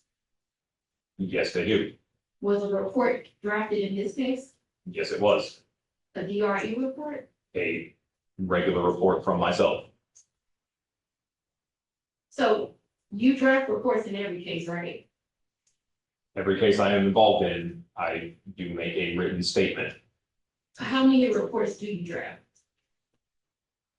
Several Well, per case. per case, 1 to 2. Okay, so how many did you draft in this case? I drafted 1 All right, why did you draft the second? because a DRE evaluation was not performed. Okay.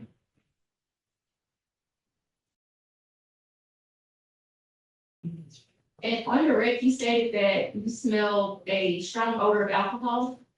Of alcoholic beverages, yes, ma'am. And you wrote a report in this case as you do in every case, right? Yes, And you would agree with me that report writing is an integral part of the investigation process, right? it's an accurate or integral part of the after action reporting, yes. It's so important that you get some training on report writing in the academy or in your training, right? We do have a report writing class, that's correct. And they teach you to be as accurate and detailed as possible, right? They do teach us to accurately report our observations, yes. And is that because you will rely on your report later? Yes, Do your supervisors rely on your report? yes, they do. Does the district attorneys rely on your report? My knowledge, yes. And you also rely on your report when you have to testify to facts, in cases where you might testify maybe a year later, right? That is correct as well. And so the report that was written in this case, was it written the same day as the alleged offense? Yes, And it was closer in time to the offense, right? would have been after the investigation had concluded. Judge, permission to approach the witness? Yes, ma'am.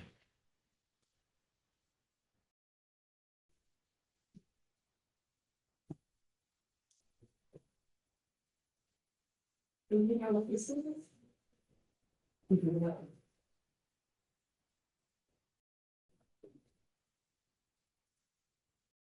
It should be a copy of my report from that night. Can you, read your report?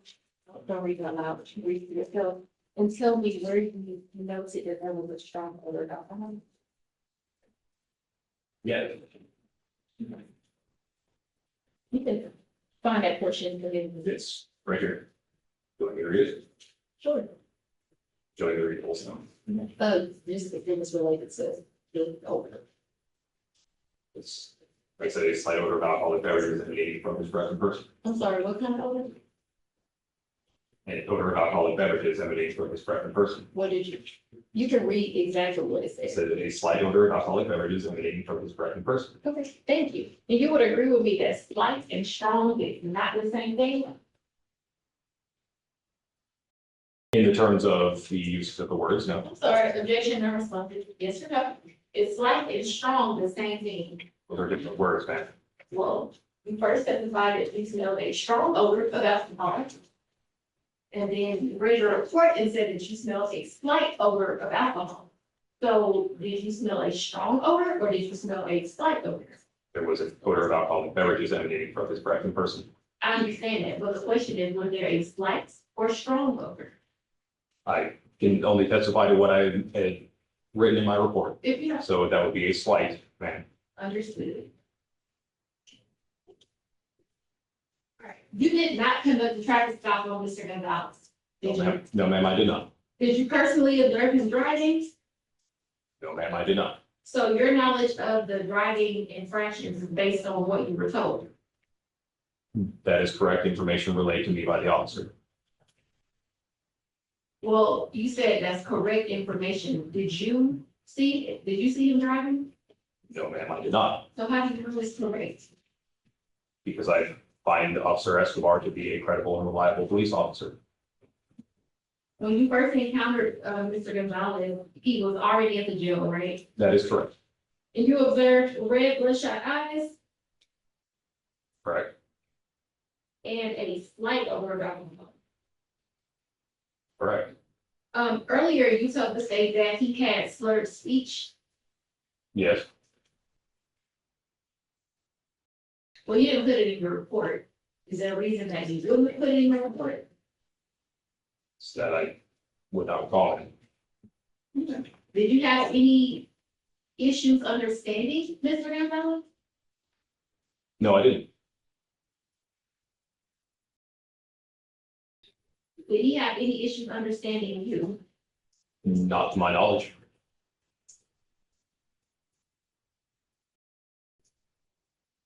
You mentioned that, Mr. Gonzalez was irate when he was brought in. Right? Yes, I did. Have you ever met someone that was happy about being arrested? Honestly, I can say yes, I have. Is that common? It is not common, no, ma'am. You also mentioned, that you asked him to stand in a specific interview position. That's correct, yes. And this is the position that you typically ask everybody to stand in when you're about to conduct an investigation? Yes, Okay. So you asked him to stand on the line and put his feet together, right? that's correct, to stand up straight with his feet together and his arms down to his sides.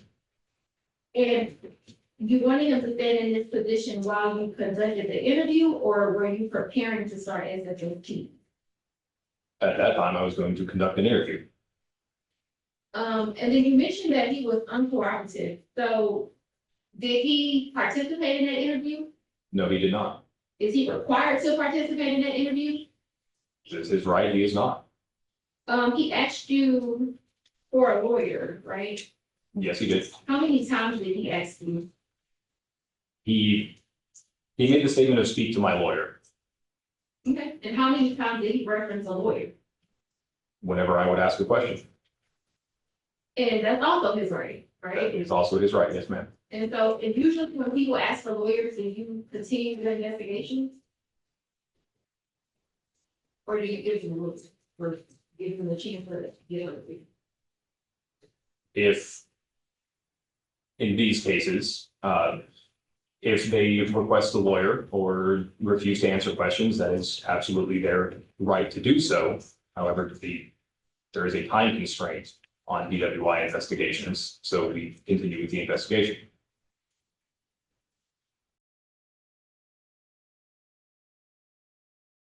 You said that he did not participate in any of the field sobriety tests. Is he required to participate in those tests? No, it is also his right to refuse.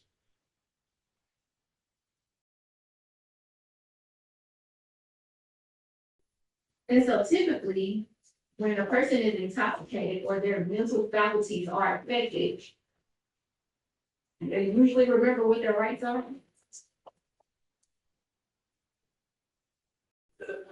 As they would have been told very closely too. And you said that you read his Miranda rights, right? Or you told him what his rights were. Objection to this testimony, I don't think that witness ever made that statement. So did you read his Miranda rights? On that particular night, I feel to refresh my memory on the report. Are you saying you don't know? I'm asking if I can refresh my memory of my report. If you don't recall, I'm asking, may I refresh my memory of my report, ma'am? yes, you may.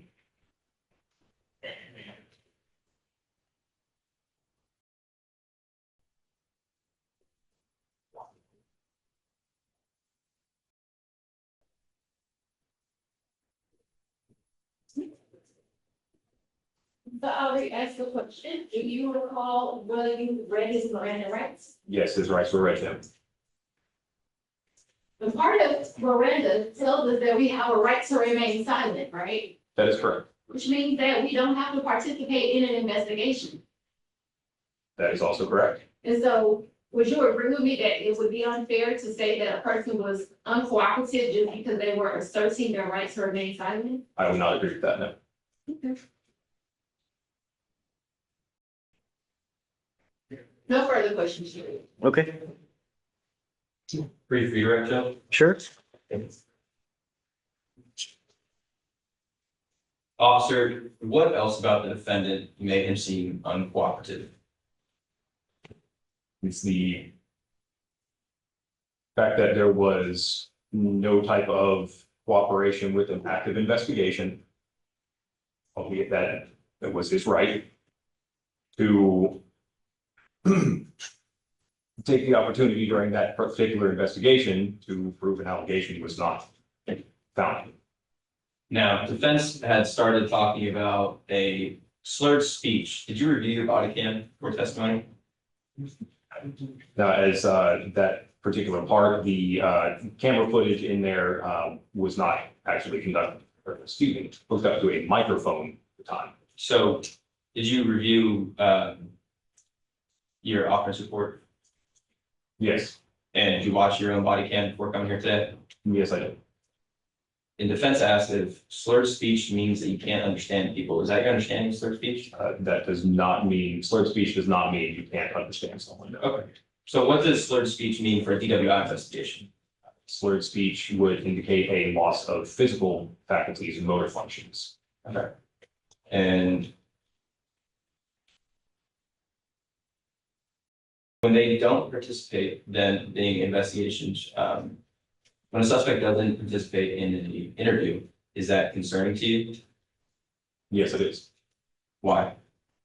Because the interview is used to ascertain if an investigation needs to proceed or if it even needs to take place at all. And defense went down one question about you not being on scene that night. What was your job that night again? I was assigned to the DWI task force. Where at? In the entirety of the city of Pasadena. Okay, and where were you actually in Pasadena? What physical location? I was at the Pasadena Police Station, 1201 Davis Street, in specifically the intoxication room, working on another DWI.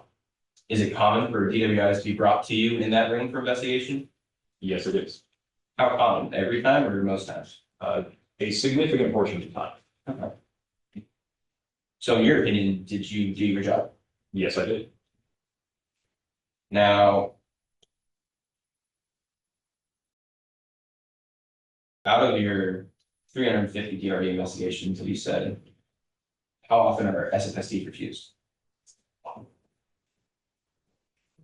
More often, Sustained. Based on your training and experience, is refusal a sign of intoxication? it can be. Now,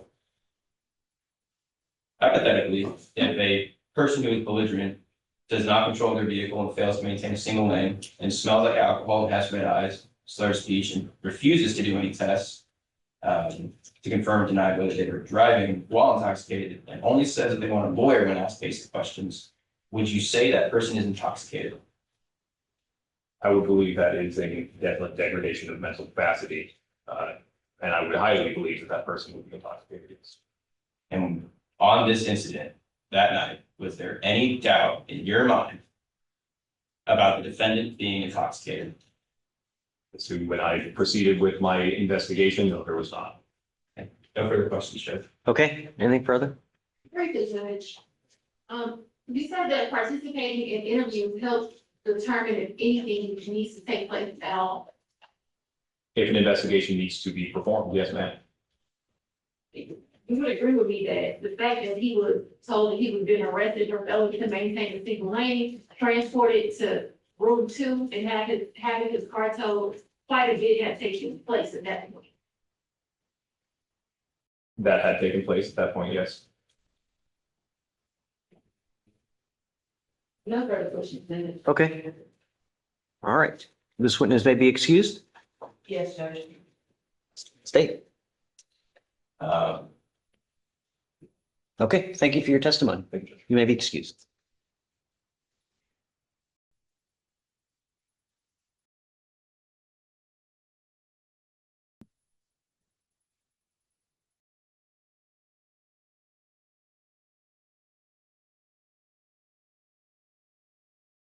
Do you have any further witnesses? No, Judge, at this time, the state rests. Okay, And at this time, the ones will move. let's Okay. shift them up. Do you mind taking our proceeding?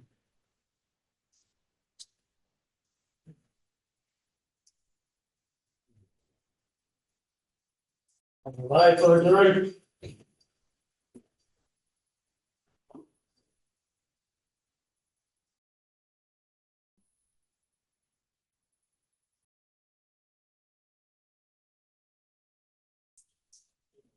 Okay, Next we go for directed verdict, so, on what grounds? we don't believe that the state proved intoxication beyond a reasonable doubt.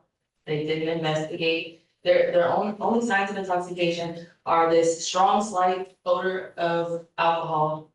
And the red glassy eyes that nobody investigated or asked questions about. They didn't get the requisite medical information to see if that was from something else. And this driving that is arguably not an infraction according to Officer Escobar. Judge, we believe that we presented more than enough evidence based on the testimony. I think so too. Yeah, I'm gonna deny it. I think that there's, yeah. So why don't we get the charge ready? And I'm gonna give it to you guys to see whether you guys have any objections to it, and then we'll do closings real quick. Judge Defense is asking for a 3823 instruction. For the initial reason for the stop. Yeah, I think, I Okay. think that's reasonable. Yeah. Okay, thank you. Do you have any objection to it? So. You guys opportunity to review the instruction now? Sure, yeah. Yeah, I guess let's take a 5-minute break. Let me go ahead and get the charge ready, and then I'll let both of you look at it. And then if you have an objection, we'll take it at that point. Thank you, Yeah. Judge. Judge, very quickly, they. Do you have the Bible? I don't have it. It's going to find it. Just find that for me. Is there gonna be a 23? I can find it. Just go bring it somewhere. And then I do have another request that's in ready for activities once you're done with this. You have a what? It's a 2B that you signed, I believe, yesterday, and it was actually filed as a, for four. Regardless of Oh. You can sign it. I see it. Got it. Okay, And then I'll take it out. Okay, thanks. thank you so much. You're amazing.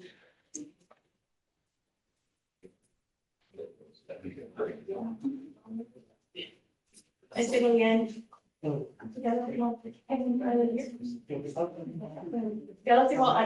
to come sign. As here's the entire instruction for everything. Absolutely. And, you're. Judge, and I'm just stepping in as well. I spoke to Margaret before I came in. I know that defense is asking for a 30/23 instruction. I don't know if the court has already decided to go in. No, I was gonna listen to what you guys had to say. Because we are opposed to that. Give me a second, let me get it on the record, and then, are you ready? Oh, yeah, sure. I'm ready. Council, ready? Oh, my name's ADA Hyman. Opinion, PE, and then I'll do my part. Yeah, I was just about to say that we need your name as well. Okay, you're asking. So, Judge, our 3823 instruction is pertaining specifically to the reason for the stop, which is for failing to maintain a civil lane. When Officer Escobar testified, I'm sorry, you look. This is only my second trial, I'm so sorry. When Officer Escobar testified, he testified that the law that he was applying to this case was that a failure to maintain a lane was when somebody departs from their lane and there's a safety to the other vehicles around. And so when he, on cross, when we questioned him, he never articulated that there was a full departure from Mr. Gonzalez's lane. He also never articulated, well, I guess let me back up. Part of his law was that the danger needed to be not hypothetical, but he used articulable danger to other vehicles. So when we get into the facts and what he testified to, he never testified to a clear departure from the lane. He also never testified to a clear or articulable danger to any of the other vehicles other than the vehicles just being on the same roadway. He also at one point testified that there were lanes in between him and other vehicles around. For that reason, I believe that's a fact issue for a jury to decide. And if the jury finds that he did not fail to maintain a single lane, then that would be grounds for a suppression. And Alejandro Gonzalez would be entitled to a 3823 instruction. State? Yes, sir, thank you. I am opinion for the state judge. So just to start off, Judge, the 3823 instruction is a instruction that requires that there be both a contested fact that is both historical and material for the lawfulness of the challenge police conduct that is not in the state. 242 Southwestern Reporter, 3rd edition, 504, inside 509 to 510, the Texas Criminal Court of Appeals. That same case describes a historical fact as a objectively observable event. So it's my understanding that defense did not raise this issue in a motion to suppress, Judge, for what defense is trying to do is instead of bringing the legal challenge to the court, she's trying to instead turn it to the jury. But there is no fact dispute. The officer testified to him leaving out of the lane. There is no evidence to contradict that. What defense is arguing is that it's not legally sufficient. But there is no dispute for the finder of fact to decide that. Instead, it's only a legal determination, which what is the provenance of the court is my understanding of something with the testimony. I think if it's undisputed, at that point, there would be no need for it. But here there is a dispute. I mean, they certainly are disputing the fact as to whether he was outside the lane or inside. No, regardless, I'm going to grant it. I'm going to grant it. I think that there is. Yeah, I mean, it's a lower burden too, as well, you know? So, yeah, I'm going to grant it. Have you guys seen the charge? Have you read the whole thing? Yeah, take, I don't want to keep them waiting too long, so take 5 minutes. Right now, it's what, 17. Yeah, so literally 5 minutes, so we don't keep them waiting too long. And then closing, I'll give you 10 minutes. Very nice. 20, Judge. 20, Split maybe 15. okay, sure. Thank you, Judge. Yeah. All right, 15 minutes for closing and, yeah, okay. Thank you.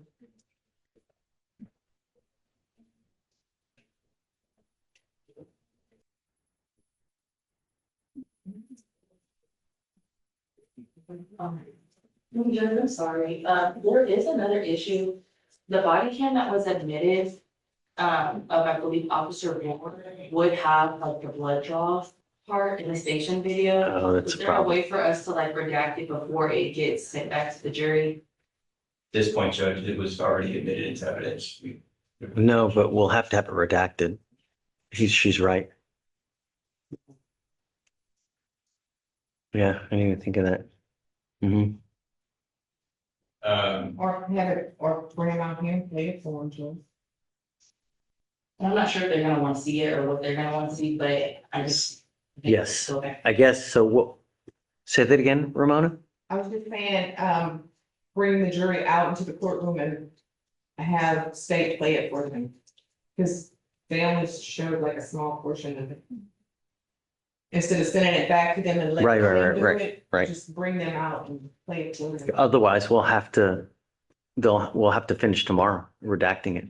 You'll have to redact it over today and then, I think the only thing to do would be play it for them out here. Um, I apologize, Judge. It's okay. On the note, One more issue that's in now is the blood draw is in one of the videos and it's been excluded. yes, So it's the actual DVDs and evidence now. The problem is if they ask for it to go back, they're going to see all the blood stuff and we don't need them to see that. So what they suggested is, or what I think Ramona actually suggested is if they want to see it, bring them out and we can show it to them out here because they only saw a very small portion of it anyways, what we could. or redact it somehow. Is, I think if you have a file on hand, we can just redact that extremely fast. We can. Do you know how to? We'll try. Yes, Judge, we can. So, but let's do that while we're finishing. Let's finish up, let's get everything done.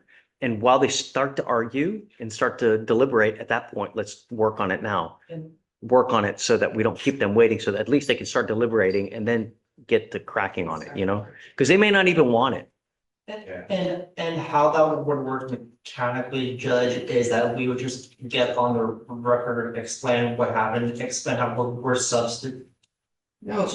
Or not, Make it another- we're making a new exhibit and this exhibit goes back to them instead of the. old Correct, exhibit. right. And As long as defense and state agree to that. Sure. we're Yeah. fine. And it is too, it's the body cam, I believe, right, and it's the video, like the station video.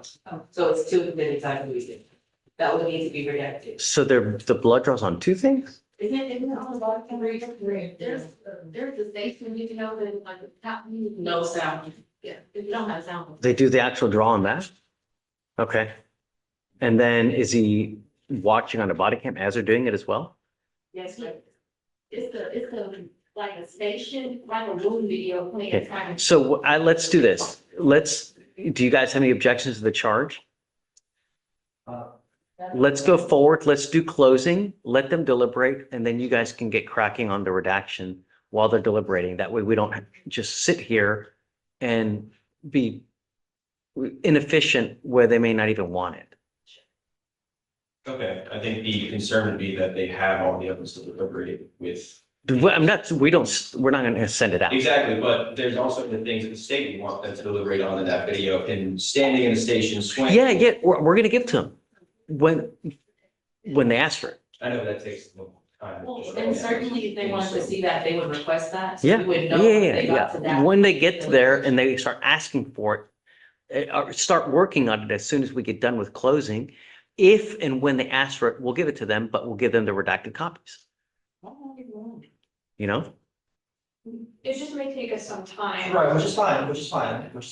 But, I've done this before, and it's just us having to cut out that one part of the video. And we can just do the whole thing, like I said, that's the more streamlined version of us having to have them come out and watch the specific part. Yeah, my thing was sending them to deliberate without all the evidence at start. Happens all the time. Okay. Yeah, we wait for them to ask for it and then give it to them. Okay. Right, we don't give everything here, take everything and just, no. When they ask for it, at that point, we give it to them. And Judge, there's no objection from the state or the charge, but I think. Okay. I remember for the on the record that defense requested the 38. Yes, we will. Instruction. I think we did. I just wasn't there for that. I'm sorry. Or maybe Okay. I was. There's no objection to the charge of defense. Great. Okay, so are we on the record now? Yes, Judge, we've Okay. been on the Okay, for purposes of the record, just so this, hey, Hymus, just so you guys are satisfied, for purposes of the record, state has asked for a 3823 over state's objection. I'm sorry, defense asked for a 3823 over state's objection. I did grant it. It's been put. Defense, do you have any objection to the charge? None, Judge. State, any objection to the charge? There's no objection to the charge from the state. Okay, so you want to go ahead, bring him in, we'll do closings and then we'll go from there. Actually, Judge, where we already put it on the record, it's fine, the whole. Well, we can do that after. Yes. We can put it back on the record after. Sure.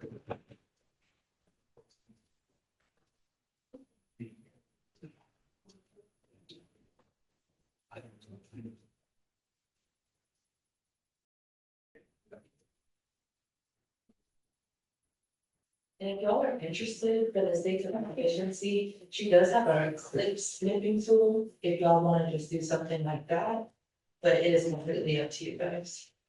You know, just because sometimes our system works, sometimes it doesn't. You guys have the file, the video file? Well, yeah, so we upload our phones to Google Drive, so we can have a picture for it. All right, so is there any- Verify.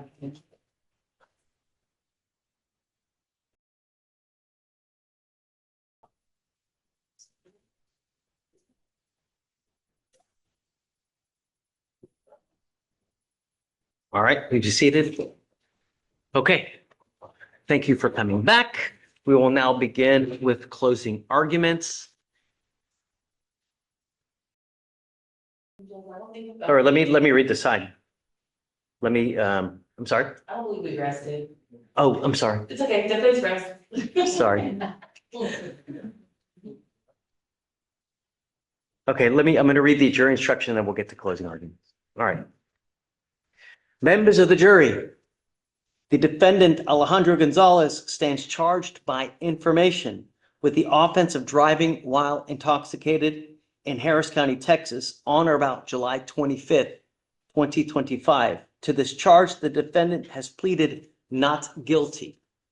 Both sides will soon present final arguments. Before they do, I now give you the instructions you must follow in deciding whether the defendant has been proven guilty or not.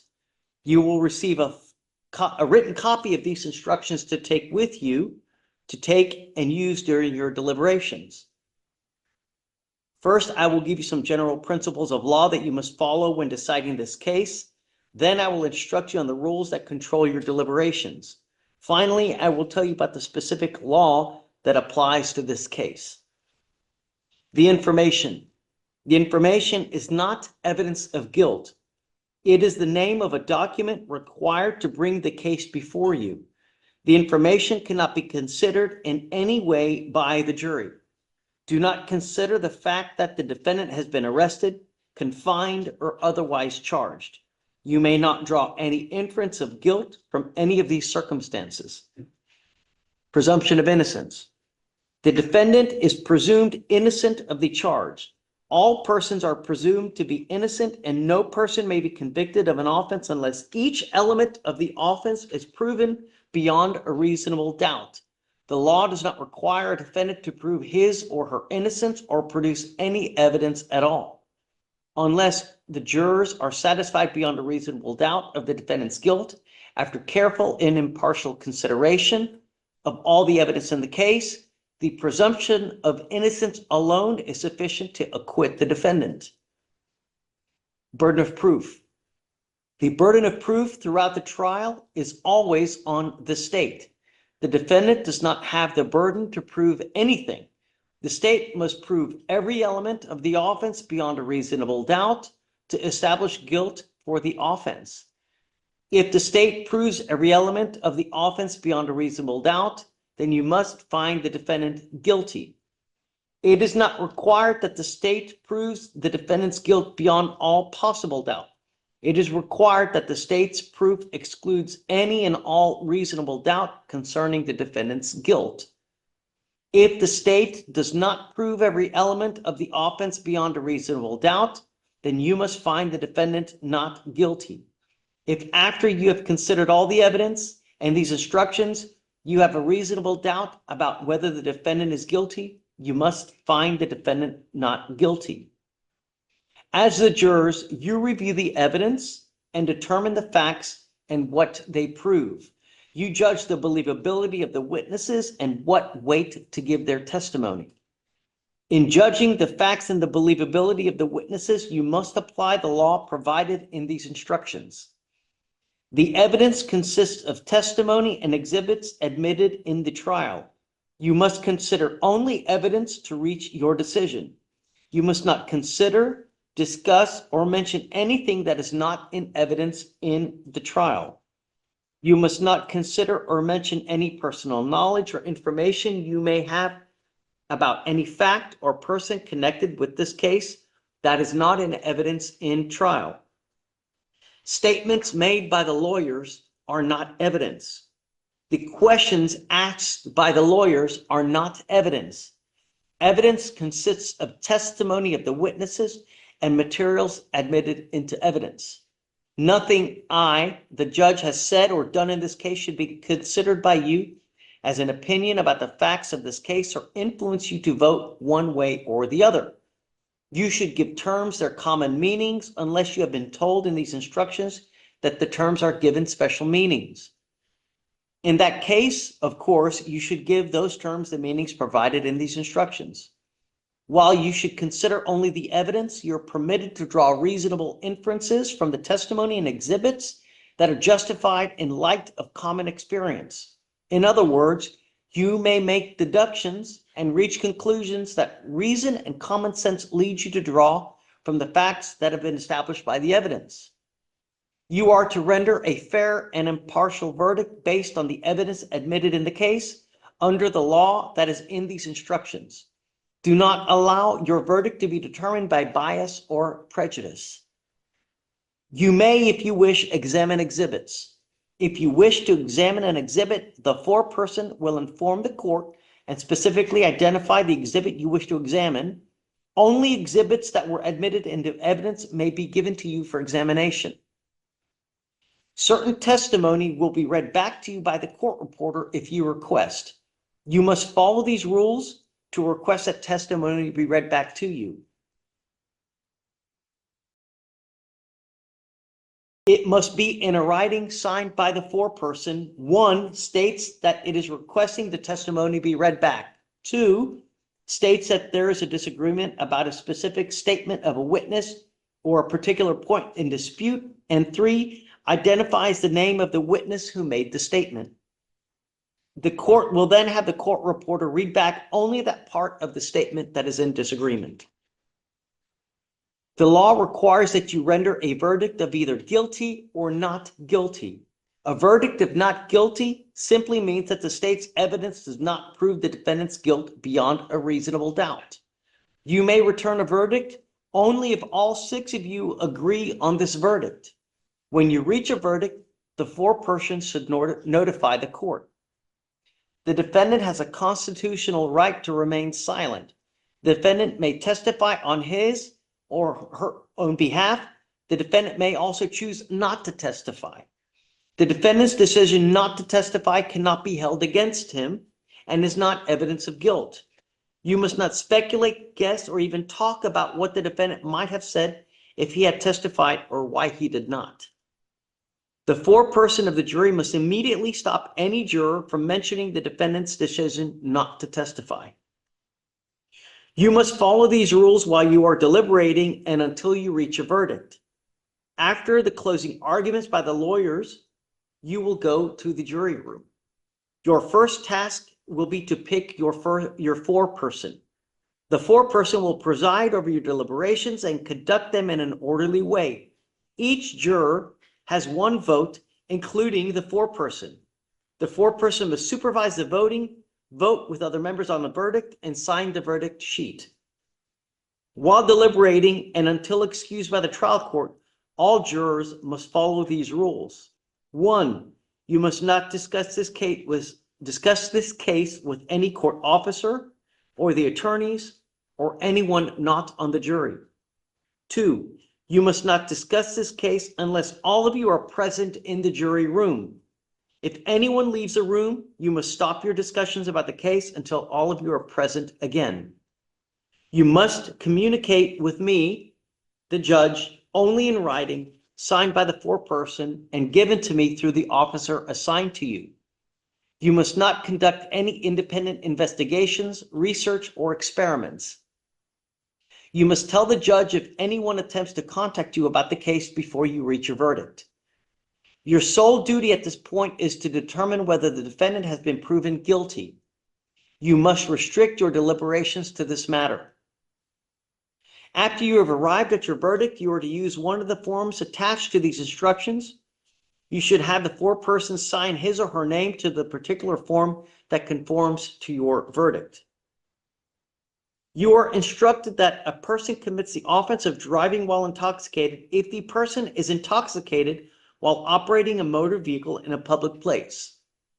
In this regard, public place means any place to which the public or a substantial group of the public has access and includes, but is not limited to, streets, highways, and the common areas of schools, hospitals, apartment houses, office buildings, transport facilities, and shops. Motor vehicle means a device in, on, or by which a person or property is or may be transported or drawn on a highway, except a device exclusively on stationary rails or tracks. Intoxicated means not having the normal use of one's mental or physical faculties by reason of the introduction of alcohol into the body. You have heard evidence obtained as a result of a traffic stop and detention of Officer Alejandro Gonzalez by Officer Escobar. Specifically, you have heard testimony of Officer Escobar and other states' witnesses suggest that Alejandro Gonzalez might have been operating a motor vehicle while intoxicated. You may consider this evidence only if you resolve a preliminary question in favor of the state. No evidence obtained by an officer or other person in violation of any provisions of the Constitution or laws of the state of Texas or of the Constitution or laws of the United States of America shall be used against the accused on any trial of any criminal case. The state must therefore prove beyond a reasonable doubt that the evidence was not obtained in violation of the law. A police officer may, under the law, stop and detain a motorist without a warrant when the officer has reasonable suspicion that the motorist has committed a criminal offense, including a traffic offense. You are instructed that an operator on a roadway divided into two or more clearly marked lanes for traffic, A, shall drive as nearly as practical entirely within a single lane, and may not move from the lane unless the movement can be made safely. An operator that violates this provision commits a traffic offense. In this regard, operator means, as used in reference to a vehicle, a person who drives or has physical control of a vehicle. Vehicle means a device that can be used to transport or draw persons or property on a highway.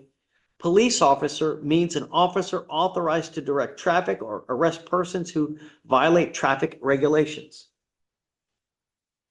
Before you may consider the evidence obtained as a result of Officer Escobar's stop and detention of Mr. Gonzalez, you must all agree that the state has proven beyond a reasonable doubt that Officer Escobar reasonably believed that Alejandro Gonzalez was failing to maintain a single lane before Officer Escobar stopped him.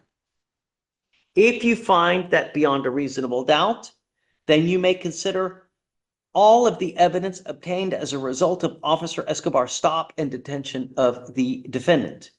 If you do not find that fact beyond a reasonable doubt, then you will disregard all the evidence obtained as a result of Officer Escobar's stop and detention of the defendant, and you will find Alejandro Gonzalez not guilty.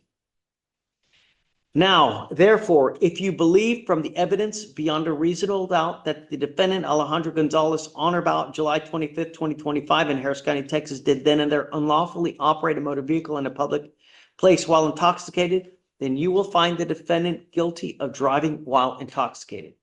If you do not so believe or have a reasonable doubt thereof, you will find the defendant not guilty. I now will sign the jury instruction form, and closing arguments will now commence. State? Yes, Judge. Should the technology working?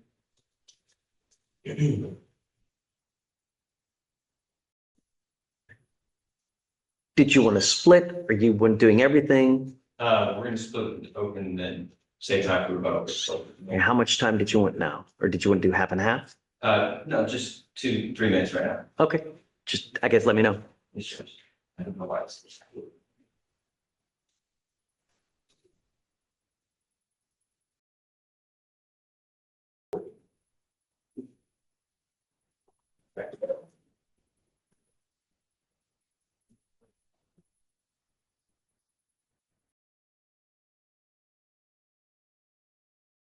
Good afternoon.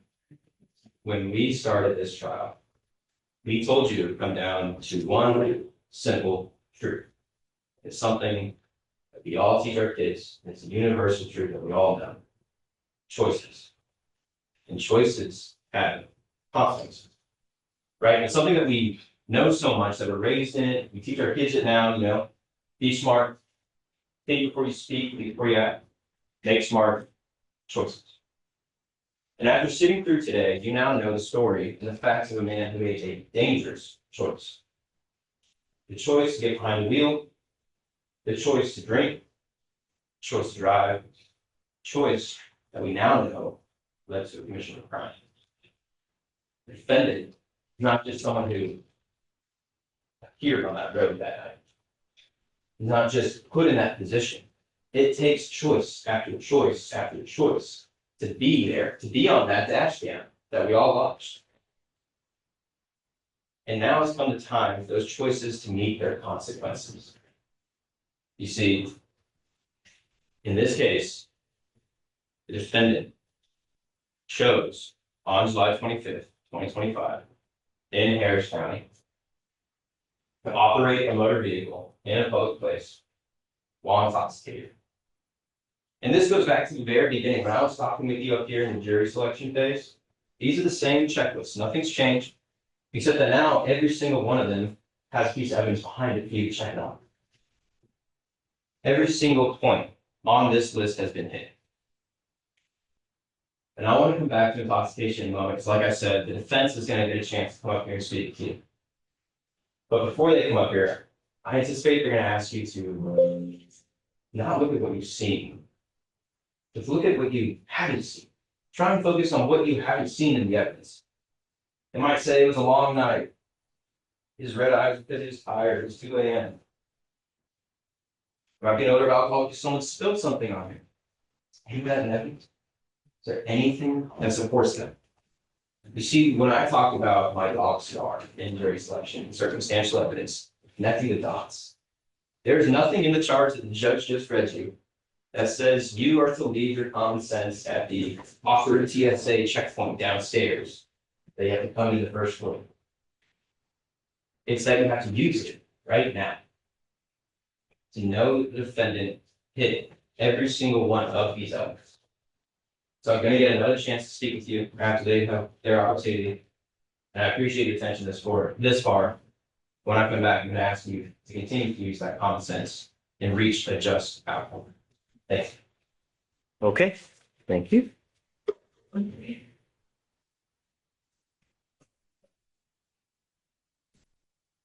you going to do it? You want to split it? You got it? Okay.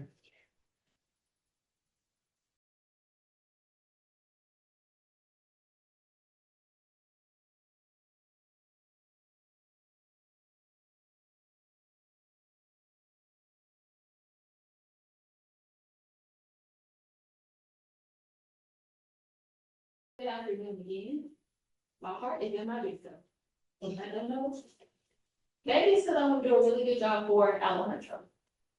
But before we get started, I want to take a minute to look at the jury instruction. So in the jury instruction, the judge talks about the ability to disregard evidence if you feel like it was unlawfully obtained, which means you have the power to not consider something that you feel like wasn't obtained legally.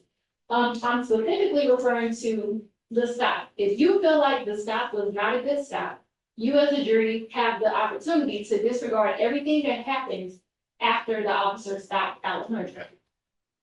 Now, Officer Escobar, he got on the stand and he said that, oh, he was swerving all over the lanes and he was posing a threat to other people.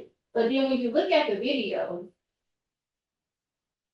Alejandro may have been swerving slightly between his lanes, right? But the law says that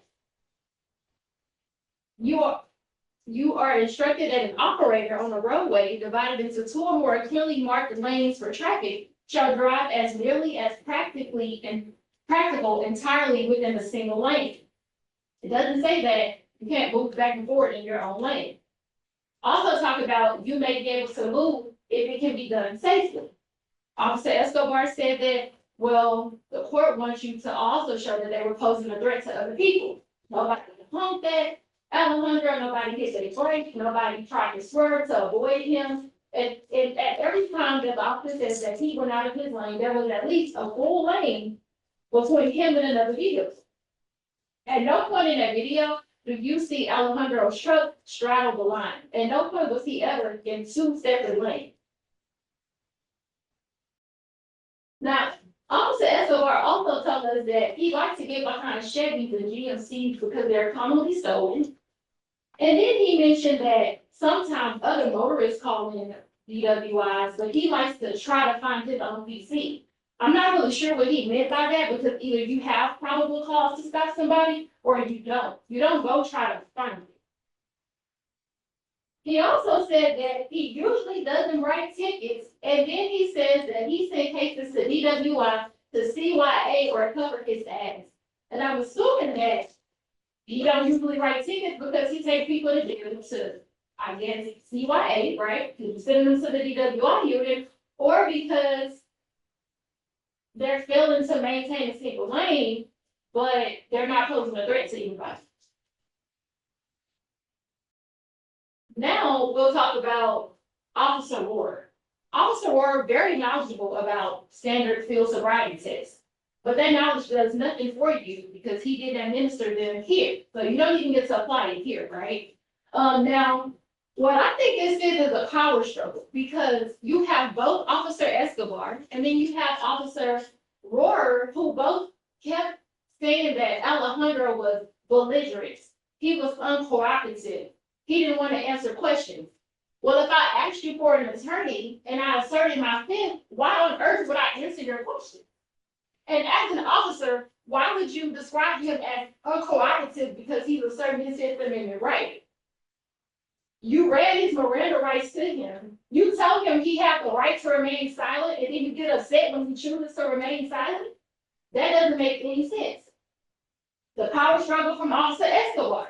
You tell him, well, when you pull him over, he's saying, hey, what am I getting pulled over for? Why are you detaining me? Why are you asking me to get out of my car for failing to maintain single lane? And then Officer Escobar says, Pennsylvania v. Mills, we don't play court in the street.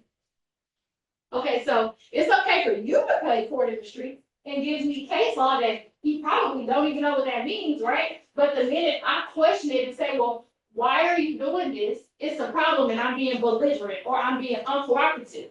So it seems to me that the fact that he chose to assert his right and ask a question, why are you pulling me out? Why are you searching me? Do you have PC? You now want to take him to room 2 to be investigated for DWI for failing to maintain a single lane when he never actually departed from his lane or posed a threat to any other vehicle? That does not make sense. And if the piece does not fit, then like Attorney Sykes said, or her slide said, you must acquit.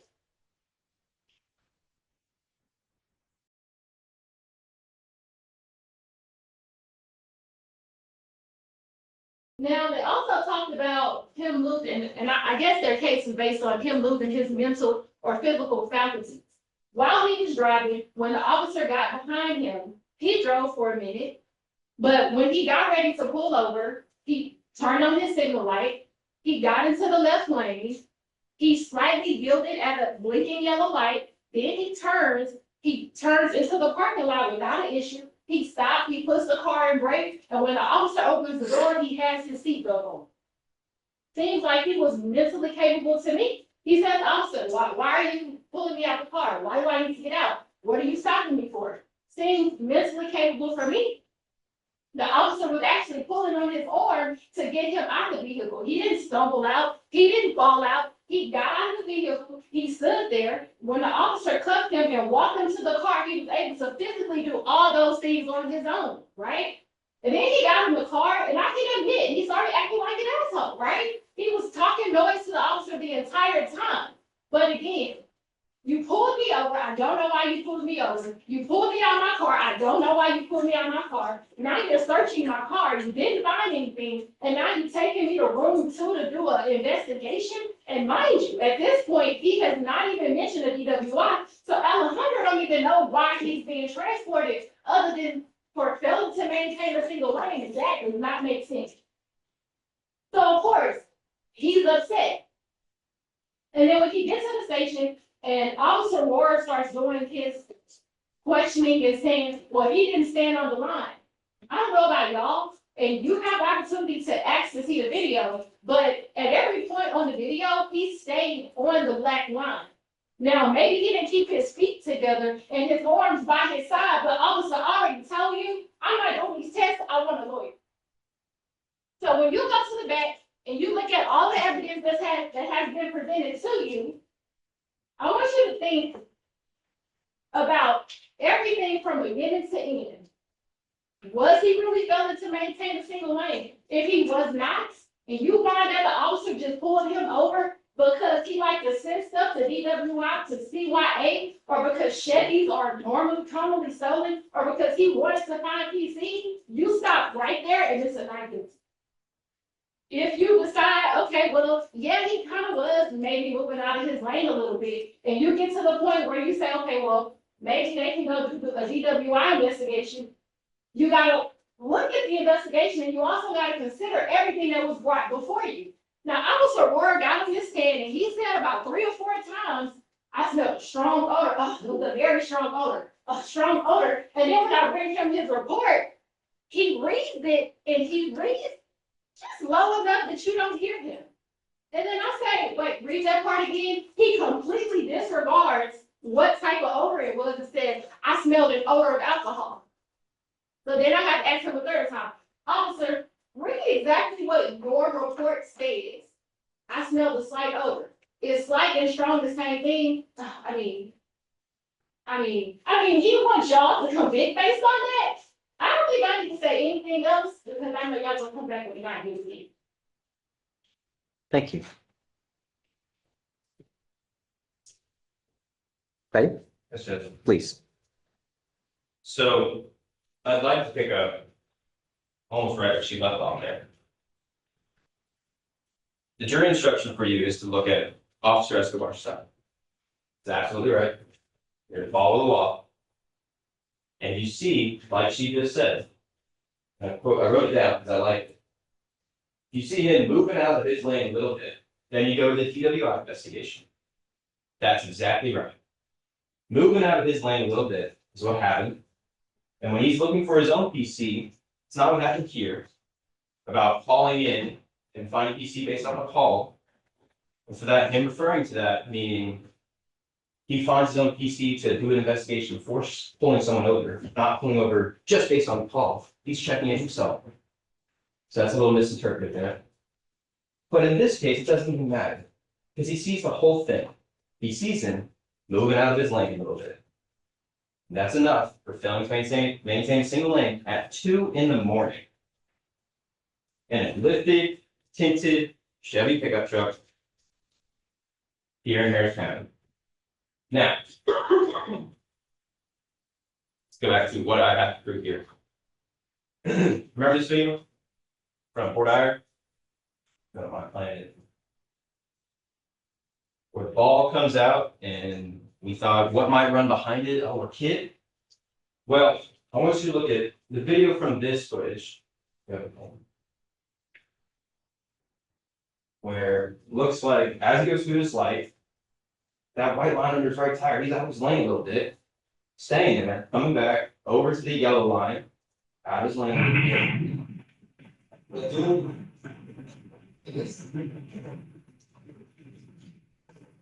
And when the lights come on, how long does he take to pull over? I don't know about you or me, but if someone pulls over immediately, that seems typical. If someone drives for almost a mile and doesn't get in a right lane to pull over, but instead puts a blinker on, goes through a yellow, then red light to turn left and pass up more parking lots.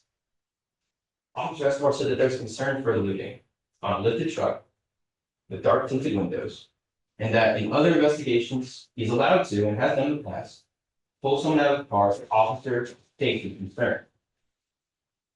But the fact of the matter is, he moved out of his lane a little bit. And by their own standard, we're on to the DWI investigation now. So now we're looking at the facts of what we saw on scene with the car, with him behind the wheel, and we're looking at what we see at the station. Back in Port Iyer, in jury selection, we talked about these definitions and the faculties, right? How the law allows us, the state, to prove our burden of intoxication by the loss of normal use of mental or physical faculties due to the introduction of drug alcohol, right? That long sentence. What do we have here? Well, we heard from 2 people today, Officer Escobar, that he observed the defendant swerving, and we just watched that. That he observed the defendant pass several safe points to pull over, which gave him a concern for what the defendant might be doing in the car. He had red watery eyes when he met him. There was an odor of alcohol.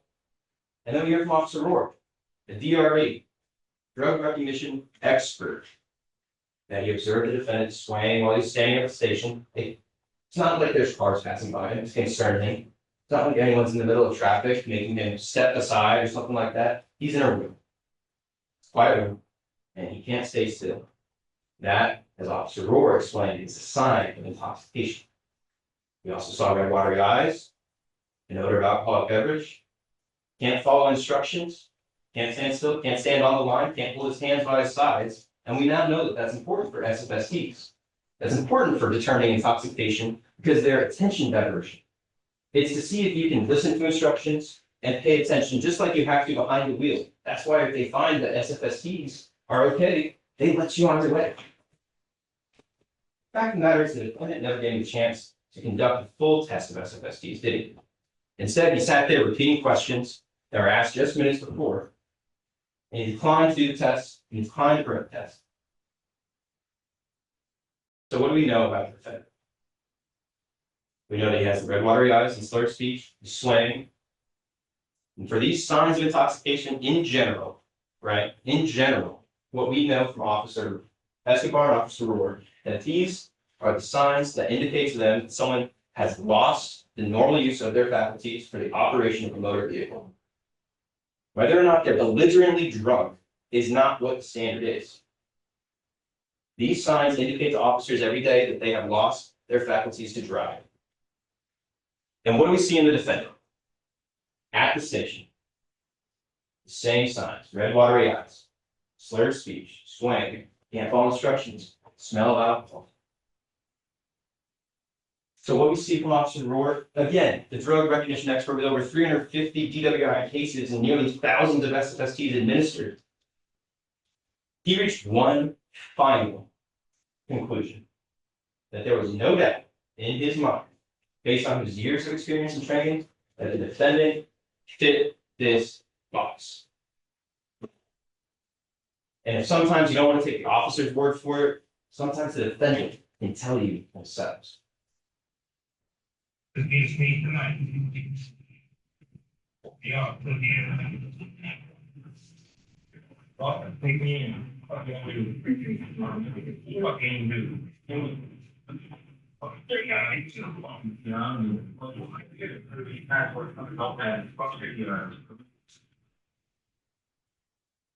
You may be up. We learned what that meant. Give me a public intoxication. I don't care. Quote him, I don't give a fuck. Give me a PI. Give me a public intoxication charge. If you don't want to take it from the officers at the station minutes or hours later, take it from the defendant minutes after he's pulled from behind the wheel, that he's intoxicated. So we go back to our checklist. And at this point, we know that every single element is hit. We know that honor badge in Harris County, defendant Alejandro Gonzalez did operate a motor vehicle in a post-mix while intoxicated.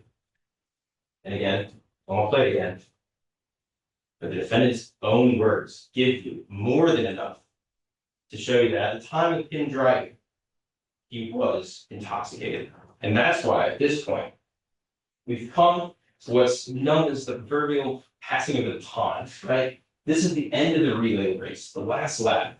And it's my job to make sure that you are well equipped for your job, to go back there and ask each other questions and reach a just outcome. And at this point, we feel as a state that we have done that beyond a reasonable doubt.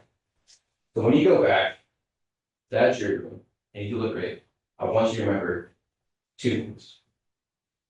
All the evidence that you saw from the witnesses reached one conclusion: he was intoxicating with time.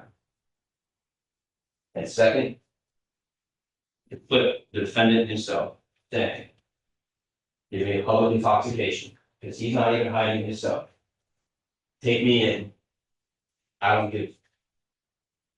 Give me a PI. Charge me with intoxication. He knew in the moment that his consequences were coming. That his actions, his choices, had finally met their mate.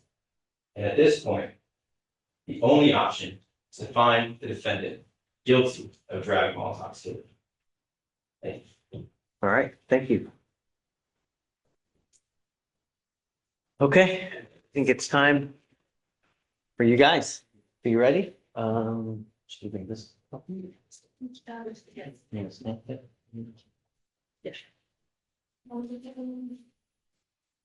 Yeah.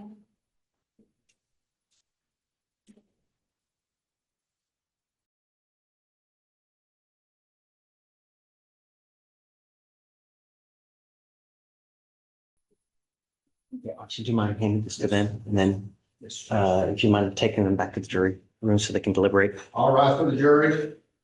Remember, officer. Off the record. Remember, Okay, is it going here? It's number 26, right? Yeah, it's.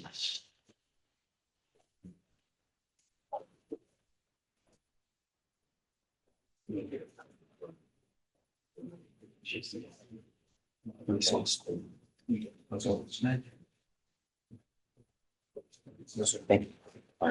Okay. Good luck.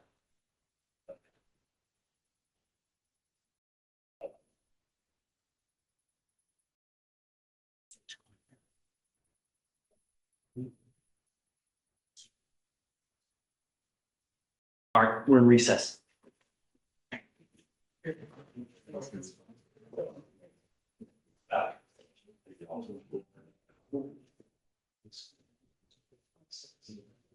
Yeah. She can't cover it with.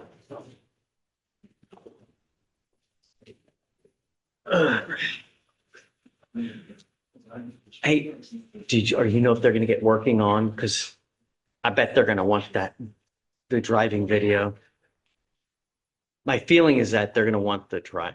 I mean,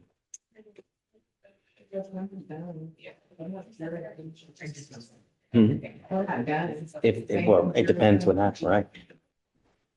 Ready? Ready? Okay. Yes.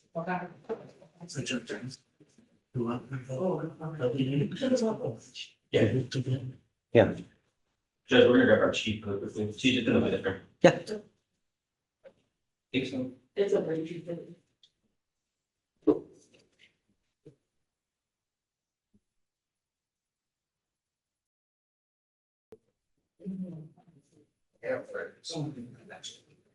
Let me get, I mean, if you want to start gathering them. Yes. We're good, Judge. Okay, you bring it. Is ready? Yeah, yeah, we're ready. All right. Ladies and gentlemen of the jury, you have reached a verdict. Is it unanimous? Yes. Okay, if you would mind handing the paper over to Demeanor, you will hand me the verdict, all right, guys? Okay, in cause number 257-5231, the state of Texas versus Alejandro Gonzalez, we, the jury, find the defendant guilty of driving while intoxicated. Would you like the jury polled? No? Okay, you may be seated. Okay, ladies and gentlemen of the jury, this will take us to the next phase of the trial. We'll now begin the punishment phase of the trial. There are several things that I have to talk with the lawyers real quick. So I'm going to excuse you for literally about 1 to 2 minutes, and then I'm going to bring you right back in, and then we'll continue. Okay? Okay, please, if you don't mind. All right, for the jury.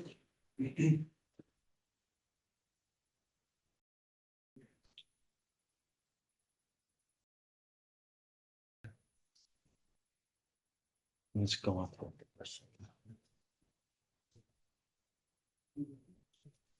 Lawyers, do you mind coming up real quick? Yes.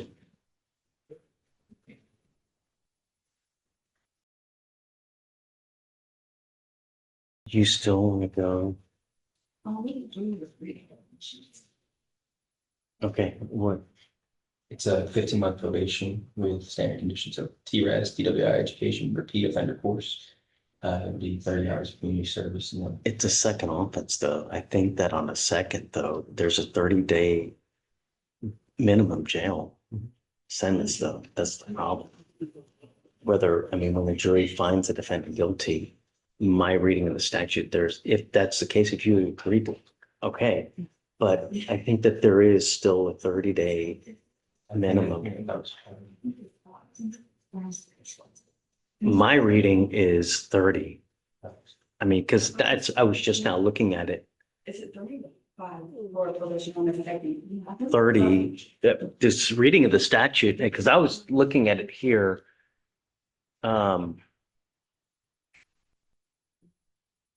Except as provided by subsection B, an offense under the section 49.04 or a class A misdemeanor with a minimum fine with a minimum term of confinement of 30 days if it is shown at trial of the offense that the person has previously been convicted one time of an offense relating to the operation of motor vehicle while intoxicated, or aircraft or watercraft.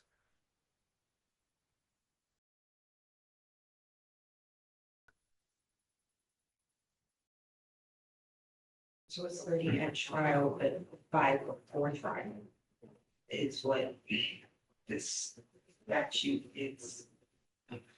I even reached out to my staff lawyer just to be on the safe side. And what they said is it's a minimum term of confinement of 30 days if it's found at trial that he's found guilty on the second.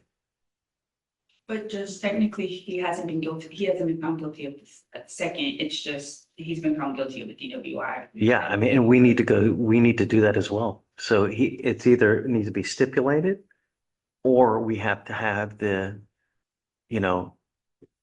put on evidence that there's a second, and that would be, a fingerprint examiner, if there's no stipulation to it.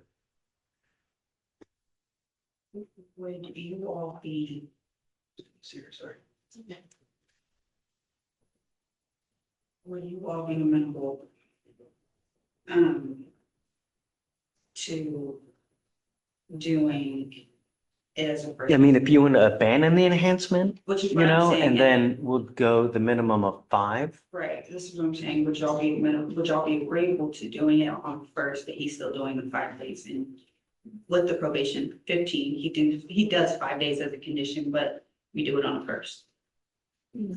Yeah, you have my blessing. If that's That's what you want to we do. can do it that way, I mean, 'cause at the end of the day. We'll just put it on the record that all the parties agreed to it and then, yeah. Okay, okay. Judge. Things on agreement, Yeah, and then. right. We'll have it stipulated on the record that everybody's in agreement. We'll do it. That's fine first. And But then, we'll stipulate it on the record for you. Okay, no problem. Yeah.